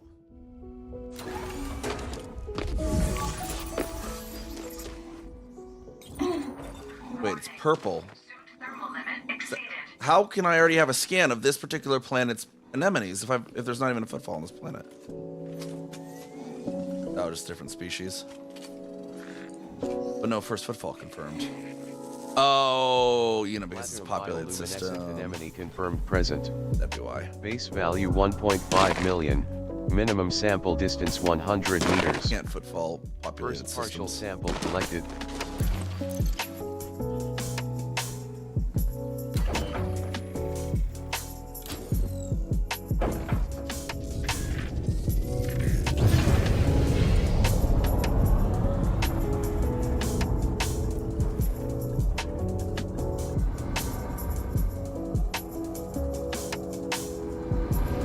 Minimum distance reached.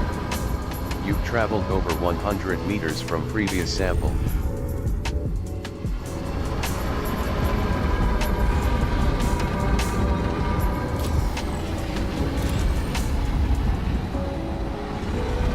Yeah, there's apparently not many of them though here.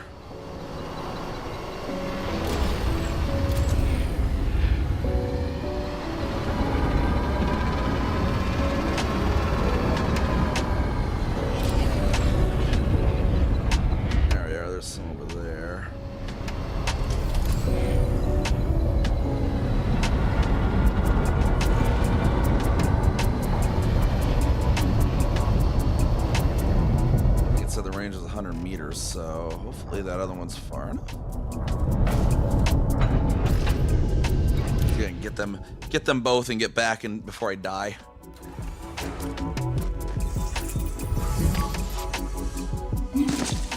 Warning. Suit thermal limit exceeded.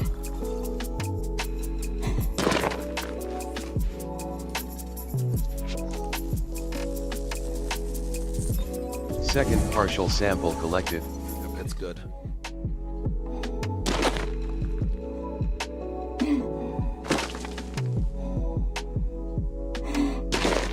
Is that along the route to the Hippo 2 you're saying, or just somewhere else? Minimum distance reached. Or the Epsilon Orionis? You've traveled over 100 meters from previous sample.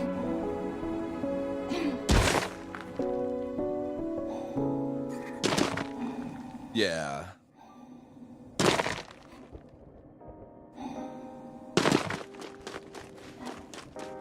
All right, we're at half health. See if we can get back to the ship on time. We're a little over half health.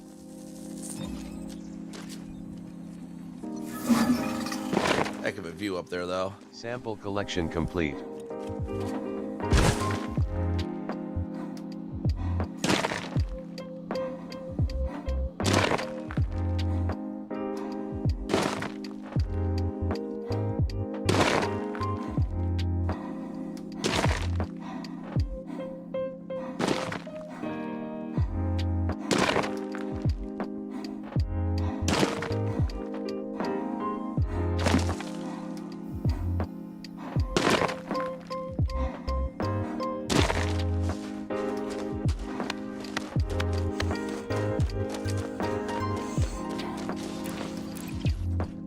There we go, just in time. Just before we got heat exhaustion. Oh, and a nebula. Okay, so look at that. There's a nebula over there, too. Holy crap.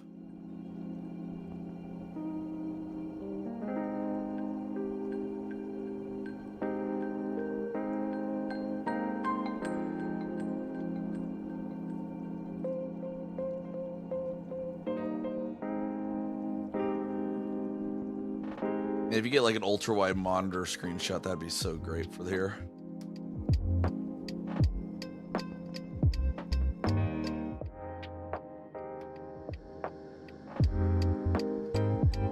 And Epsilon Orionis, is there one?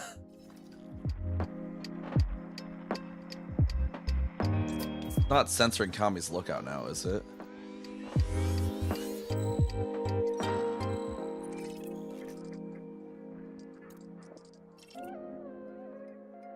Is it censoring Kami's lookout now?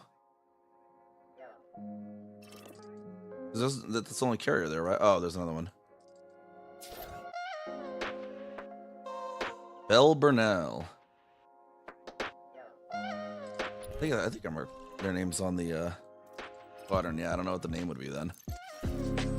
Or that they're on the expedition. Yeah.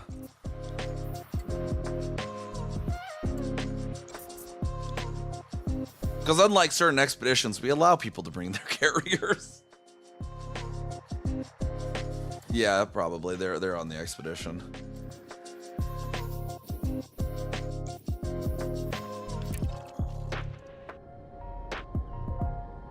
Man, you got all the nebulas up the view from here, you know?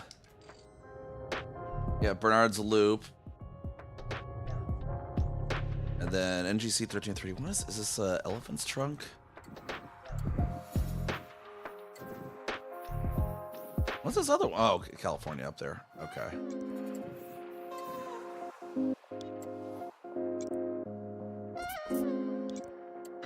O Persei is over here. I wonder what that's all about.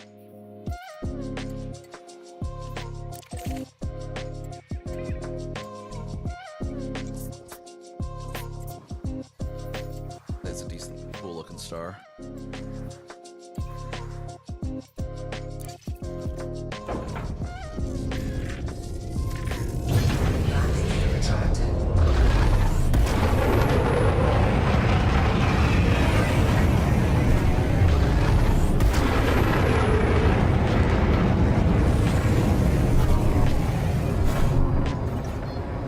Frameshift drive charging.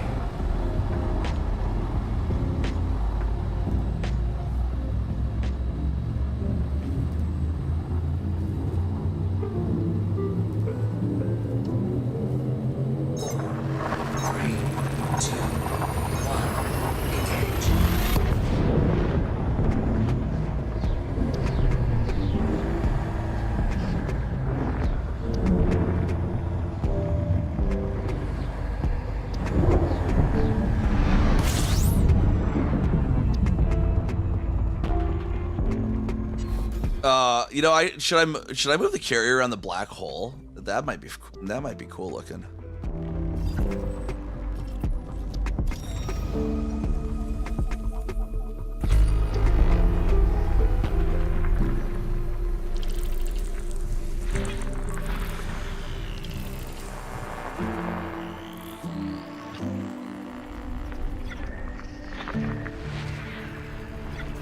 Yeah, I think I should move the carrier on the black hole. That might be really fucking cool looking, actually.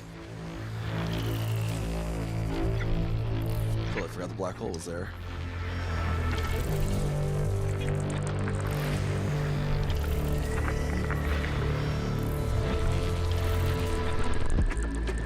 System scan complete. Oh, that's Kami's lookout. I was about to move it, but that's right. It's the other character.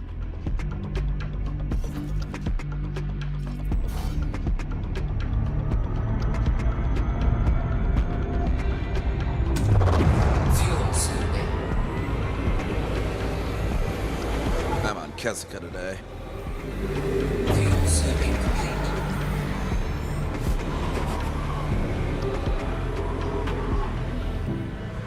Frameshift drive charging. And I know I had California Nibble is on the additional optionals for the expedition just because there is Thargoid interdictions there, so I didn't want to route people directly through it.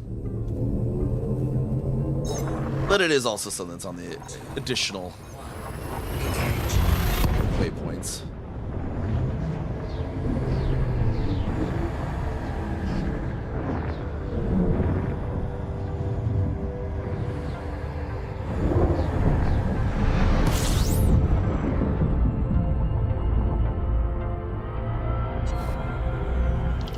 Saying Bladium's bioluminescent anemone is codex entry. I've a lot of bodies. Holy shit. That shouldn't be a new codex entry. I literally just got it though. Body A6. Non-atmospheric landable with life. May host a new personal codex entry.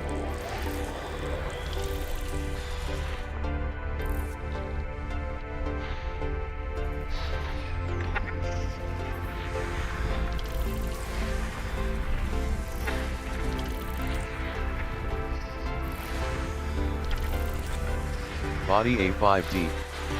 Close binary relative to body size.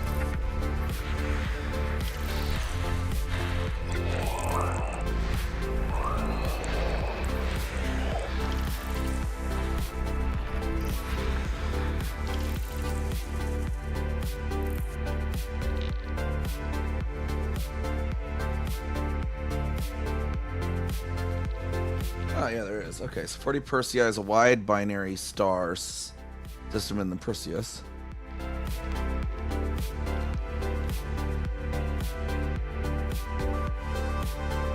Current components: massive B-type main sequence star. The stellar cluster should be 0.5V. Has a very low projected rotational velocity for an early B-type star. Measure at 10 kilometers per second.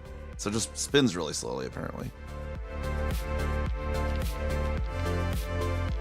12.5 times mass sun, but radiating 936 times the sun luminosity. Oh, okay.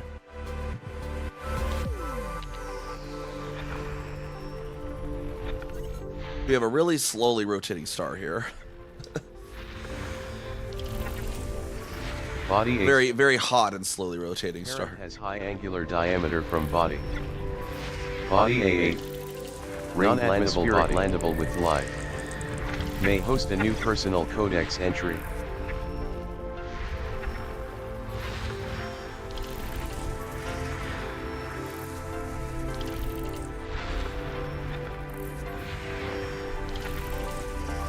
Body A9BA.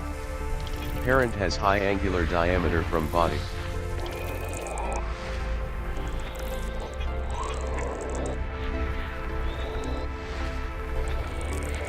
Looks like we have the ads hitting.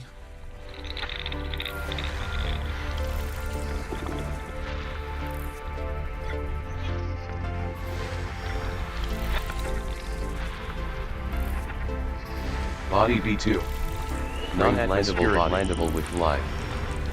May host a new personal codex entry.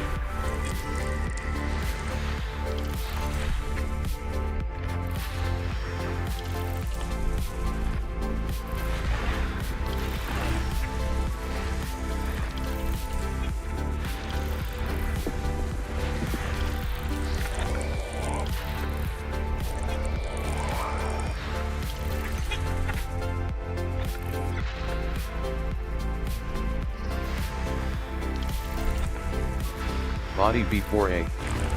Close ring proximity. Body B6C. Sulfur dioxide atmospheric landable with live. Multiple criteria may host a new personal codex entry. Oh, B6C in a very offset ring orbit. That looks like. Is it showing that it was ringed itself?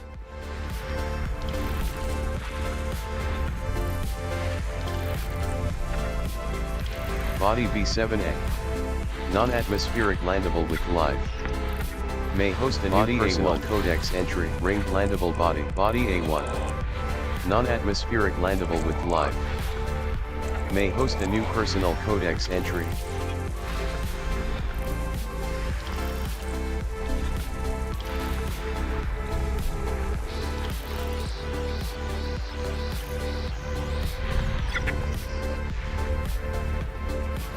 Body A4. Non-atmospheric landable with Oh, the bodies. may host a new personal codex entry. Body A3. Non-atmospheric landable with live. May host a new personal codex entry. Some on the other side of the star. Let's just zoom away until the star is real small.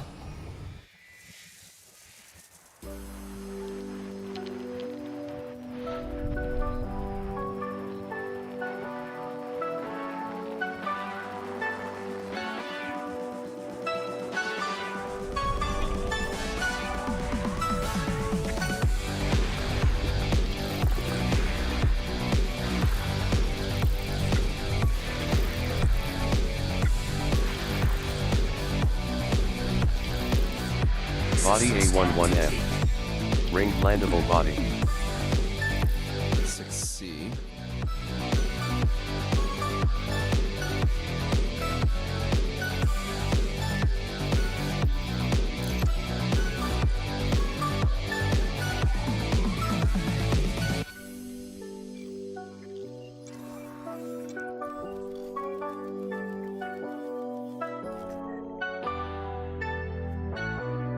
Come on, click on it. The hell.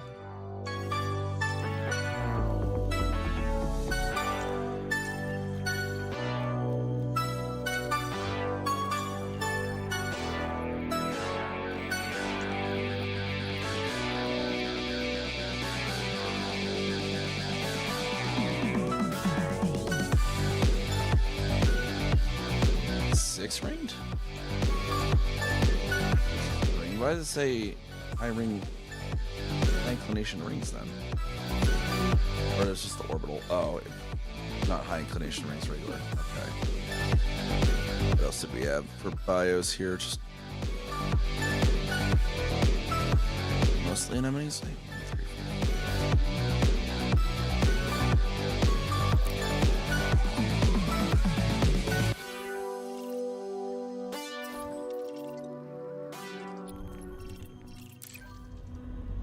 It says the ones that I already have, that I know I already have, it's saying as codex entries. I don't know if I trust that those are new codex entries then.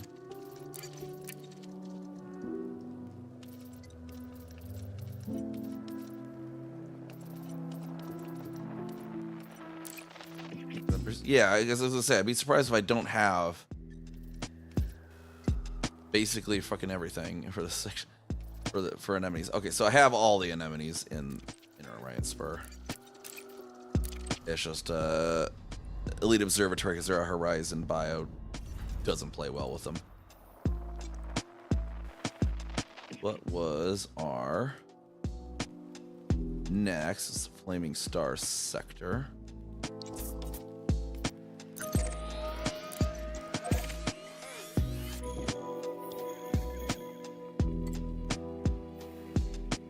Levin jumps over that way. I'm trying to run a little lower on time, so I probably won't stop at as much stuff. Let's try. We gotta try to get to Epsilon Orionis tonight, preferably. 3,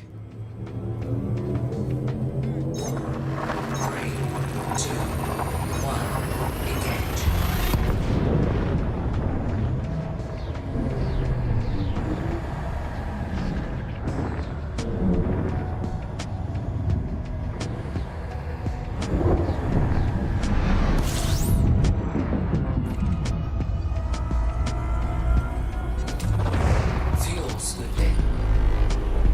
7 bodies here.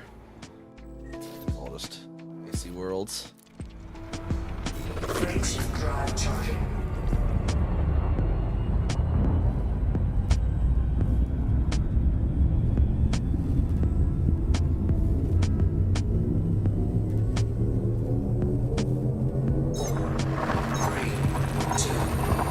Yeah, you can definitely join the expedition still. Let's see, we should have our information on that.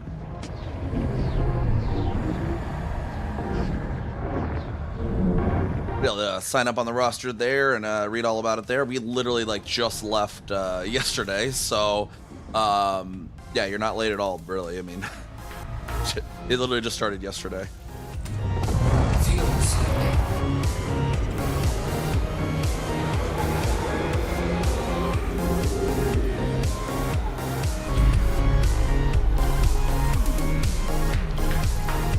Fuel scoop disengaged.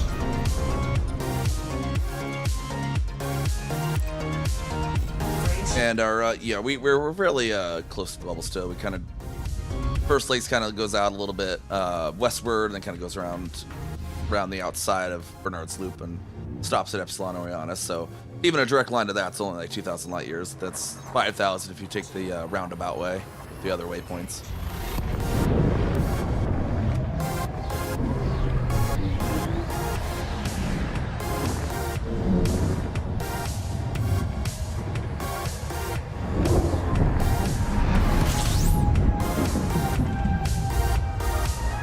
We got in this system here. Fuel scooping. Bodies. A lot of ice balls. Where? Fuel scooping complete. Frameshift drive charging.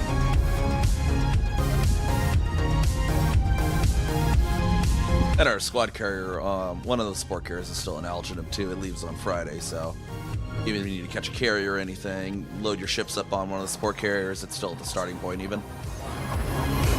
One of them is. The CA Pinel is still at the starting system in Alginum.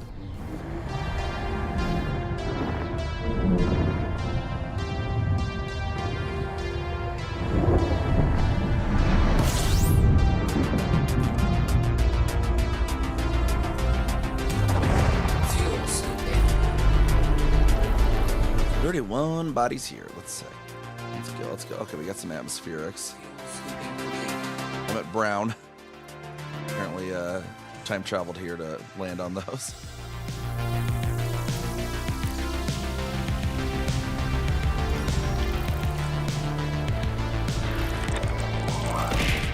Yeah, thank you, 07. Thank you for the follow. Welcome to the Storm Chaser crew.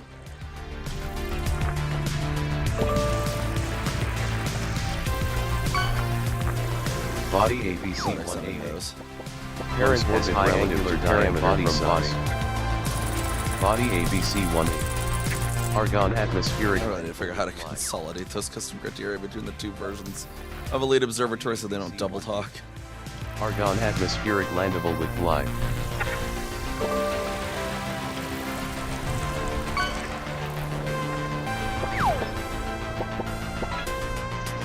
Body B1.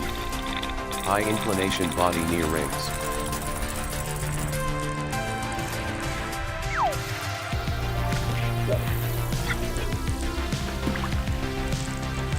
Body A7. Sulfur dioxide atmospheric landable.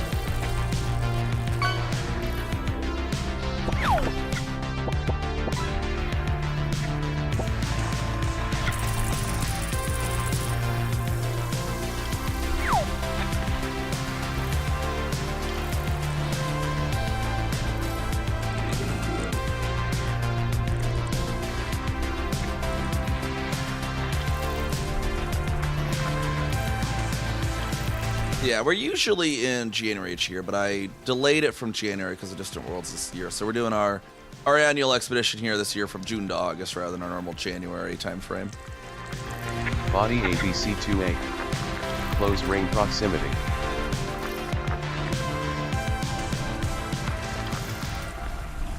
And I'll have to see if we do one for, they got some IRL changes, so I don't know if I'll be able to put one on after this one for January. We'll have to see how that goes.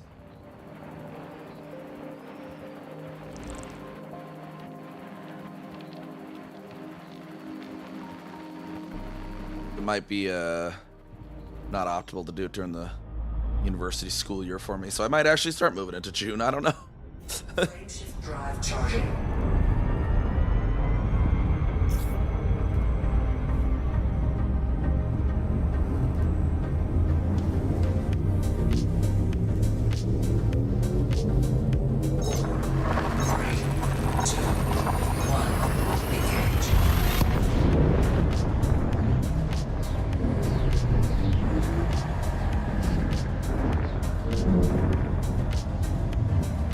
Oh, I was like, what do you mean the system moved? You're talking about the actual star itself. Yeah, okay.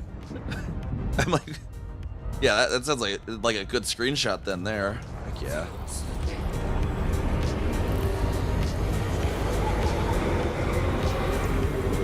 Fuel scooping complete.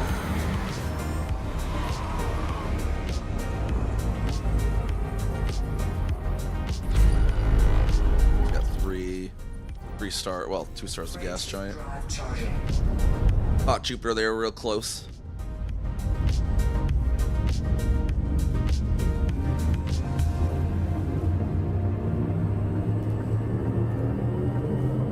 Three, two, one, engage.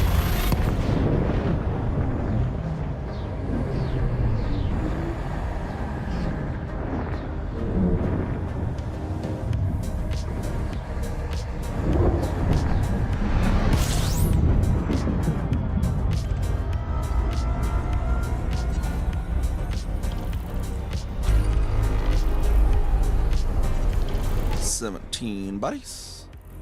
Oh, we got some land, some atmospherics that maybe have something. Bios. I don't see any footfalls either. Let's see how those look then. Body D8. Neon atmospheric landable. Body D7. Neon atmospheric landable with life. May host a new personal codex entry.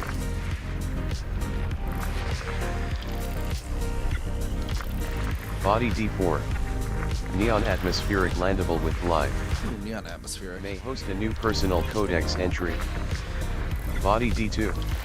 Neon atmospheric landable. Body D1.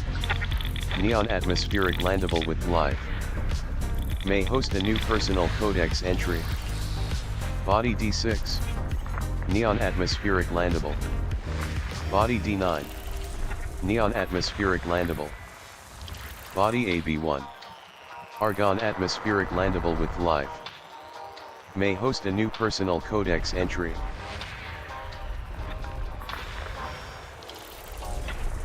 System scan complete. Alright, Funicular Campestris Mauve out on Alpha Bravo 1. Someone already got that one first, although not too far though. We might as well hit it and just do a ship scan so we can get that in our codex. You're only worth 1 million, so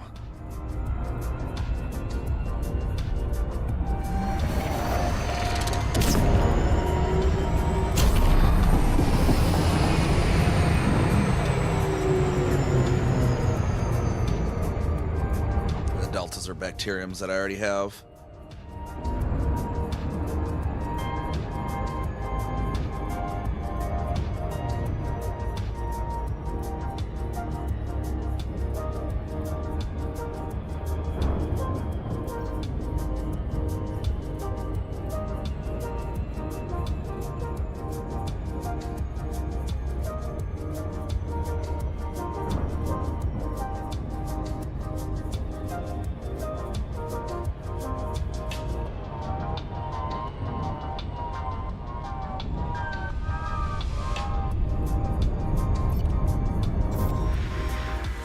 Might as well just unbind. Sweet.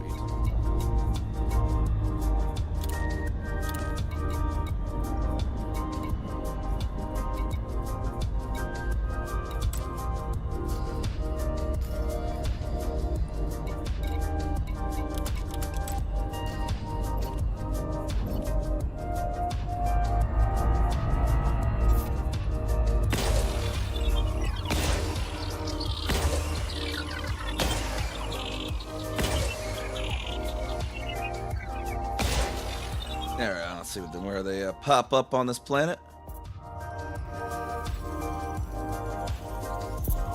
Surface scanned by 50%. Body Surface AB1 scan complete. may host a new personal codex entry.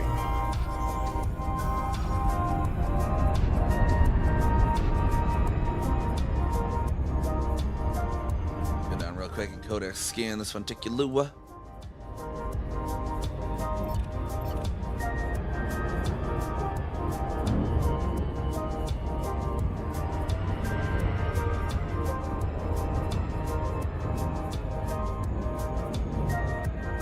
Orbital flight engaged.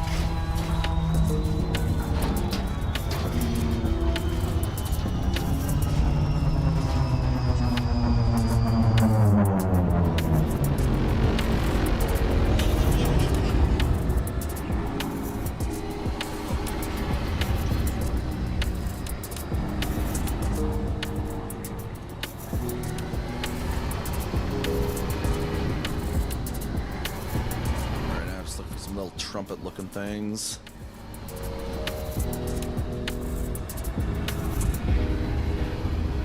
Like those right there. Steady our nose onto the surface. New codex entry. Fonticulua Campstrees. There we go. Campstrees confirmed present. Base value 1 million. Minimum sample distance 500 meters. Let's pop back up to Super Cruise a little bit.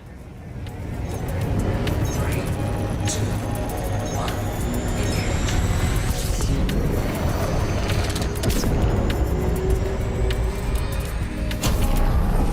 Frameshift drive charging. Up now we're in the Sanguineous Rim. Heck yeah.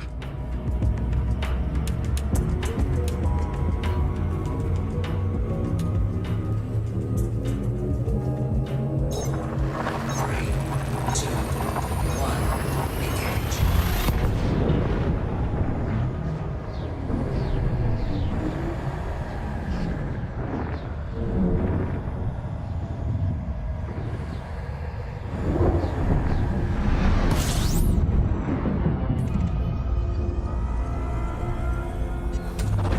Fuel scooping. Little bodies here looks like. Icy bodies around a lot of stars apparently. Frameshift drive charging.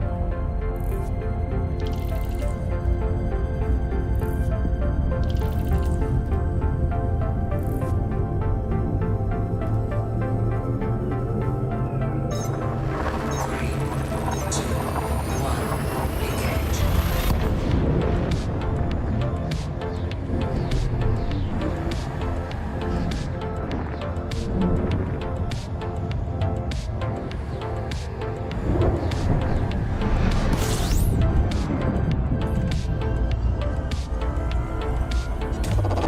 Fuel scooping. Top our fuel up completely while we're here. We have one atmospheric, but looks like it's a footfall. Fuel scooping complete. Frameshift drive charging. Might as well use this heatsink sometime.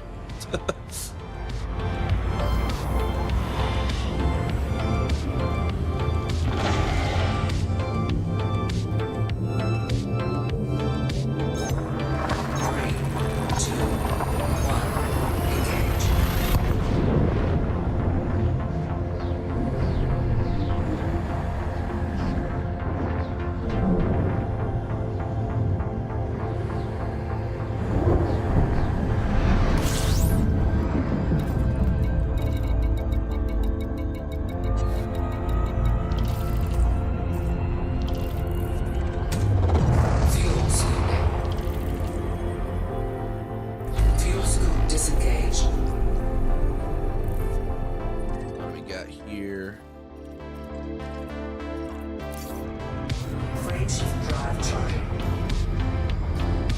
drops to the Flaming Star Nebula.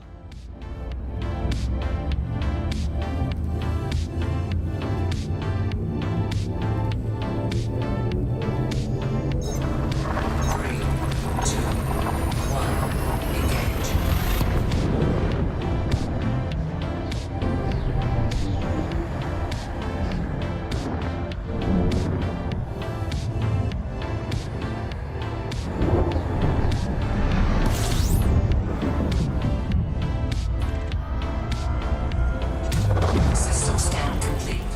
Fuel scooping. Shuts the star here.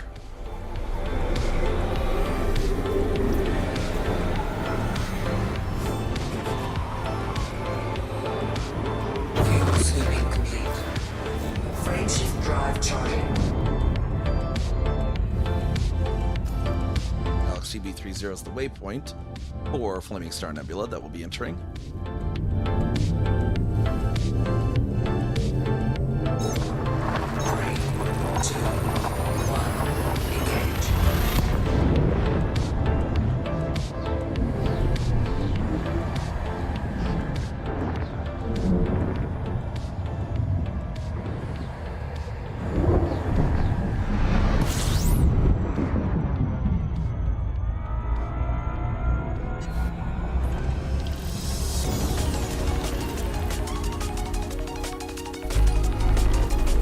Does have a station here, it looks like. Yeah, it's Flaming Star Logistics Center.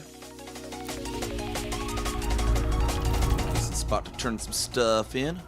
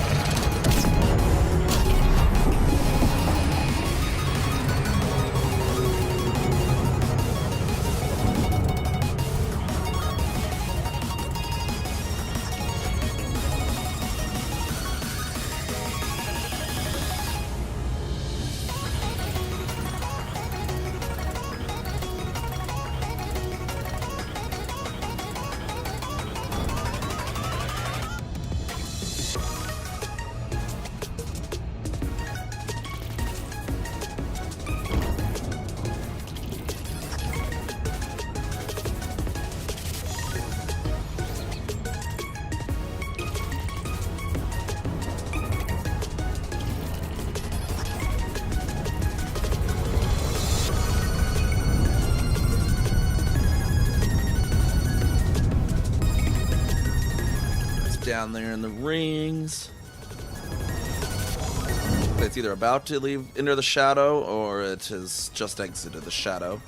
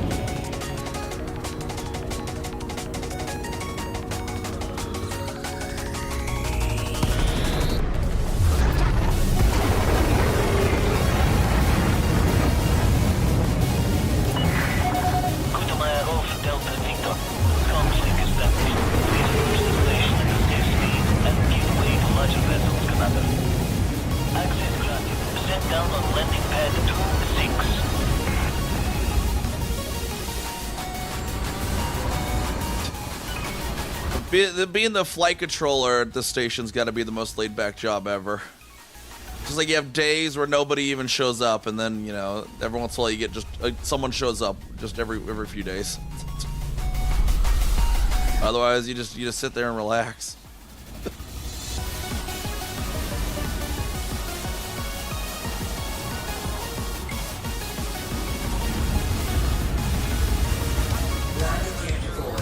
Maybe pad loitering warning. That's my pad. It said 29, right? Oh, 26.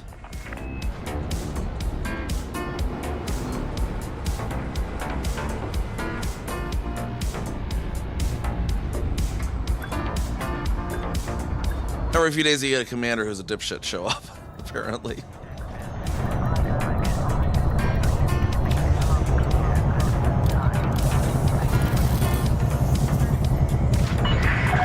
Landing successful.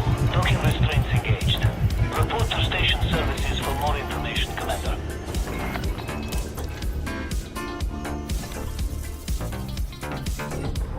Incoming message. Raised a cordial with the Flaming Star Logistics Center.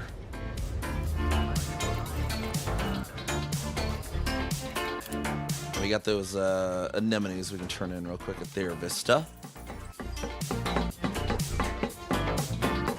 Run under the burb ship.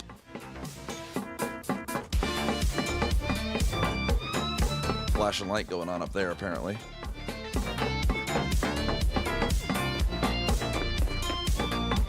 You know, it's 33:11 and we still have fluorescent lights that flicker.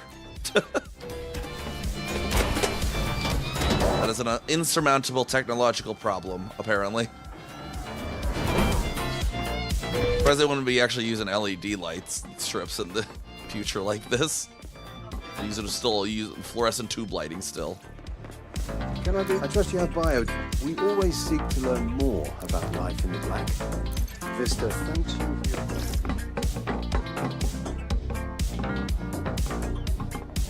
There's a ghost in here.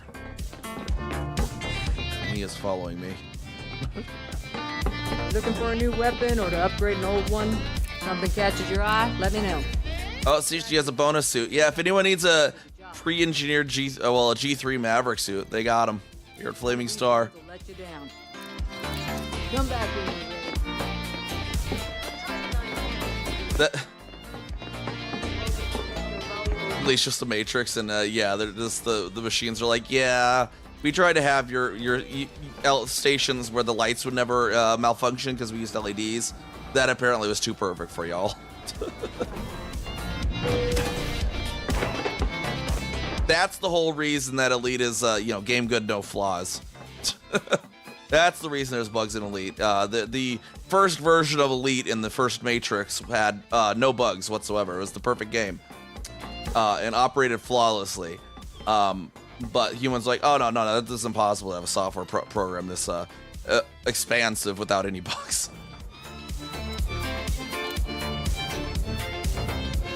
We have Flaming Star Nebula here. They were out for a waypoint. Flaming Star Nebula, also known as IC405 and Caldwell 31, is an emission and reflection nebula, roughly 1,500 light years away from our own solar system in real life. It is actually 1,700 in game for some reason, though. A little further in the game than it is in real life. In the Auriga constellation region of the sky. It surrounds the star AE Aurigae, although for some reason in game that is about 200 light years away. And funnily enough, actually, I wonder if that's... How far is AE Aurigae from Sol? I wonder if AE Aurigae is in the correct spot, but the nebula itself isn't.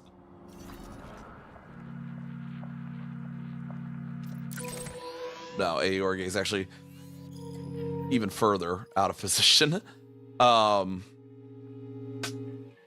Yep, surrounds the AE Aurigae.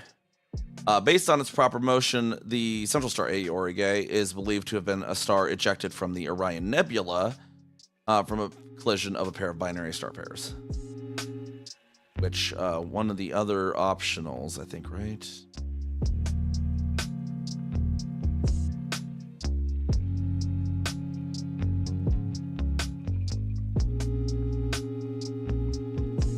Is 53 Ariadus? Ariadus. Not on this one. Hold on.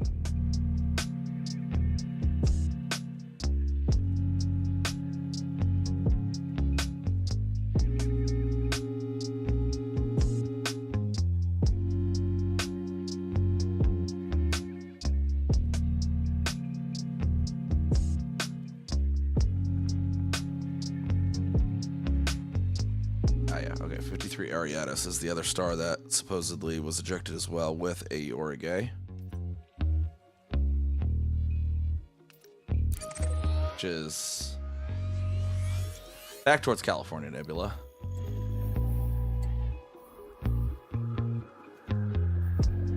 Actually, pick it up. What the hell?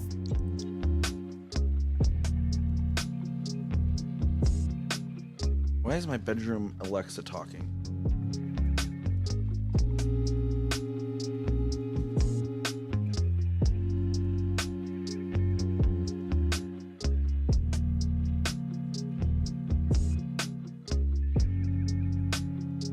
All right.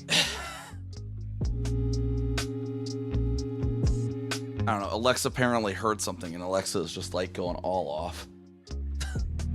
Don't know what that was. Usually I don't have to mute the bedroom one's mic, but because it usually doesn't hear me, but apparently it did today.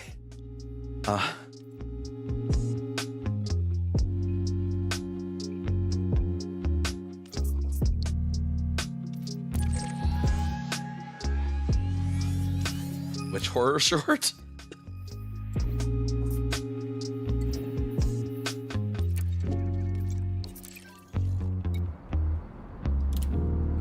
The attack of the killer Alexas or something? Departure authorized. Sounds like your kind of movie.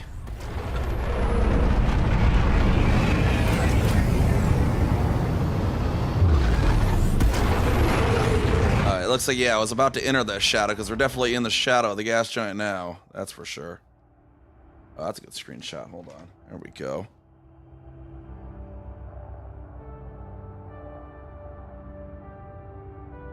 Flight control, signing off. Frameshift drive charging.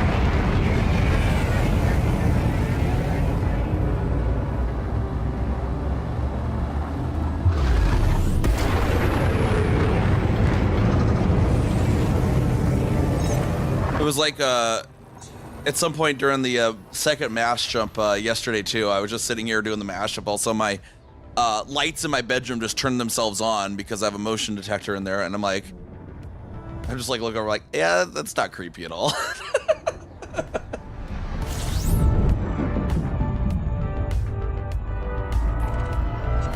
System scan complete. Fuel scooping.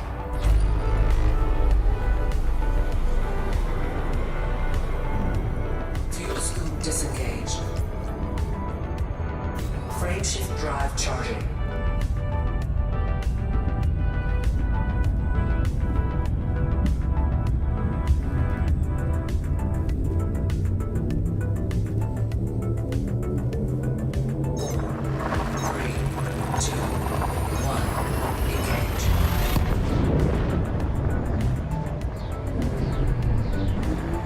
Yeah, imagine, what was it, reminded me of the horror movie about the Tooth Fairy. The original Legend of the Tooth Fairy. What was the one called? Where it was like...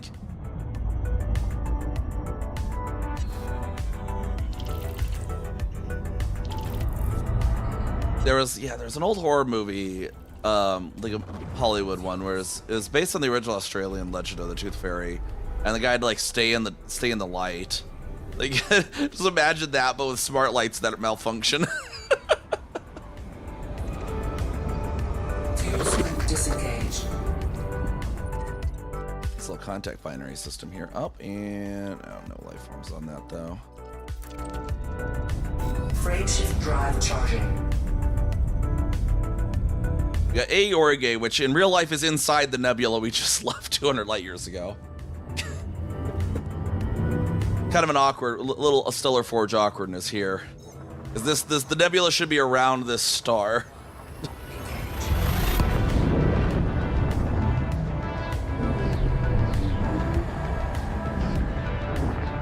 And the nebula 200 light years too far from Sol, and the star 200 light years from the nebula.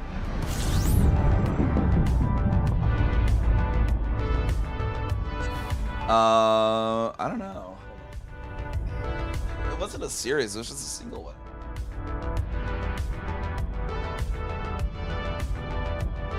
Darkness Falls from 2003 is the one I'm thinking of. I don't know if that's part of, was it part of a series or no?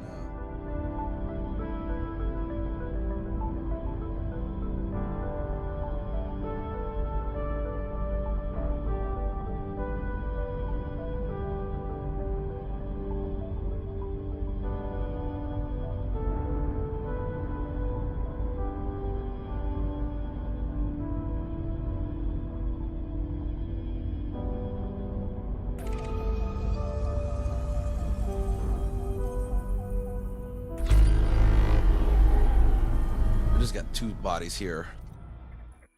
Yeah, Aorigay is the central star of the Flaming Star Nebula in real life.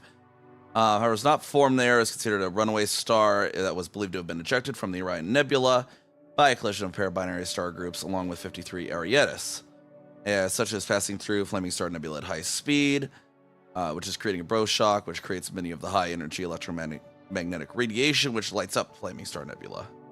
So this is the Flaming Star of the Flaming Star Nebula in real life.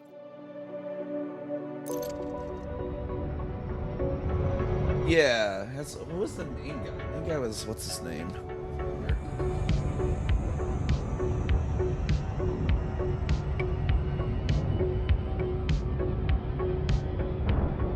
Andy Clay? I guess I don't recognize him then. This one, the main guy was a guy that it was another shit.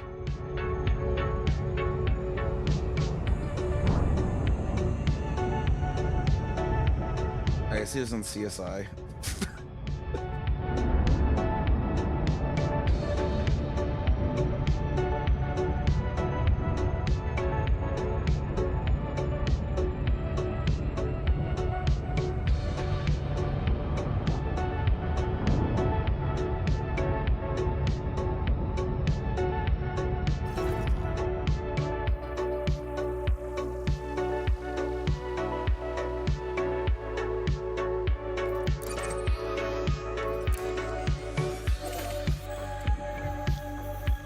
Epsilon Orionis, dang, okay.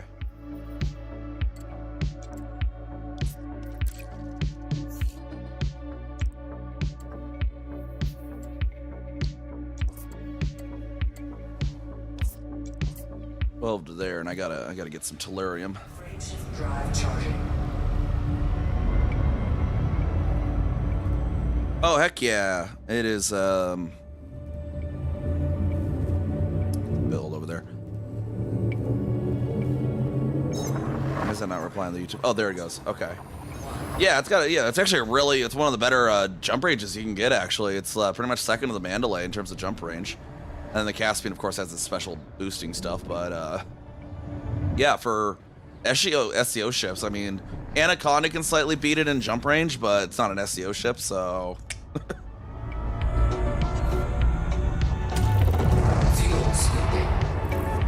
Yeah. Yeah, and you can do like 84 on fumes too, 84.5 on fumes. Like I'm 80 there when I was just slightly low.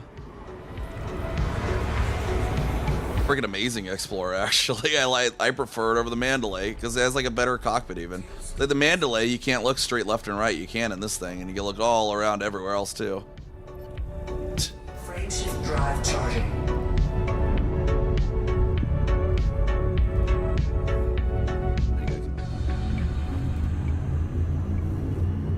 Which one, the Mandalay or the Corsair?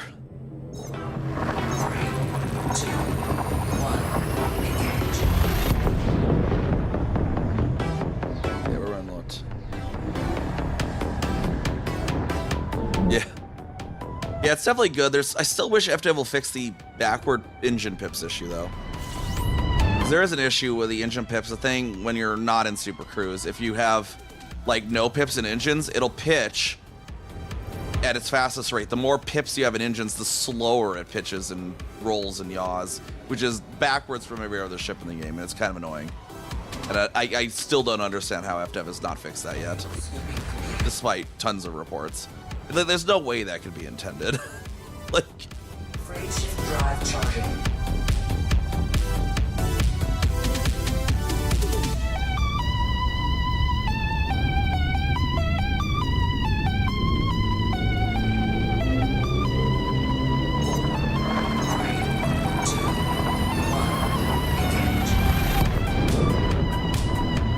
heck, it took me doing the when it first came out, its thrust vectoring is backwards. I had to report 3 different bug reports until they fixed it. Because the first time they didn't notice it expired, and the second time they only fixed it halfway. Like they only fixed it for, I think, because it was it has the thrust vectoring on the thrusters, but I think they fixed it for pitch but not yaw, and then I had to do another one. It's like you guys still left it wrong for yaw. It's like I love the game, but FDev sometimes, man. Frameshift drive charging.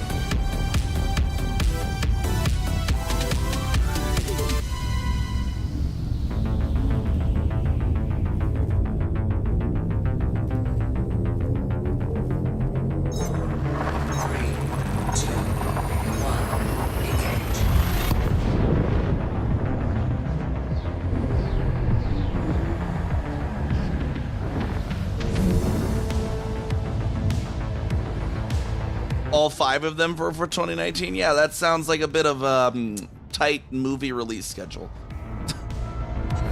Especially if they're all feature length, unless they're all short films. I guess I could see it if they're short films.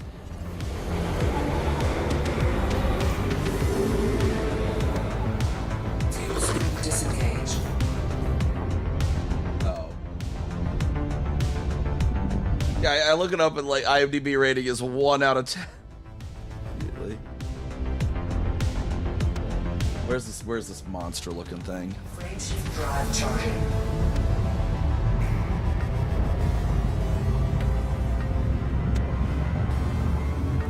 I don't know, is it the thing on the cover art? It looks kind of. I guess like just a rotten corpse or something.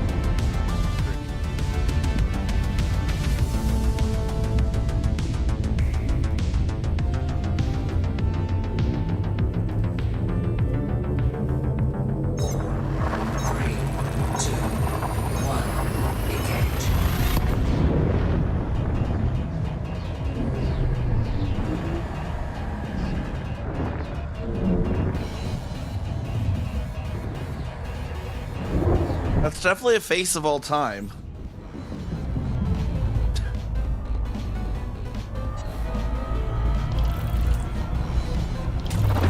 Fuel scooping.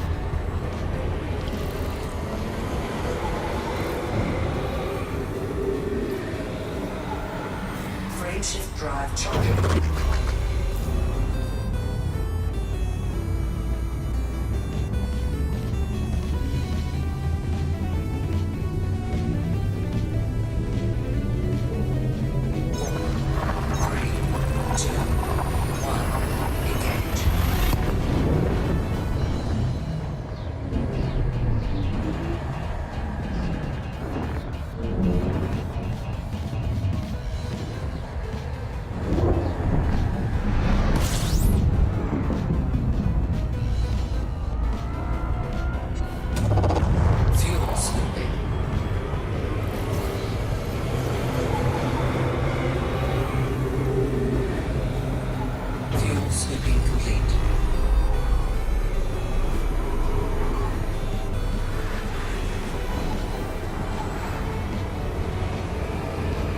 Frameshift drive charging. Oh yeah, 2.1. Yeah, 2.1 IMDb. Google displayed it as 1 out of 5 because of how it displays it. Which is like, oh yeah, that's already a good start. 3, 2, 1, engage.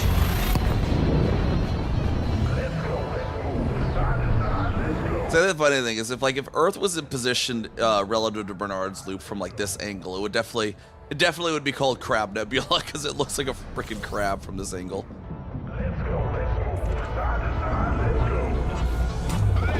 Fuel scooping. System scan complete. Come around and we see this giant crab in the sky over there. Frameshift drive charging. Let's go, let's move side to side, let's go. Let's go, let's move side to side, let's go. Let's go, let's move side to side, let's go.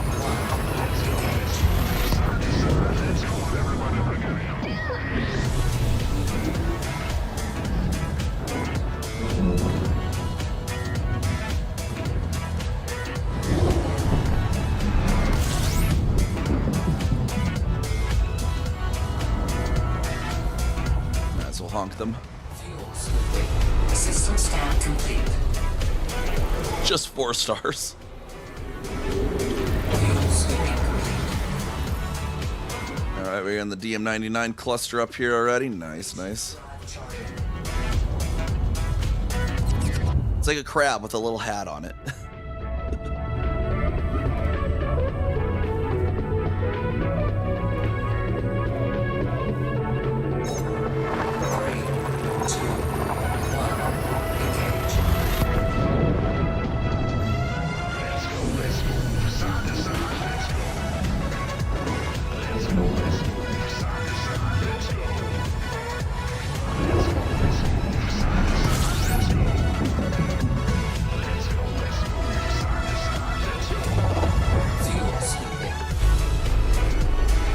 Bodies. Close to the Barnes loop, though it's probably been scouted pretty well.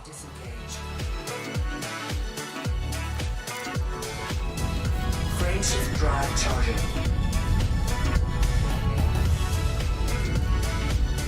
Two mass G05344631 plus 1002318.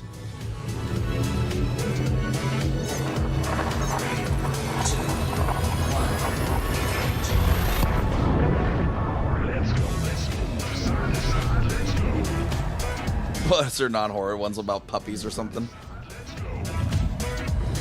I mean, hey, I guess you can do like a 6-star movie somehow.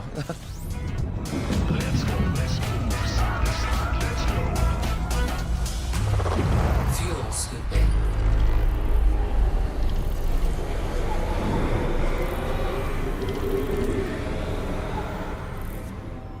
Fuel scoop disengaged. So yeah, this one's been trawled over pretty well. Frameshift drive charging.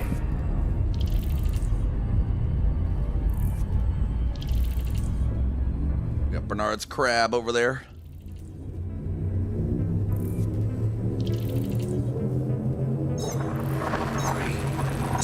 I don't think I've really got enough exploration that it's worth stopping at Stone Ground Mustard.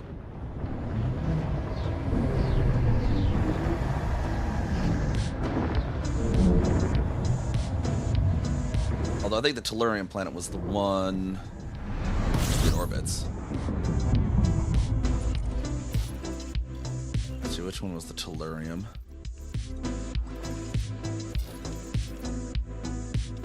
Athenium. This one's the Tellurium. Of course, we got Stone Ground Mustard and something I was building. At this point, I don't remember what it even was.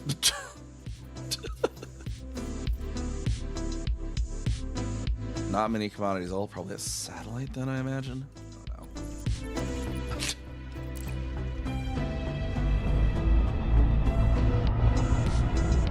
know. Yo, is this? I wonder if this is still the only populated system with shards. Like, there's got to be another one that's populated by this point, right?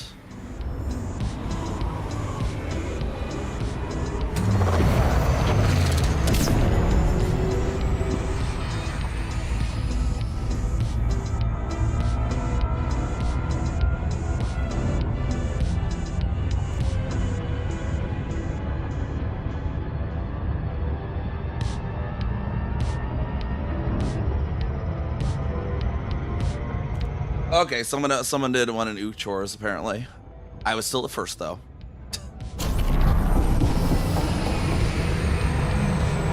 Uchors HXB somewhere, apparently. Cannon colonized one.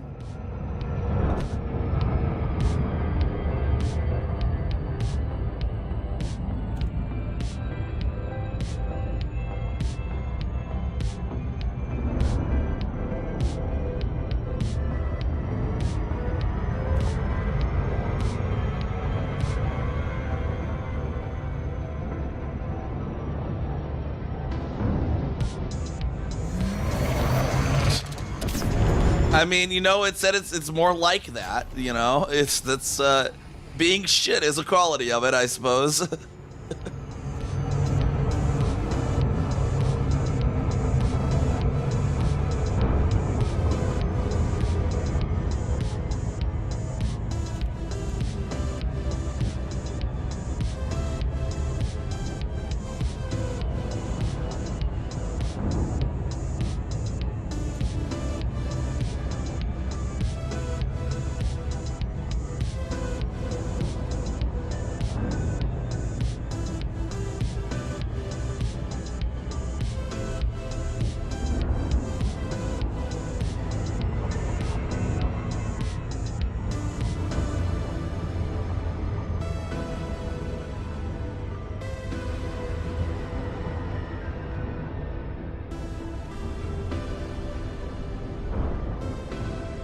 binary is right over there, apparently.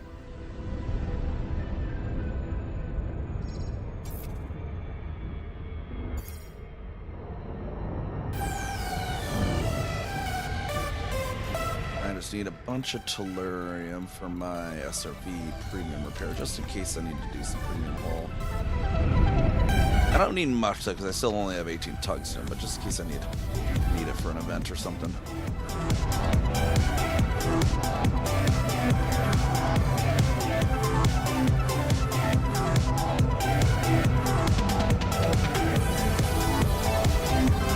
Orbital flight engaged.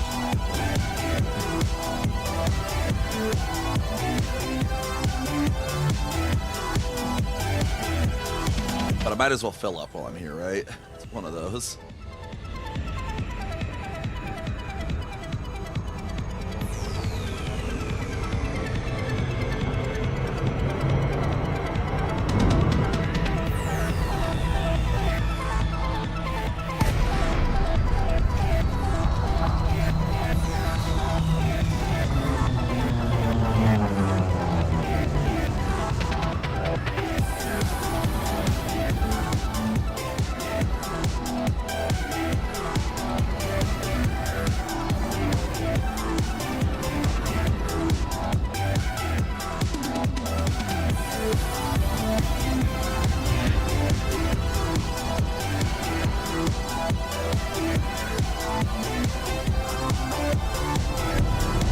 Landing gear deployed.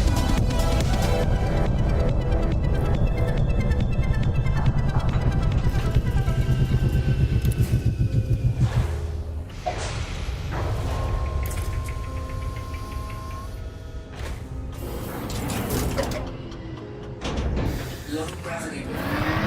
Alright, let's get these filled up. Cargo suit deployed.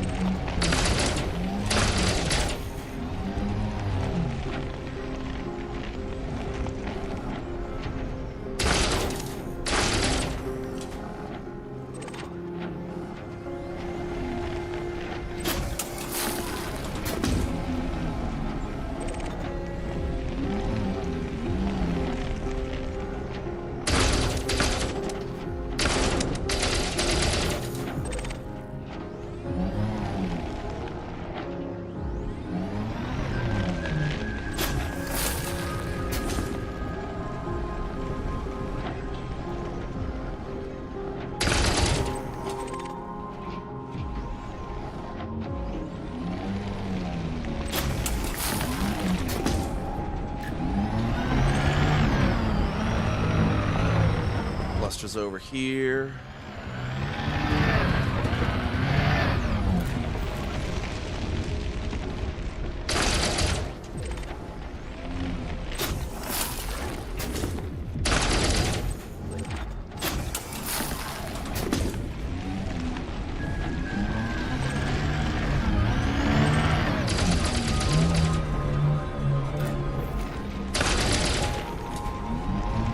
Opposite side.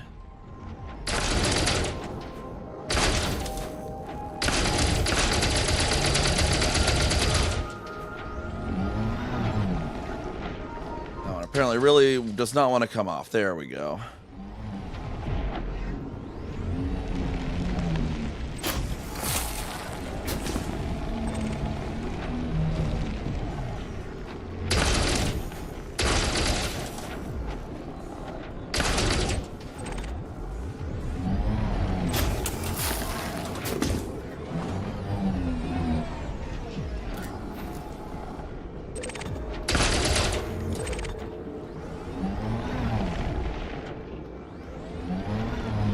Yeah, apparently.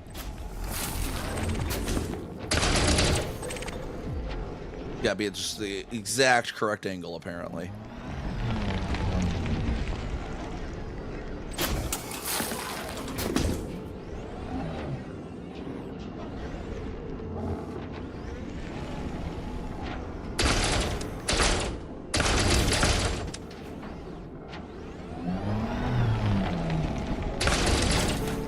That one apparently.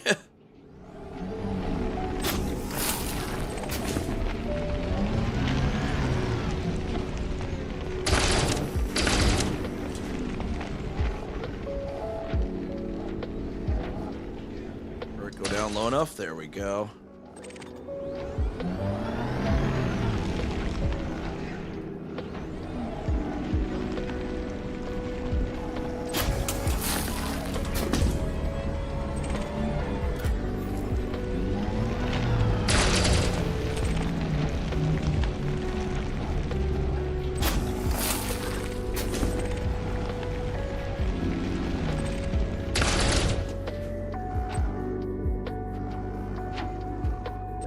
Oh, that wasn't the thing. Okay.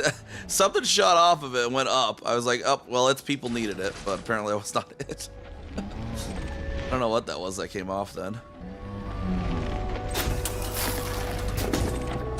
I ejected some chunk of the crystal, apparently, into orbit.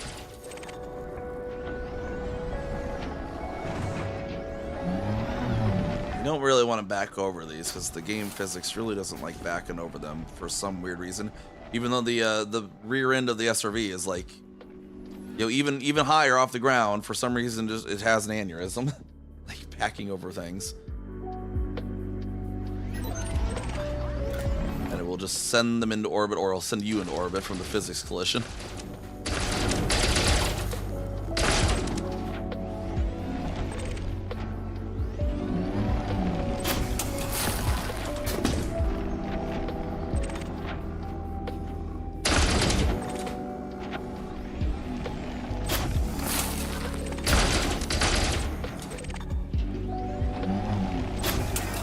Nice when they eject straight at the ground.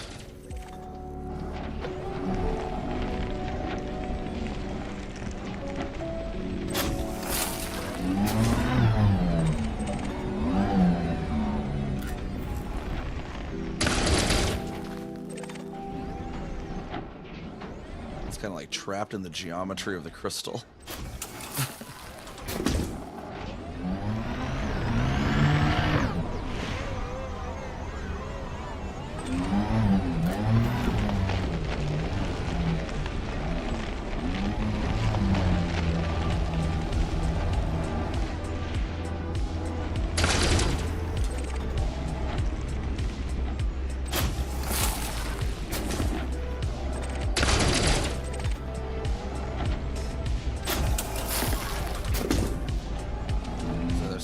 This way. Past the geyser. Codex scan geyser in the system yet, I wonder?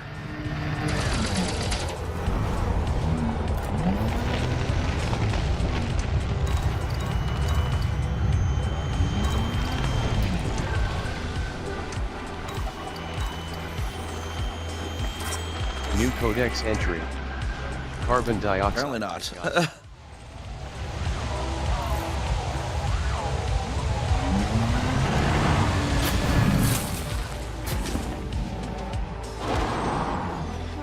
Whee! Scooping it.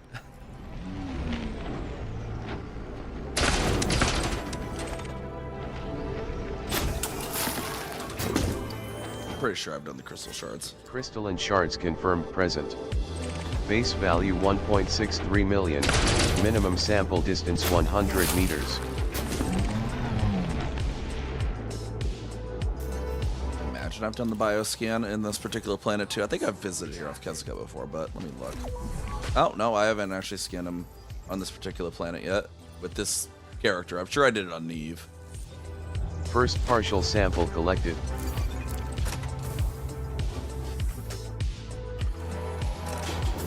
Cargo scope deployed.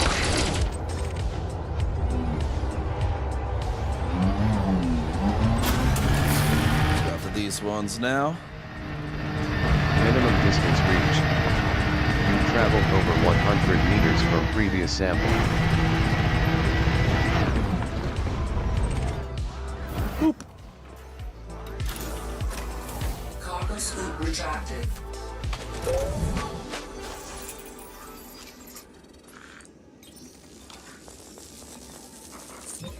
Second partial sample collected.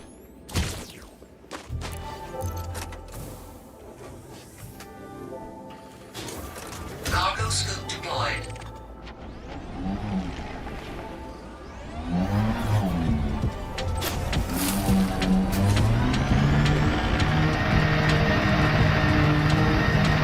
Minimum distance reached. Got some of these as well over here. 100 meters from previous sample.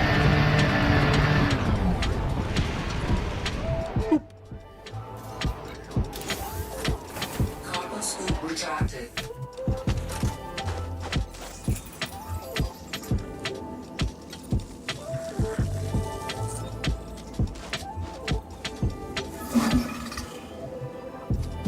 Sample collection complete.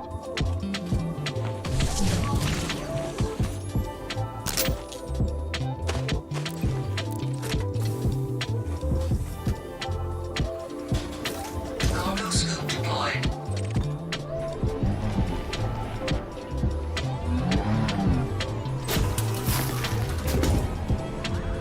There should be another one that knocked off over there. Yep. How close am I to full on that material?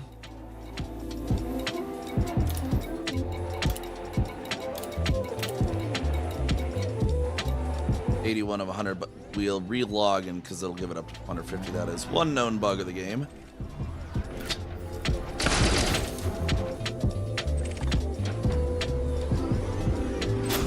Let's do the quick relog actually now because it might up over 100. Don't want to waste one.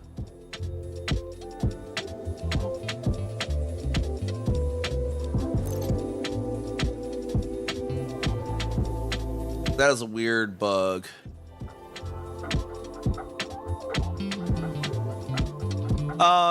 They apparently colonized another system with crystalline shards. This system I'm in is one of my colonies, and it was the first ever colonized system that had crystalline shards in it. And I was, out of curiosity, I was looking up, like, has anyone actually colonized another one yet? And it looks like Canon did somewhere. Uchor's,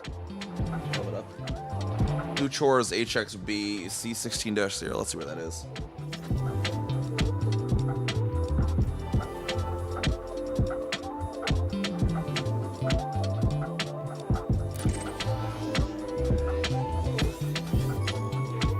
So they apparently colonized here at some point.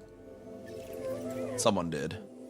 It had crystalline shards in it. It looks like there's on some sort of route going somewhere to there, apparently. I don't know where they're taking this chain, but they're doing some sort of chain, it looks like.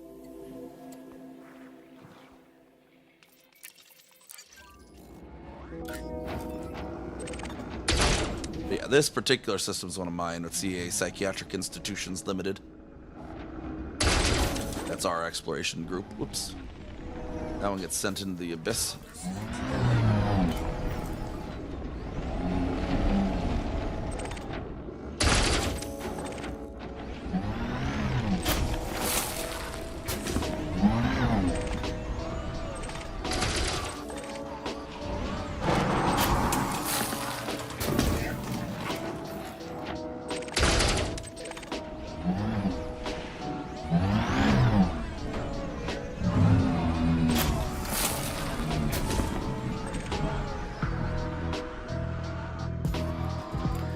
That here, yeah, this is our faction. We're in a lot of areas. I do a lot of deep space colonization because we're kind of an explorer group. And we specialize in treating space madness in our psych words.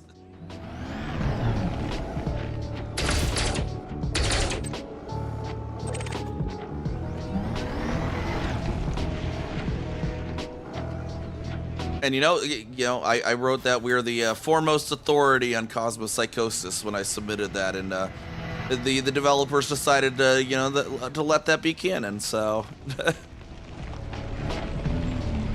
we are the authority on space madness, canonically.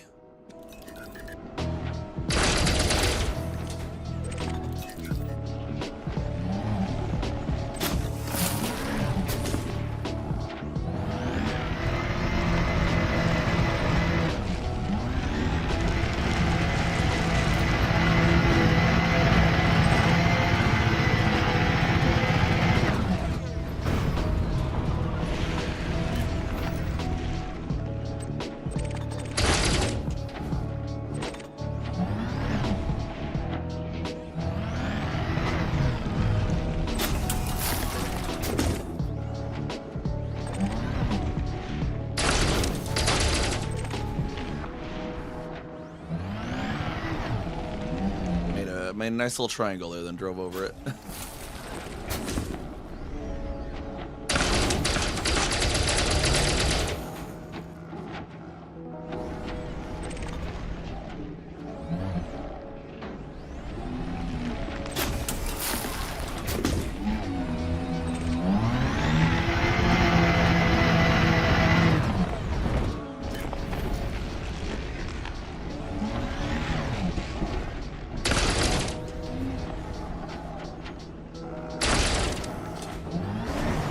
Oh, whoa, geez. Physics engine, go burr.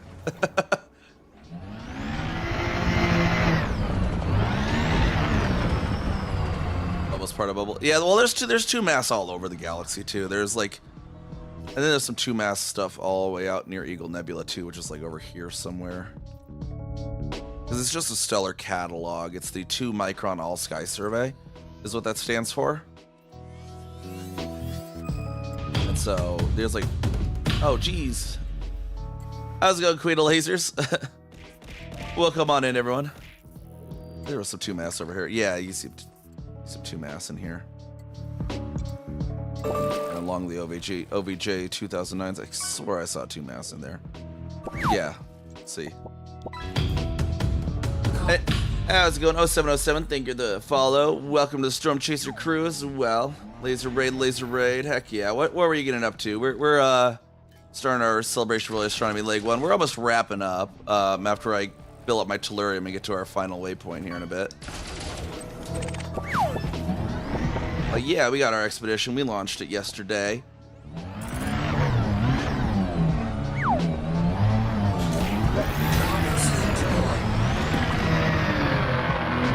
Yeah, you gotta check out our we got our expedition. You like exploration, you might be down to come along. We just left yesterday from the bubble, more or less from the bubble. Algenib, right next to the bubble, right? Gamma Pegasi.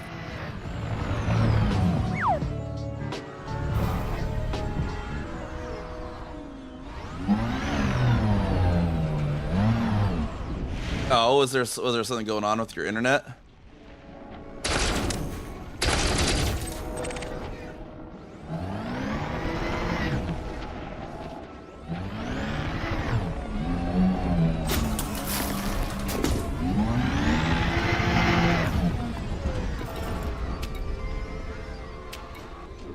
Oh, it was like a lot of drop frames and stuff.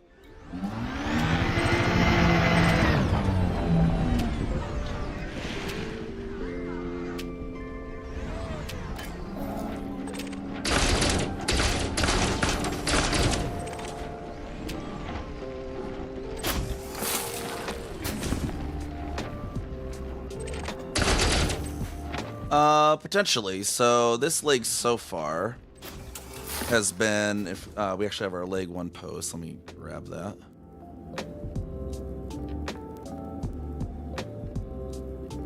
Our leg 1 post so far is here. So we left from Algenib, which is Gamma Pegasi. It's the star that represents the wing of the Pegasus in the Pegasus asterism. Pegasus constellation, part of its main asterism. HIP 3289, which was the LBN 623 nebula viewpoint that we used. HIP 102082, also known as V Cygni. We used a very big carbon star. Then we went to the NGC 1333 cluster, the Flaming Star Nebula, and AE Aurigae, which is the flaming star of it. But in game, for some reason, they're not together like they're supposed to be. And then we're going to Epsilon Orionis, which is the middle star of Orion's belt. Or is it the middle star, right? Which one? Which is Alnilam. Alnilam the middle or the sides? I think it's the middle one, right? Look, yeah, Alnilam's the middle one. So our base camp that we'll be reaching here shortly is the middle star of Orion's belt. And right now I'm just picking up some tellurium, basically, because my colony is right nearby and has some. And of course we're in Bernard's Loop area as well. It's kind of very visible from Epsilon Orionis as well.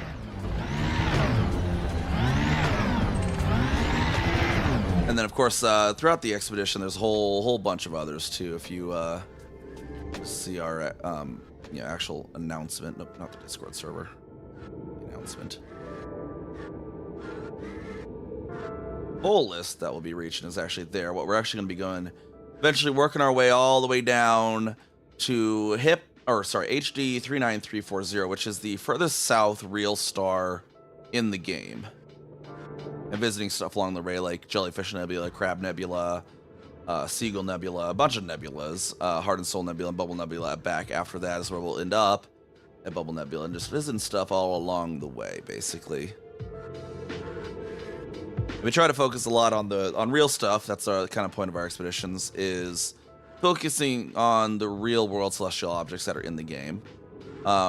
Some areas, some gaps where we'll have, like when we get down towards 3 Geminorum, there's not many of those.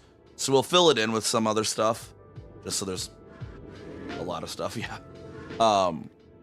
Yeah, we try to focus on stuff. So yeah, Crab Pulsar, Rosette Nebula, Monkey Head Nebula, Jellyfish Nebula, Seagull Nebula, Butterfly Nebula. We have two, next league, we have 2 exoplanets. We have Korot 19b and Korot 18b in there as well. So yeah, we have a lot of little cool stuff in there. And it's all stuff that a lot of times you can, it's real. Some of it you can see with your own naked eye, like Algidib. Or Algidib, for example, is even in one of the Artemis 2 photographs.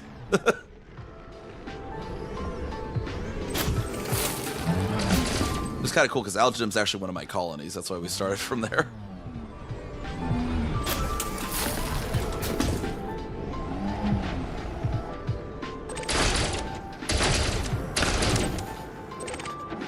Because yeah, when someone brought up to be like, hey, you know that like Alginib is like just like 70 light years down below one of your colonies, I was like, oh hell yes. like I am colonizing that now. Like one of like the main stars of a constellation. Oh heck yeah, as a constellation. We actually have Lesseth as well for our faction, which is the stinger of the Scorpion.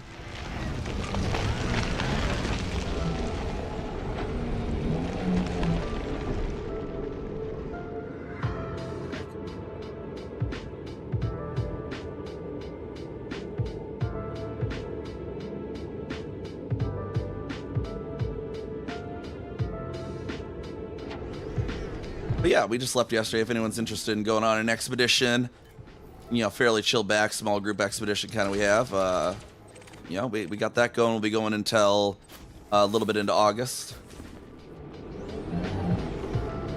Yeah, the one that I'm in right now is 2 mass system. It's one that I colonized in the Bernard's Loop area. That just happens to have some of these.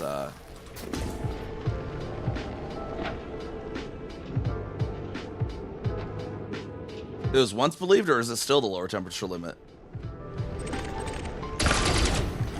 Because one of our colonies we found right next to our home system, the Desi found, is like apparently the lowest, or the coldest magnetic white dwarf that's known to exist. Oh, they found colder since, but in the game, of the ones that are in the game, it's the coldest. So that was really cool too. We have a bunch of cool colonies that are also like astronomically kind of cool systems.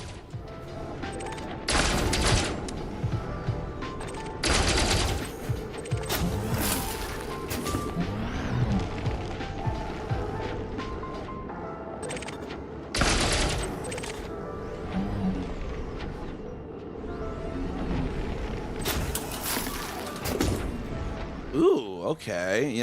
Maybe I should have you come on stream at some point and talk about that if you're able to. That'd be kind of cool and educational. 'Cause I don't know too much. I know it's called the 2 Micron All Sky Survey, but I don't know the specifics of what they did.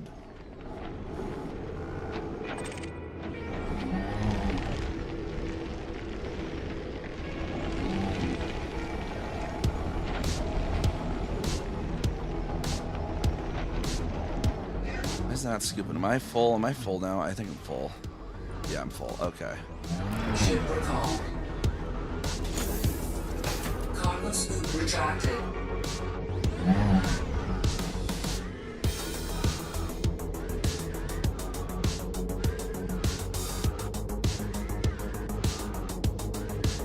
like a lot of trucking. Just oh, for colonizing.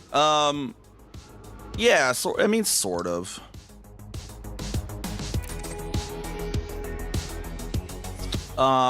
We happen to have all these bookmarks are our own squadrons colonies, and then like there's a whole bunch of colonies that are still our faction that aren't even owned by people of our faction because we got pulled around so much.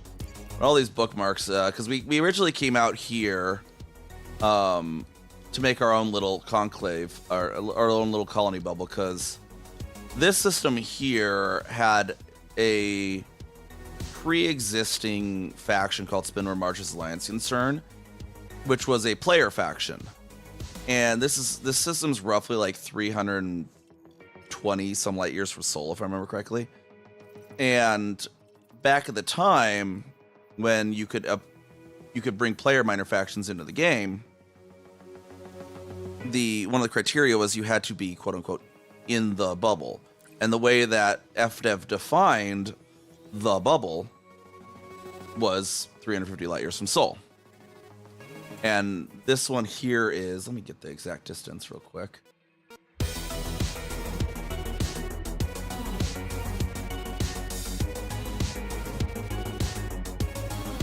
Plus 29 to Sol. 315 light years. And so 350 was the criteria. You had to be 350 light years from Sol. And so this system right here was the furthest system, and it had to already be a populated system was how they worked things. They didn't have colonization then. And so this was a pre-existing before Spinner March's Alliance Concern. It had these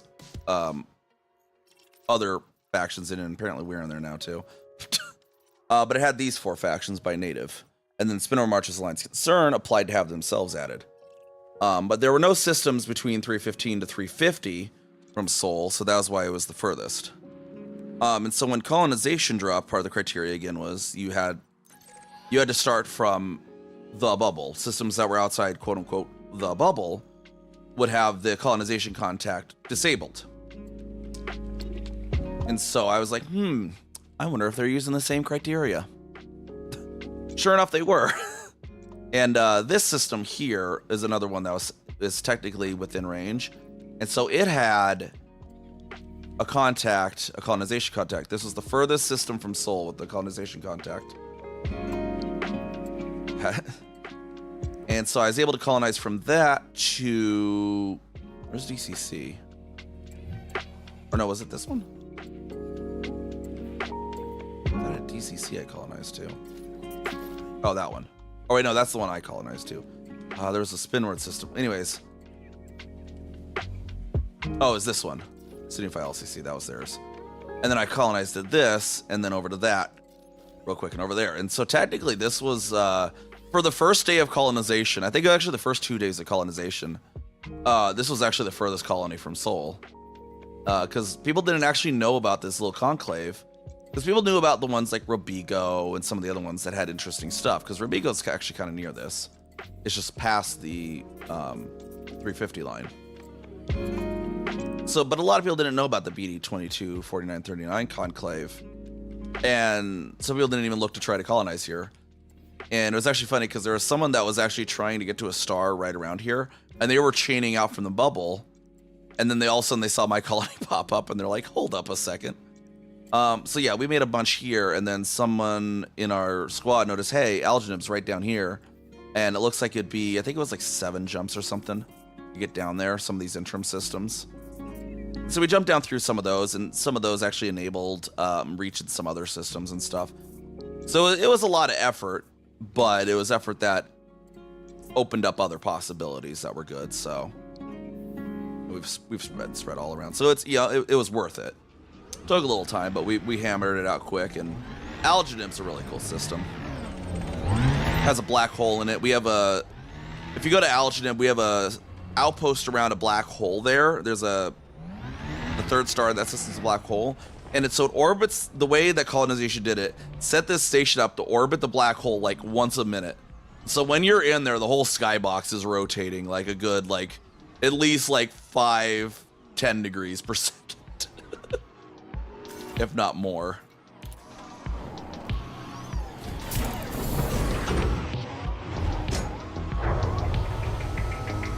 I don't know the exact time, I guess. I made classified, but let's see. And maybe good, like, yeah, by like 6 degrees a second.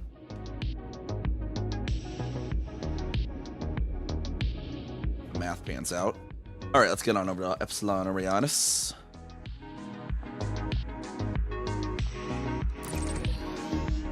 At 66, and that is their end base camp. Why is it? That's a weird route. Do I need polonium? Nah, I got polonium. Okay.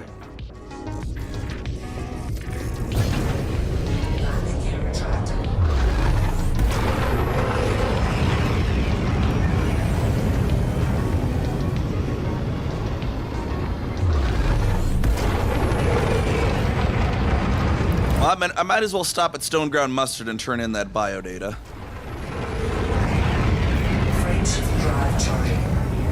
Because of course I named a station Stone Ground Mustard. What would you guys expect from me?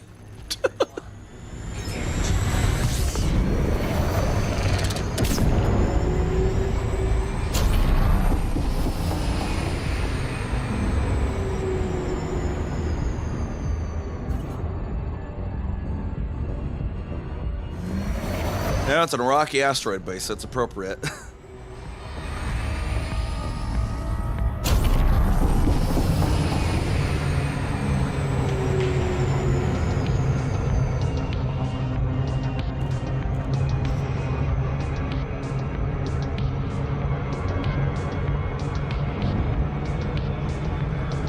Oh yeah, no, the HIP 102082 is really cool. It looks like a brown dwarf, but it's freaking humongous. Is that one. And it has some a pair of planets that are in a binary orbit with each other that are orbiting it too, so you can get this really freaking amazing view from it that we got earlier on stream. I guess I'll probably post that screenshot later in our Discord. See if I can actually pull that image up here. Just throttle down. Hopefully that'll be good for the moment. Let me see where that one was.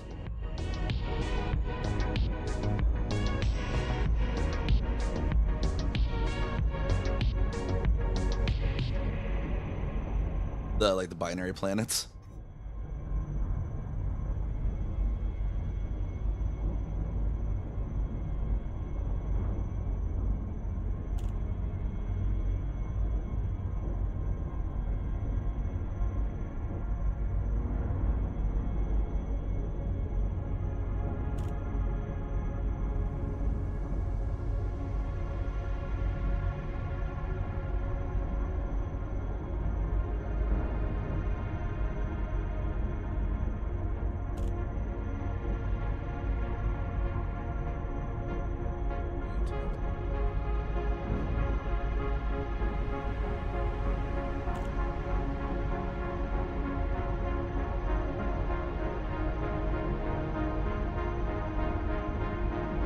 That's too big. There we go. See, that was a screenshot I took earlier from V-Cygni. HIP 102082. You can see the other planet over there. It's a little tiny.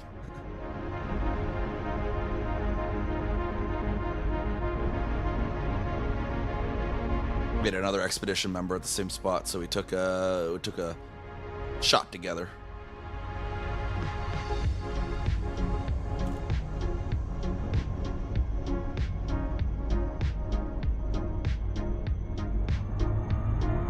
Alright, let's go turn in our crystalline shard biodata, at least to Stone Ground Mustard. What's our influence here? Well, I guess the exobio doesn't help influence.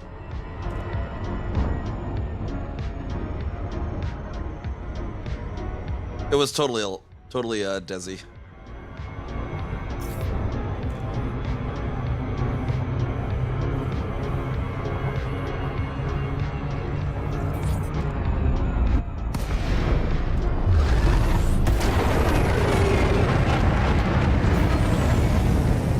Yeah, I just wanted to be clear. It wasn't some NPC Caspian or some shit. I don't know if NPC Caspians even exist, though. Docking request approved. Land on designated pad number 05.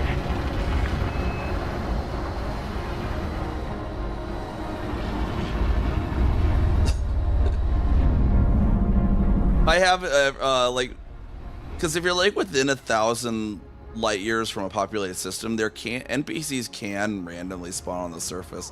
I have found random NPCs in the middle of freaking nowhere because of that.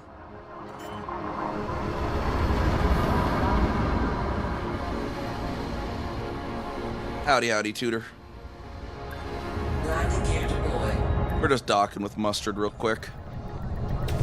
I need to refill my stone ground mustard.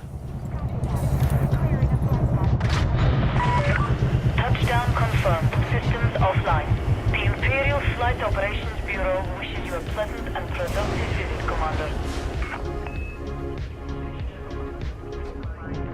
If we believe Galnet in what? In what?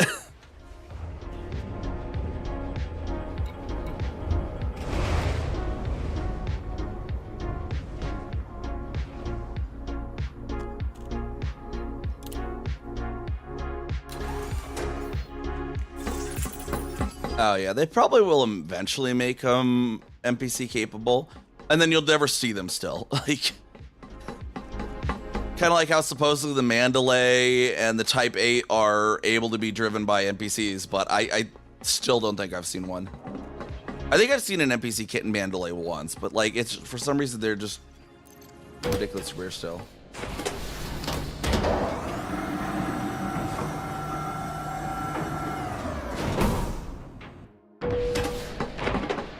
Yep. Thank you for the raid. Thank you for coming on by, everyone. I gotta end here soon. I just gotta get to the base camp. Our researchers always welcome fresh data. Vista thanks you for your contribution. The quickest CEO visit ever.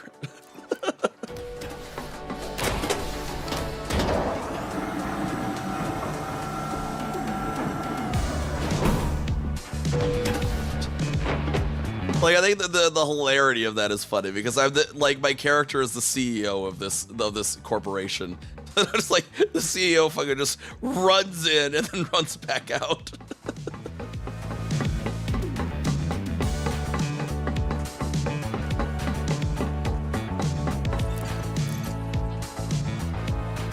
Popping in to call me a nerd. Yeah. How many jumps we got? 11 jumps to Epsilon. We'll just rush through those, I think. Unless anything really amazing pops in, but we're right near Barnard's Loop, so they're probably heavily scouted as it is.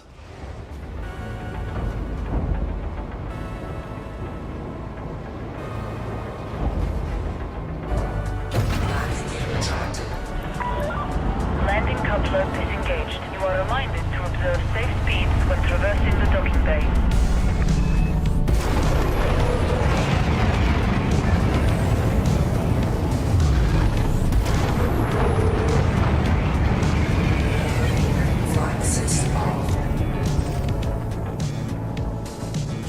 Go here. Perfect. You are clear to resume predetermined flight path. Imperial Flight Operations Bureau wish you a safe onward journey. Drive charging.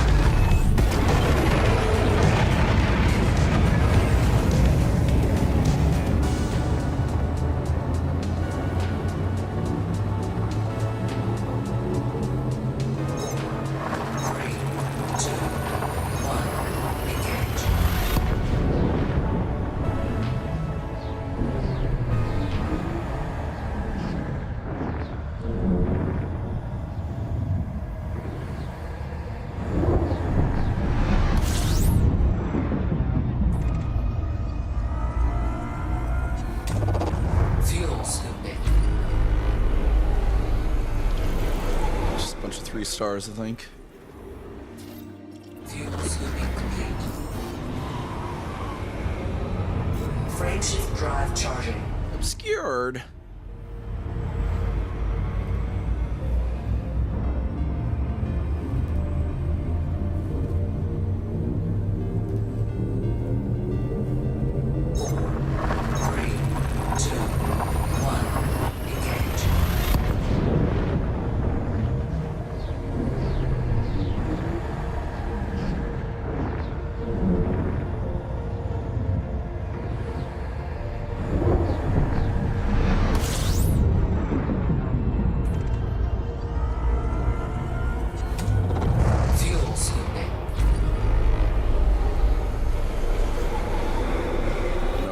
Orion Dark region.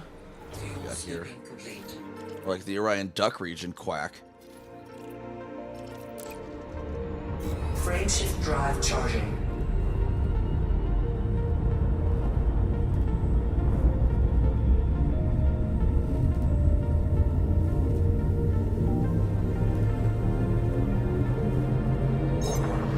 Three, two, one, engage.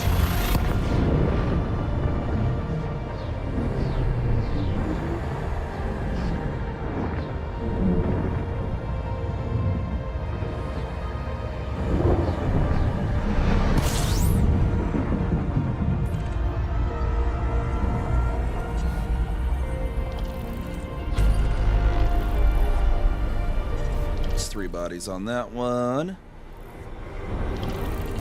Frameshift drive charging.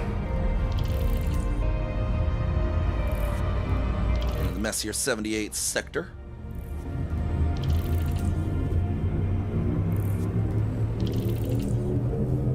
Three, two, one, engage.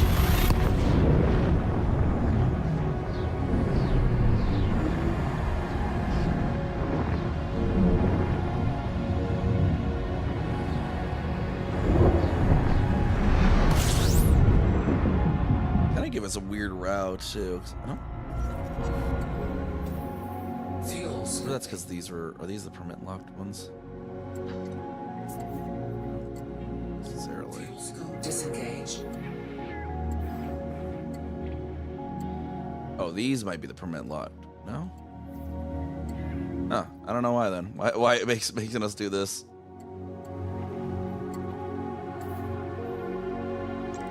Oh yeah, no, these are some of these are permit locks. Yeah, that's for sure.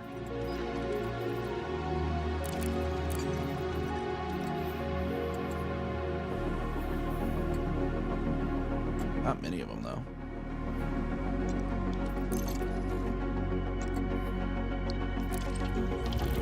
Frameshift drive charging.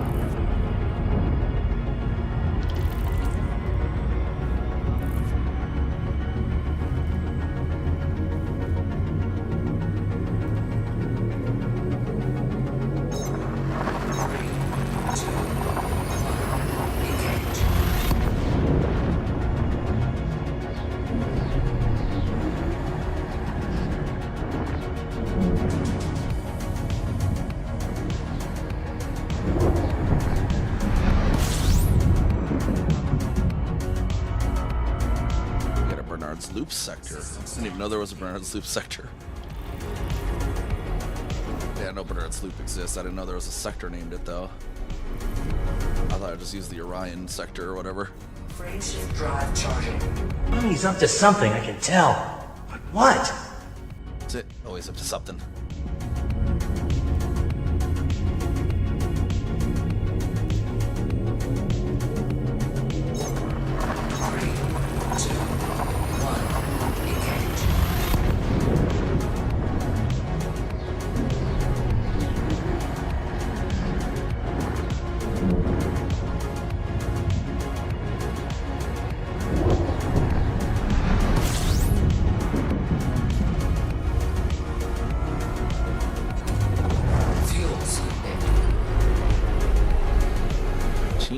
That's what's all up in here.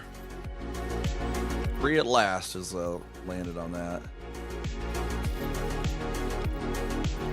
For some reason. Doesn't even look like the one that would be worth footfalling.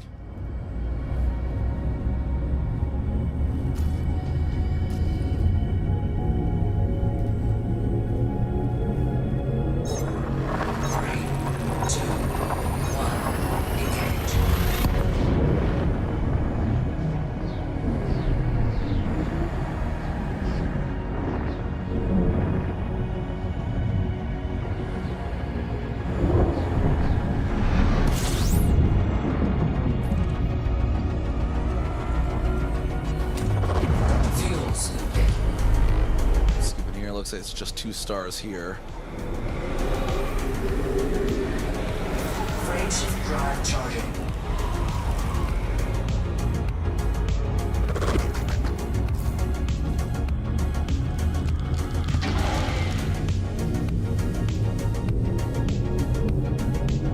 I've ever seen this cockpit ice over, though. Like, does the Corsair cockpit even have the capability of icing over, or do they just not add that in? I'd imagine it should ice over there.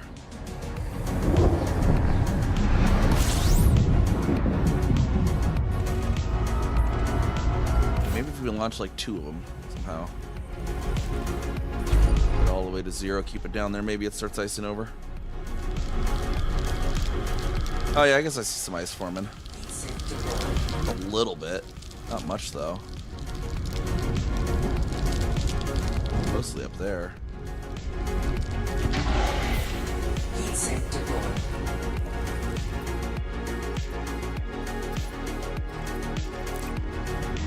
Frameshift drive charging.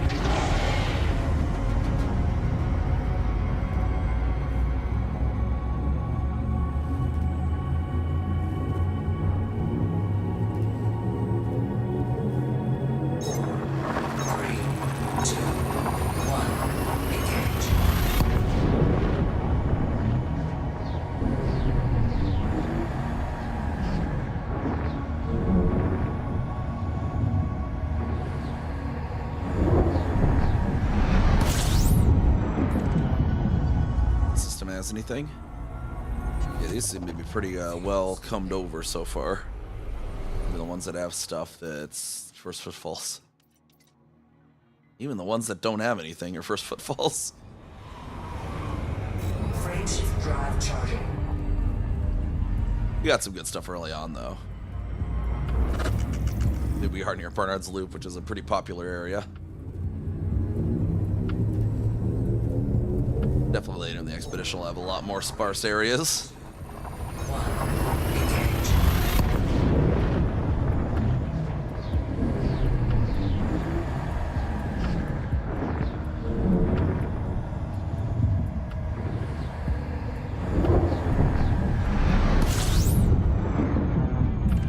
There we go, Epsilon Orionis. Let's see what the penultimate system has for us, if anything. Fuel scoop disengaged. Frameshift drive charging.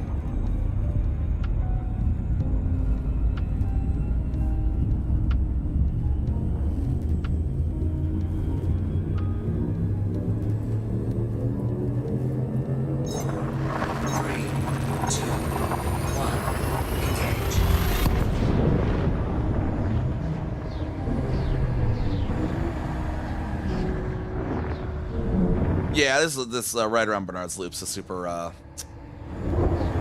popular area. So that doesn't surprise me at all right around here, because we had good stuff on the other areas that are less popular that we've went through. But this one, this is a super popular area because of Barnard's Loop there.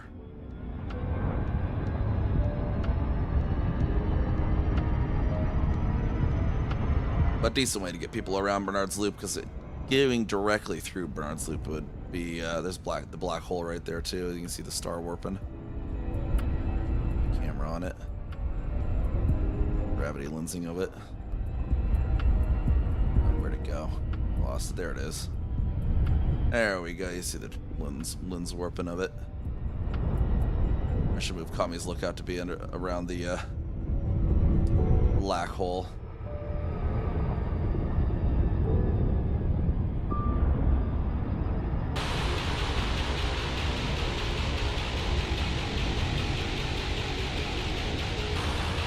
Get on over to Kami's lookout.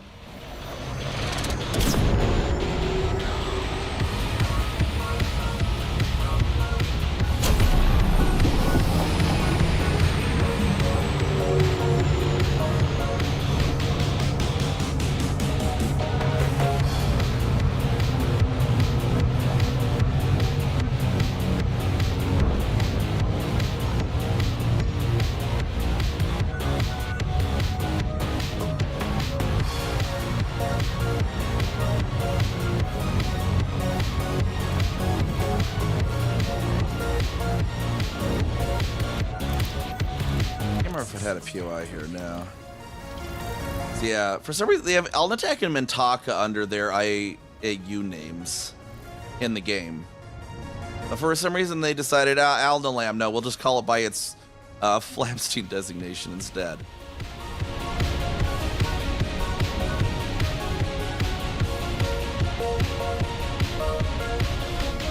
Bayer? Bayer designation. Flamstein's the one that's a number.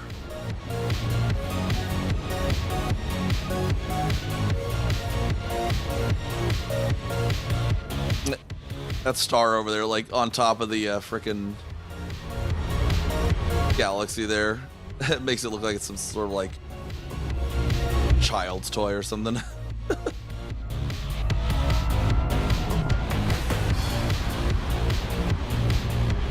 Magical scepter in the sky.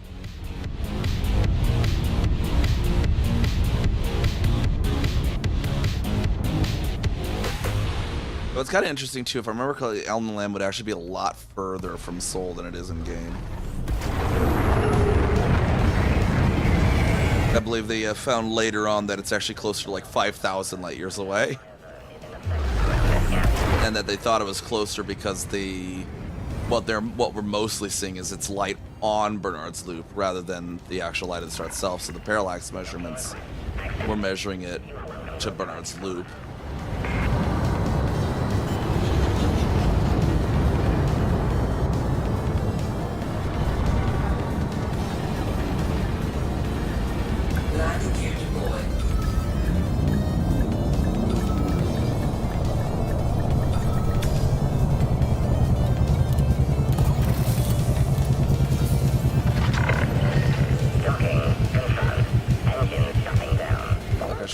To our thing, if so.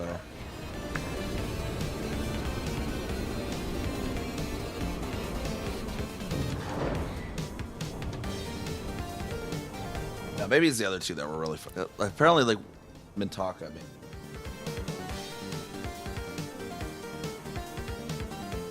I don't know what it was then. Maybe I'm just misremembering on something else then.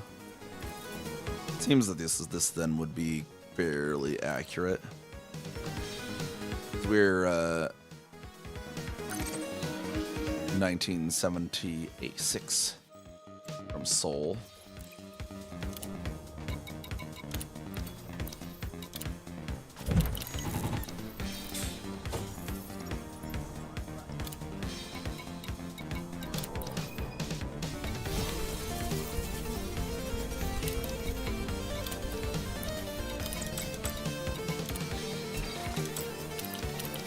There we go. I think that's good on that for now. Let's see who is live on Twitch to raid then.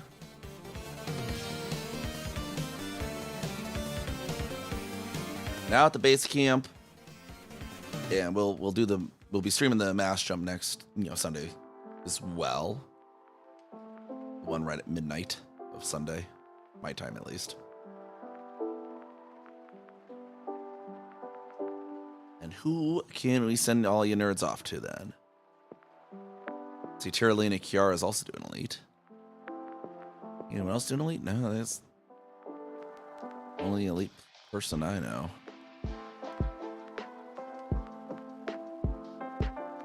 That I'd send you to at least.